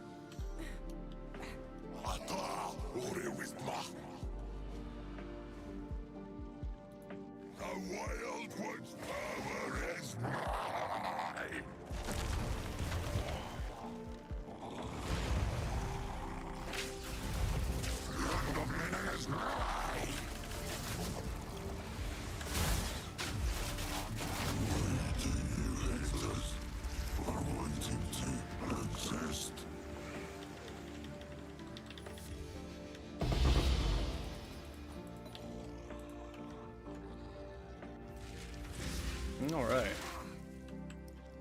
Yeah. I think I'm out on the Scythe of Spear build.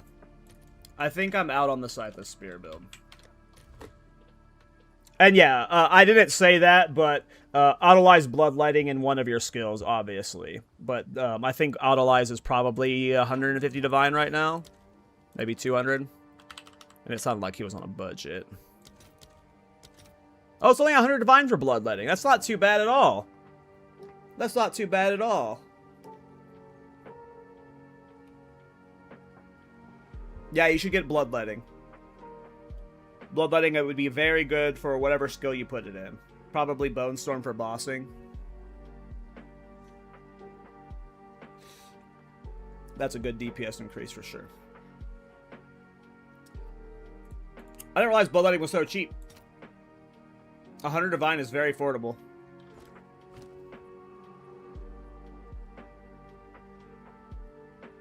Oh man, I'm assuming Garukins is like 500 Divine. 400 Divine, yeah, I mean. If you're not using your Garukins anytime soon. Are you using Garukins in that build? I don't think I saw it. No, you're not, yeah. Sell your Garukins, man. Never be afraid to liquidate assets for your next build. Think about the now. Always have more fun in the moment. Just like gamblers.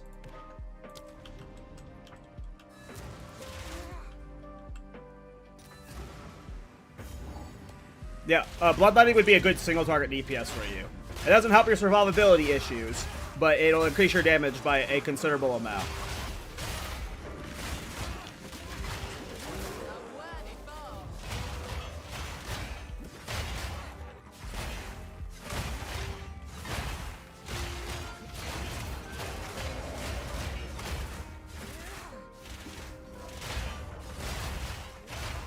Damn. I'm like kind of defeated right now because I was almost super hyped about that Scythe the Spear bleed Culling Strike build, but like now I'm like broken up with it. I don't think I'm gonna do it. So now we gotta play another Thorns build. Ugh, Thorns again. Ugh.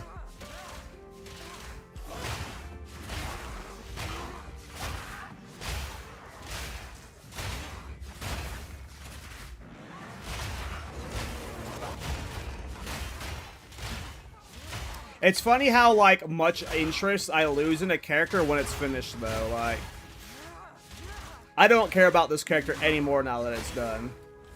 I am ready for the next character. I just gotta find one I want to commit to.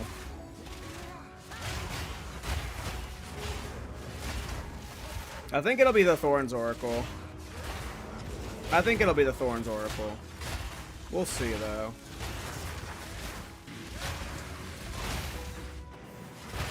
But I really want to do a Culling Strike build. They're just so expensive. Did you test Rondel or not? I have not tested it, no. I should test it. I tested without Defiance of Destiny, and testing without Defiance of Destiny with how bad I play, I know I don't want to play without Defiance of Destiny with this build. But I did not test to see how good the DPS was with Rondel. I should test it soon, though.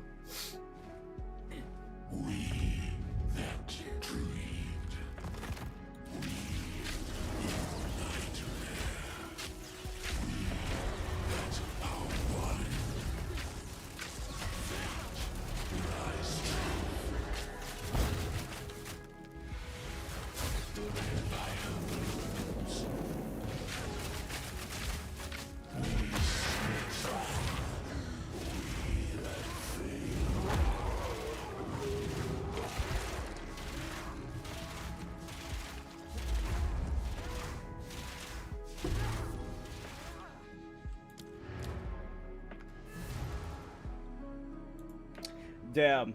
Is it even worth farming Breach Boss?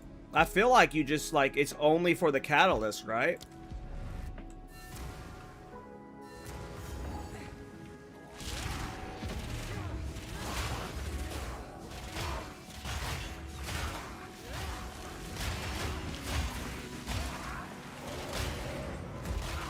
I really wish farming Adorned was more fun. Like, I wouldn't mind sitting here for a day farming Adorned.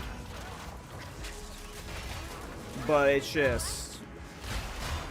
I can't handle Ultimatum, guys. I'm over it.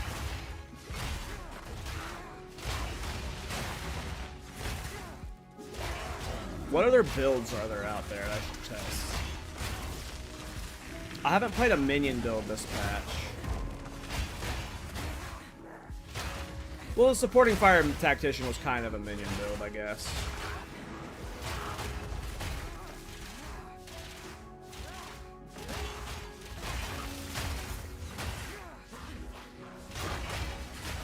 I wouldn't mind doing a reduced duration Earthquake build, to be honest. It's just, I'm not good at those kind of builds. Don't you need, like, a math brain to be able to do reduced duration builds? Or am I able to just zug my way through it and just get more and more and more and more good?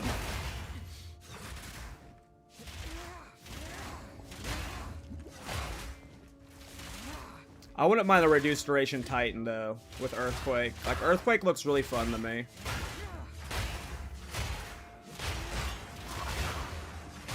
I've always wanted to do a Totem build with this. I've always wanted to do a Giga Ancestral Bond build. That's like the one build I've always wanted to do, and every time I've tried it, it's been meh. But I've always wanted to do, like, just a fuckload of totems.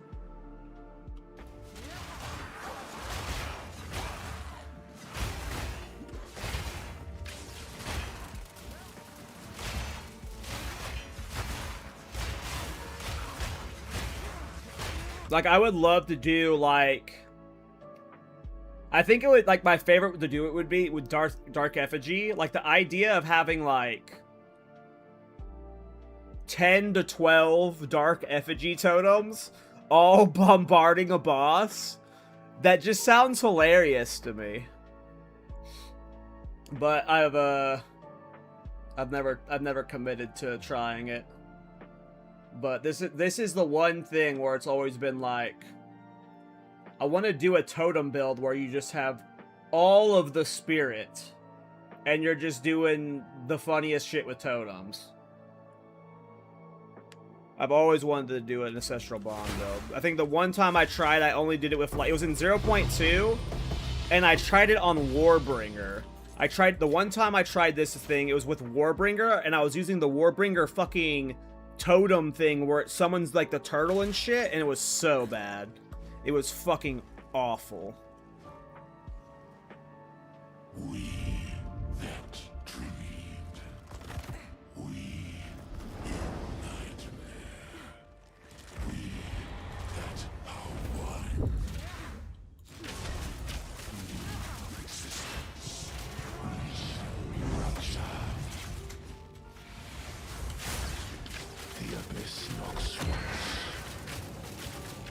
And we that fail. Easy.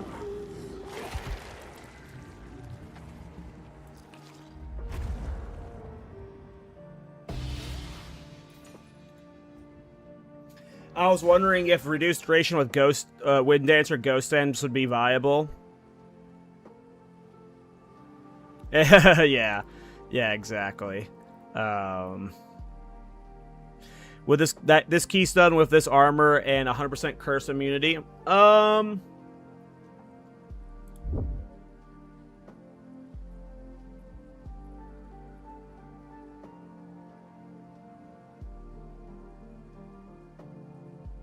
Well, I don't think you would need that that body armor with that keystone. Why would you want the +1 limit to summon totems when this gives you unlimited number of summon totems, right? Unless there's like a corruption. Oh, I see. The corruption modifiers on it, maybe? Oh, increased damage per curse on you. I see. I think that's what you probably meant. Increased tome damage per curse on you. I've done self-curse builds before. In 0.3, my Crusader Blood Mage was literally me self-cursing myself with curses before.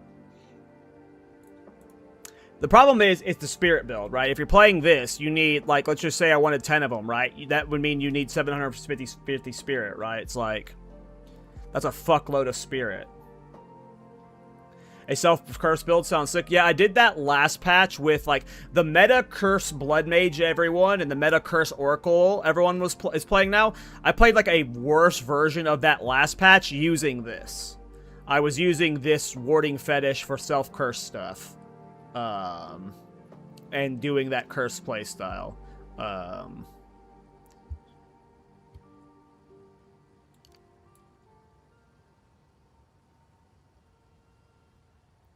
What would we have to do it on? Infernalist? How do you get the most spirit in the game right now? Is it Infernalist? I'm guessing it's Infernalist. My food's done, so I'm going to be right back and go get it real quick.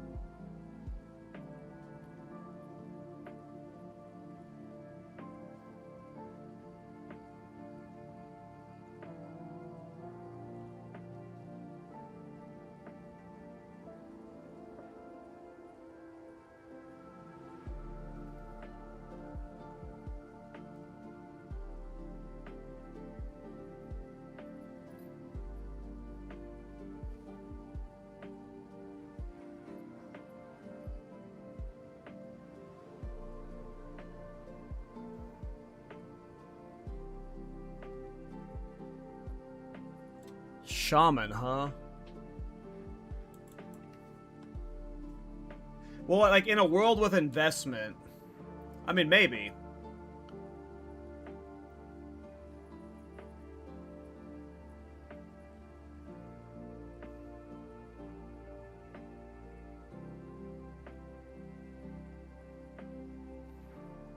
I wouldn't want to do that, like...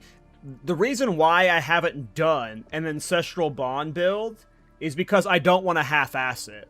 Like, I don't want to go into it with, like, 300 spirit or whatever and only get out 5 totems. Like, if I do this build, I want to get all of the totems, you know what I mean?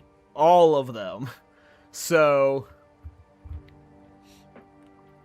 yeah. I'm eating real quick.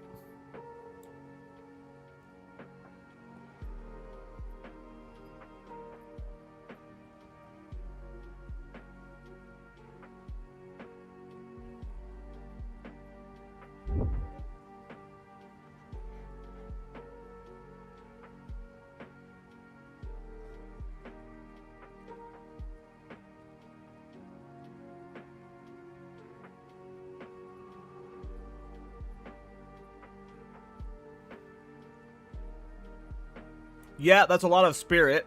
I don't need that much spirit. And this guy's effective HP makes me want to not play his build. But I get what you're saying. He's not even using an Against the Darkness of Spirit too, by the way. He's got over 1,000 spirit. And he's not even using Against the Darkness.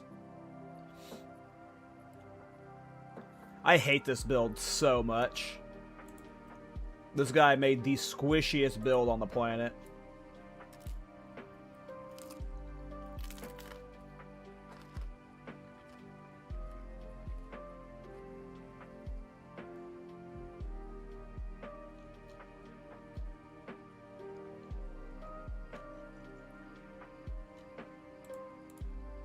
Okay. Maybe we do it on a shaman.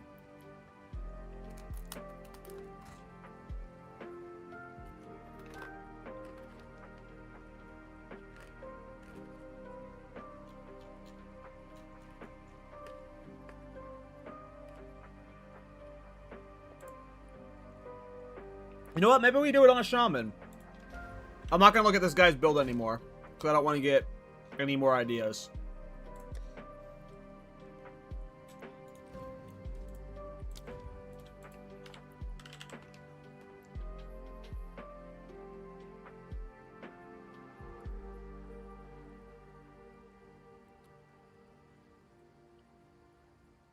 Huh.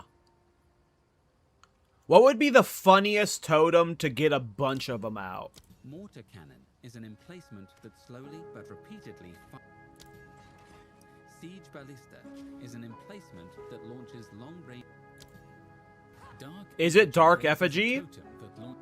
Dark Well, Spell Totem sucks because it like you.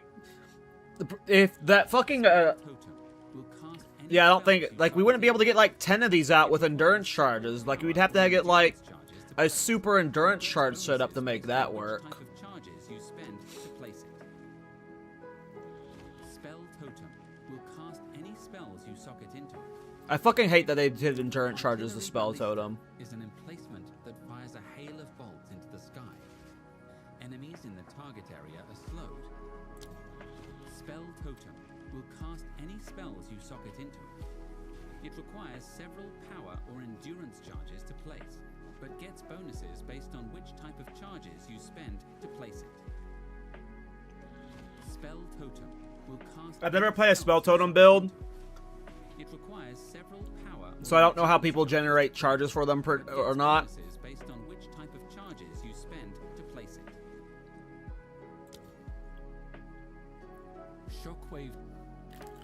Shockwave totem repeatedly thumps the ground, dealing area damage. It causes an extra shockwave from any jagged ground it hits. So, okay. I am, pretty confident we're doing a totem build. I'm, like, already hyped about doing a totem build. Repeatedly thumps Because, the ground, A, we'd be able to dealing level area as it. damage. We'd be able to almost instantly level as it. If we did a shaman, by the time we're level 22, and we have the free spirit for the extra totems, we could be up here with a scepter for the extra spirit on top of that, and Enfolding Dawn as a leveling chest. So we'd be able to get a fuckload of totems out the gate. So just leveling through the campaign, it'd be hilarious to do.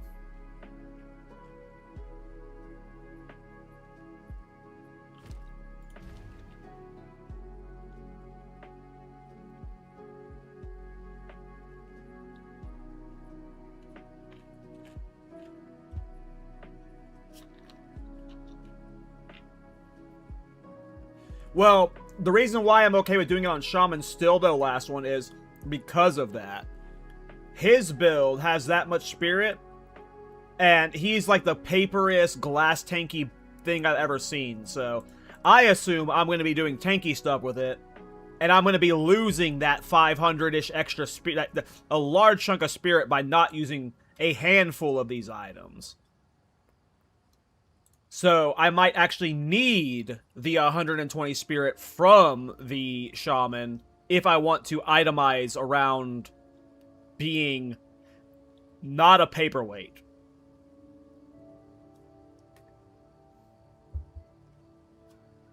That's, I'm like, maybe I'm looking at it backwards, but that's how I'm looking at it right now, is the Shaman gives me more wiggle room to get less spirit gear on.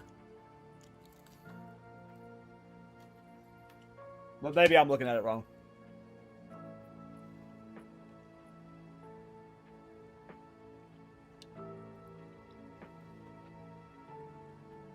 Oh, gotcha. Yeah, he did probably sell it. He probably got the character.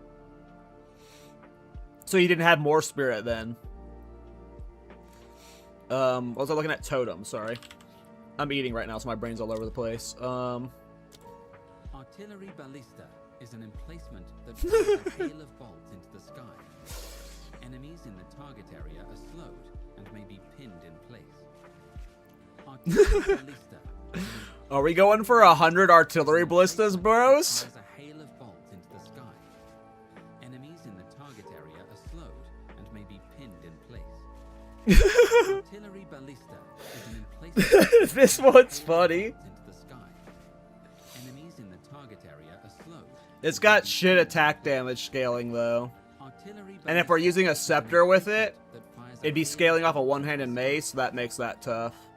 I feel like if we're doing a caster, like a spirit stacking base, it has to be Dark Effigy. raises a totem that launches chaos projectiles at any enemies affected by chaos damage over time. Or Spell Totem, obviously. The more sources of chaos. Spell Totem will cast any spells you socket into it. Siege Ballista is an emplacement that launches. The Ancestral Warrior Totem will attack for you, using mace skills that you have socketed into it. Because of its power, it requires 3 endurance charges to create an Ancestral Warrior Totem. The Ancestral Warrior Totem will attack for you, using mace skills that you have socketed into it. Because of its power, it Is this requires any 3 good? Why would you endurance use charges this? to create an Ancestral Warrior Totem. The Ancestral Warrior Totem will attack for you, using mace skills that you have socketed into it. Because of its power, it requires 3 endurance charges to create an ancestral. Where's its damage warrior scaling totem. from? The ancestral warrior. Like, I'm not seeing totem any will damage attack on it. The ancestral warrior totem. The ancestral warrior totem will attack for you. Dark Effigy raises a totem that launches chaos projectiles at any enemies. Spell Totem will cast any spells you socket into it. Oh, using my It weapon? applies several Gotcha. Power or endurance charges to place, but gets bonuses based on which type of charges you spend You know, to place it. I don't hate the idea of doing like a mix of Dark Effigy and Spell Totem. Will cast any spells you socket into it. It requires several power. Spell Totem will cast any spells you socket into it. It requires several power or A Totem Slinger build? Are we gonna do a Totem Slinger build? I actually kind of like the idea of that. That sounds fun as fuck. It sounds new. Totem Slinger Shaman?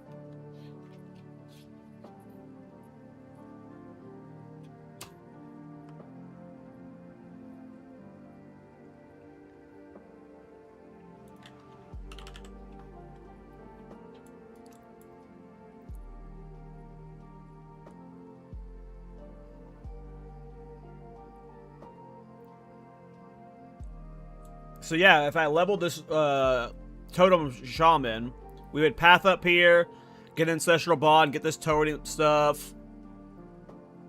If we did the self-curse shit, Warding Fetish is literally 2 inches away.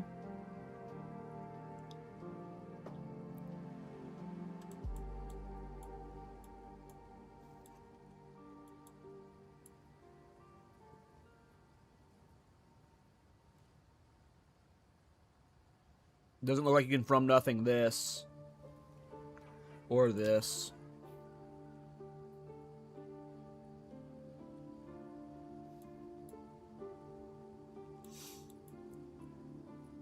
Interesting. We might be doing a Totem Slinger.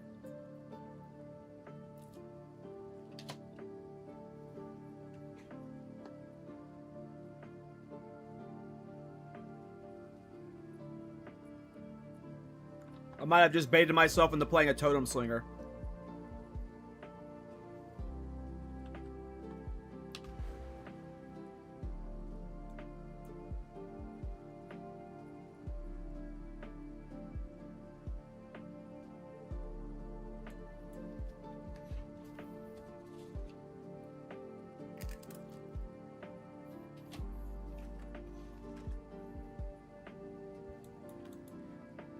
Let's calculate real quick.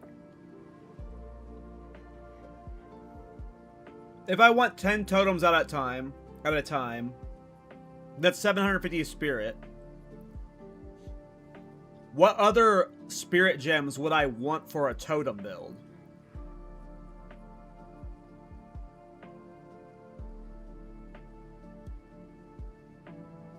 Would Archmage improve the damage of my spell totem?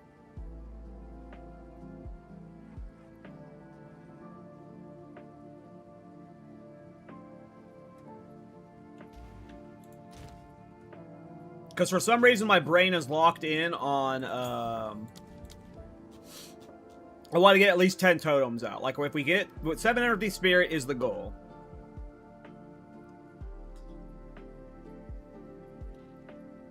Yeah, Withering Presence for sure. Maybe Mana Remnants.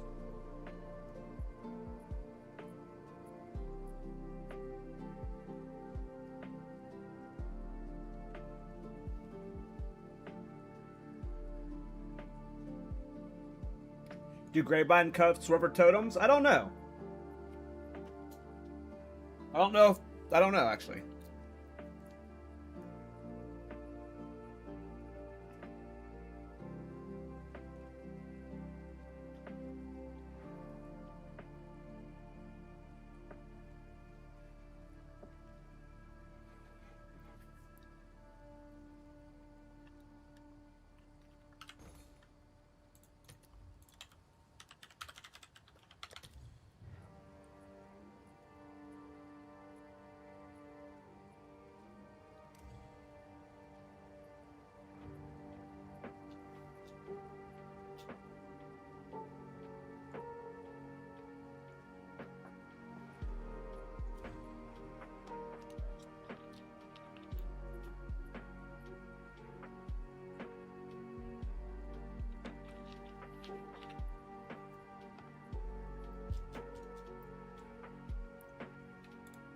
Can you generate and spend infusions with spell totems?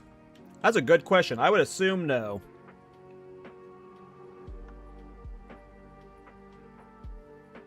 I would assume no.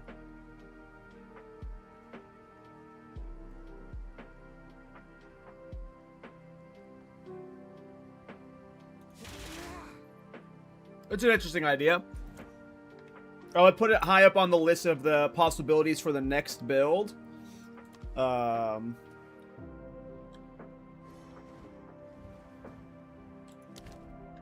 would just depend on if I could life stack with it. I'm on like a life stacking kick right now. And that sounds like it's going to be an energy shield build. Gross.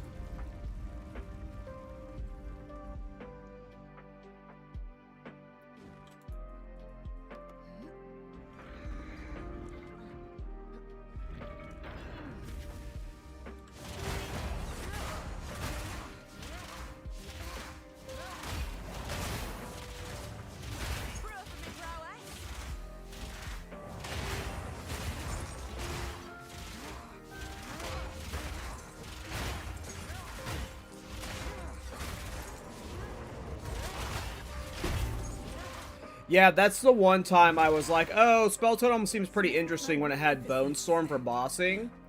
But with my setup, I would assume I would want to be doing... Like, I don't know, the idea of having 10 Dark Effigies out there, all just, like, because if you ever use Dark Effigy Totem, it shoots like 100 projectiles a second. It looks hilarious, even when there's only a few of them. So if you had 10 Dark Effigies out there, I think it would look fucking hilarious. Your mortality.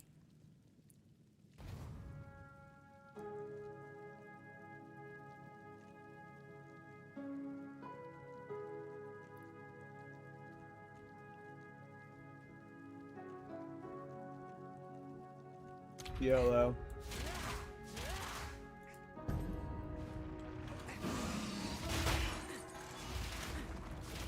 You can put any skill in spell totems. Any spell skill, I mean.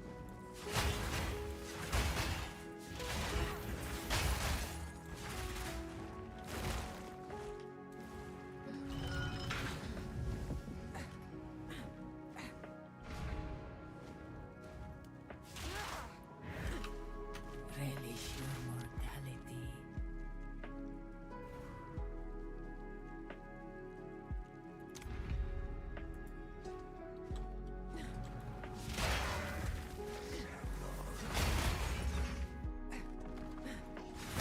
Yeah.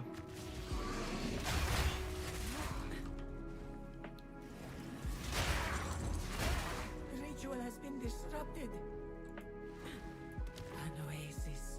But I also want to do a reduced duration build. Like, I kind of want to do a reduced duration Titan with life stacking and just using time of need.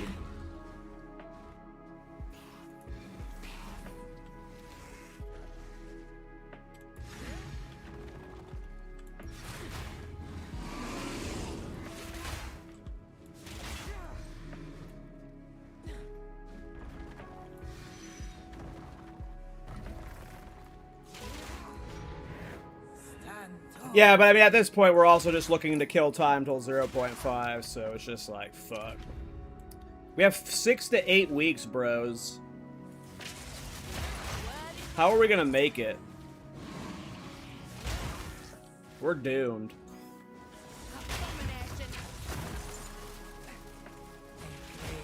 None had 10 Dark Effigies, that's true.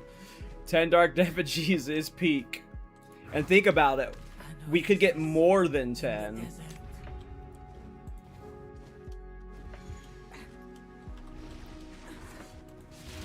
Though I'm sure at some point you'd run into duration problems where the first one's expiring before you can get the last ones out. Well, maybe not. If you had Giga cast speed.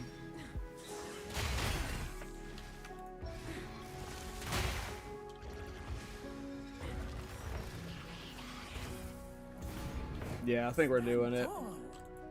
10 Dark Effigy sounds hilarious.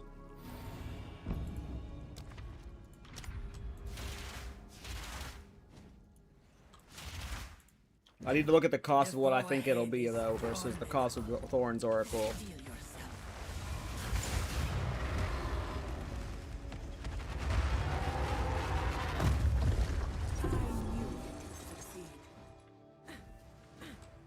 Greetings. Go with always. Go with strength.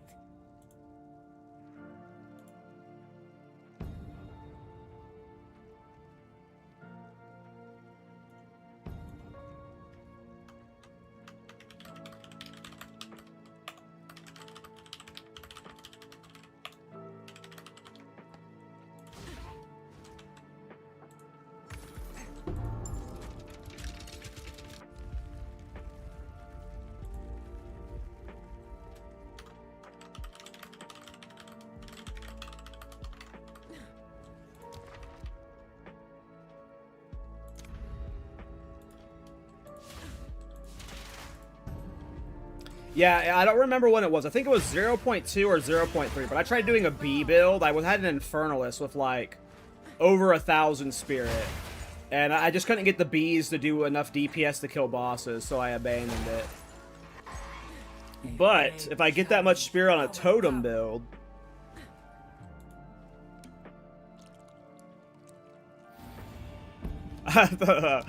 fuck, guys.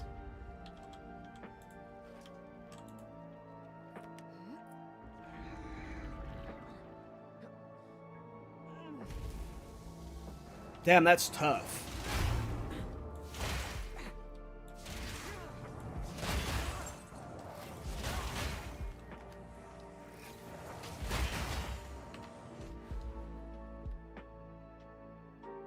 Oh, this is what... Didn't Icy... Who said this in chat earlier?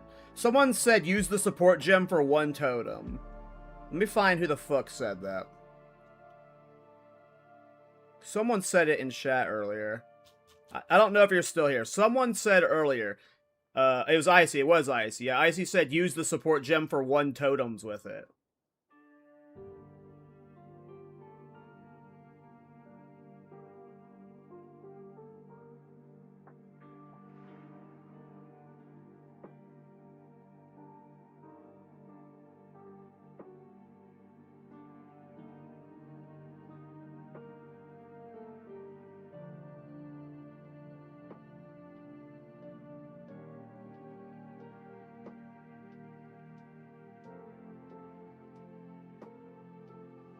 What the fuck?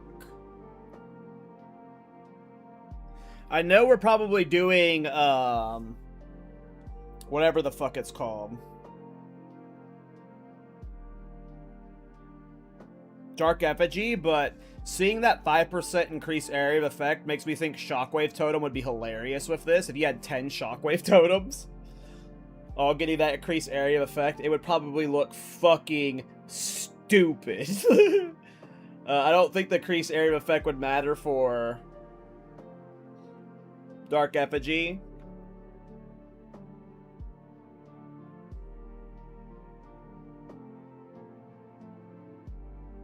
Yeah, the effect stock at... I think we can still put more than 5 totems on the ground, but the effects cap at 5 totems. But still, this is, like, obvious, right? Like... This is cool. Yeah, I think...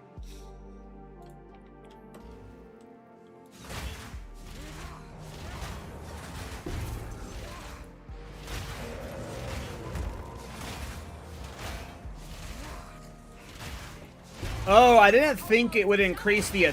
Are you sure that would increase attack radius? I guess that would make sense. It's area of effect, yeah. I don't know why my brain didn't register that. That wouldn't maybe increase its radius, so it would be Dark Effigying forever off a screen as long as you had an Essence Strain attached to somebody. It would be shooting off a screen.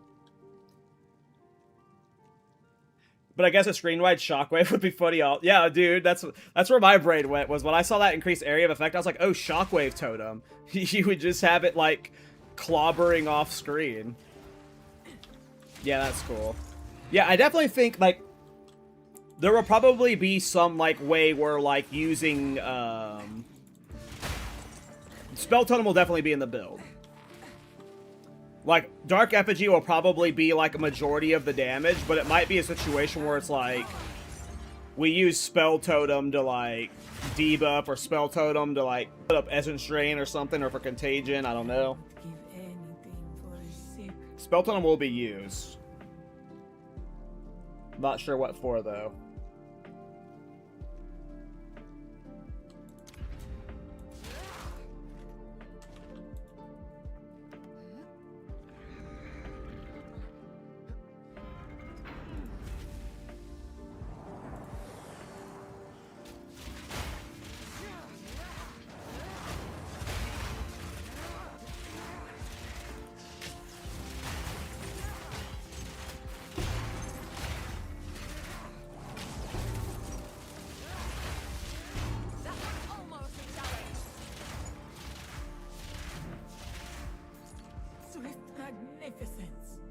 Oh no, I'm definitely locked in on the Totem build because, especially on a Shaman, like you said, I can always reroll it, but like, just as a leveling build, it's like, it's just gonna be a fun build to level on stream. I've never leveled a totem build, so, like, I'll be able to do, like, the actual leveling journey on stream. We'll get to see, like, it'll be a fun twink leveling build, too. Like, playing a shaman with, like, twink gear, like that early high spirit, where you're spamming totems early on, like, that just sounds hilarious. Like, it'll be a fun time, even if it doesn't work out. Like, even if it doesn't work out, it'll be fun until it ends.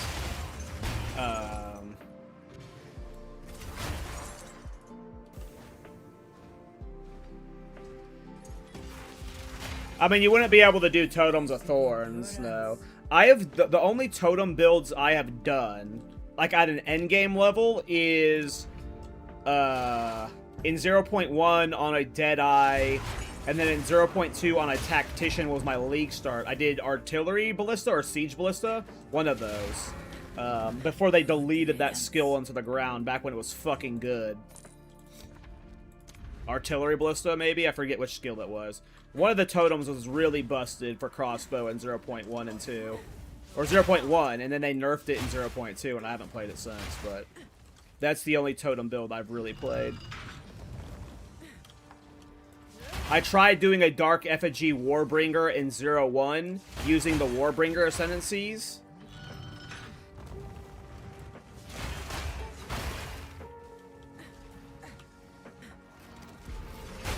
And I quit that early, so I never played Shockwave Totem. Then yeah, I haven't played any of the other totems. Roger, did you put this on Reddit? Yeah, I posted the clip of it this morning. Super fun build. Expensive though. Expensive though.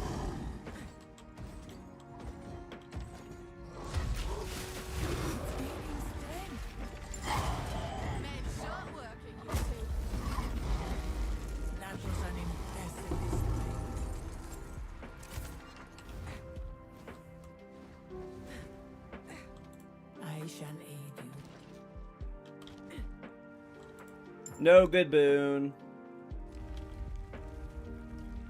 I don't know if tomorrow we'll be leveling. It's quite possible that we log in tomorrow, or I'm on stream tomorrow before the podcast, because tomorrow I'll stream leading up to the podcast.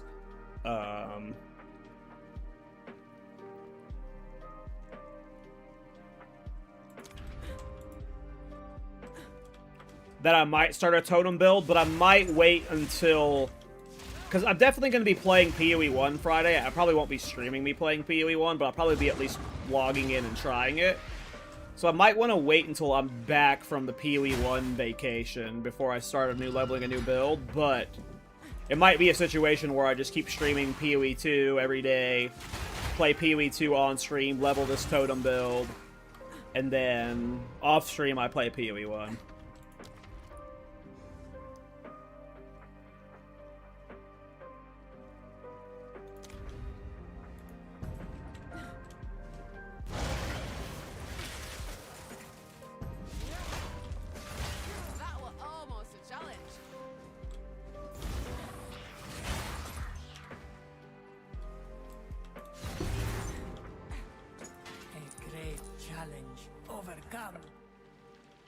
If it's not expensive, I might be leveling the totem build tomorrow. I'm feeling it. I'm feeling it.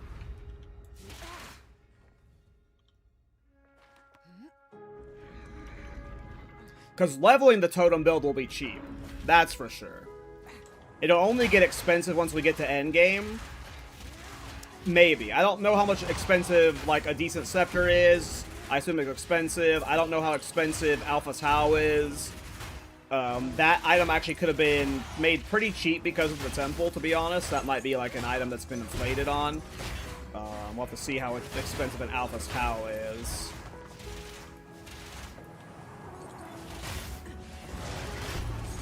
Every other piece should be reasonable. I don't think you need to go get the Abyssal Wasting Ring he has. Like, he has 20% increased experience from his ring. I don't know if you need to go that far.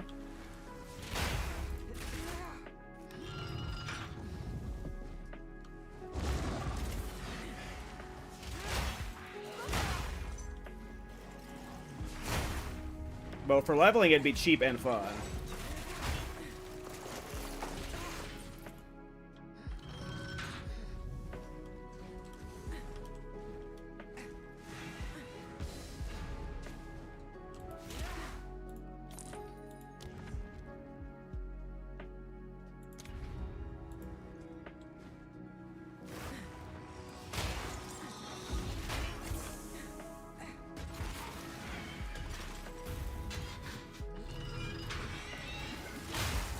How the shocking 1-0? I know. Oh, I just took a lot of honor loss. I'm completely brain off right now. I don't know how I lost all that. I was looking at chat.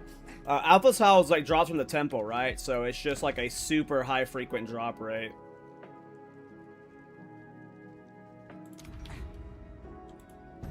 We'll be fine. We don't need honor. Okay, so yeah, it'll be easy to get Alpha's Howl then, so yeah. Maybe we'll be dicking around with that build tomorrow. Clean kill.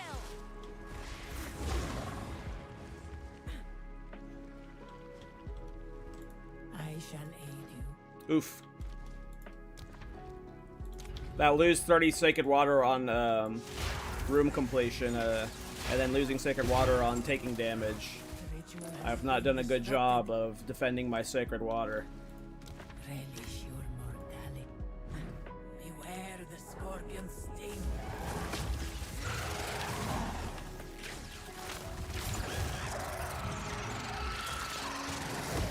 This was the end of the trial in my time.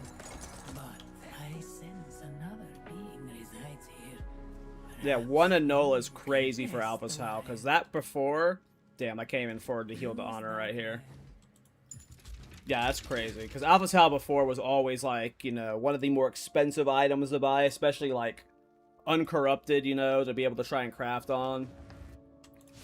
That's awesome to see it's 1-0, because that'll make this build super cheap. Alright, we have no honor restored locations.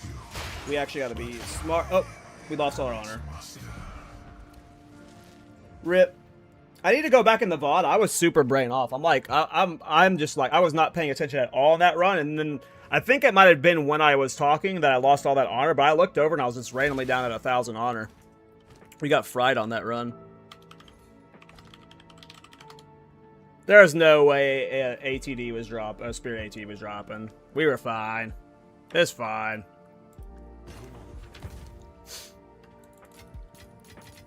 What is going on with my bags?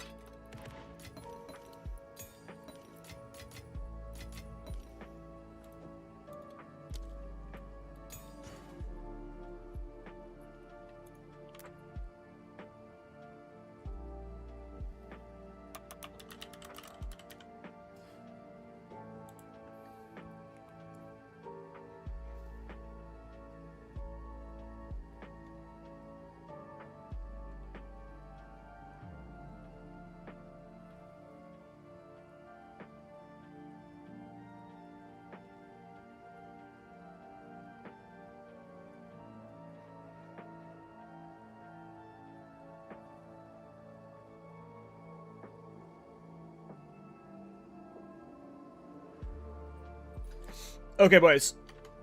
I'm going to end the stream there. I am losing my focus. ADHD brain is taking over. I got work stuff distracting me. I've got other builds distracting me.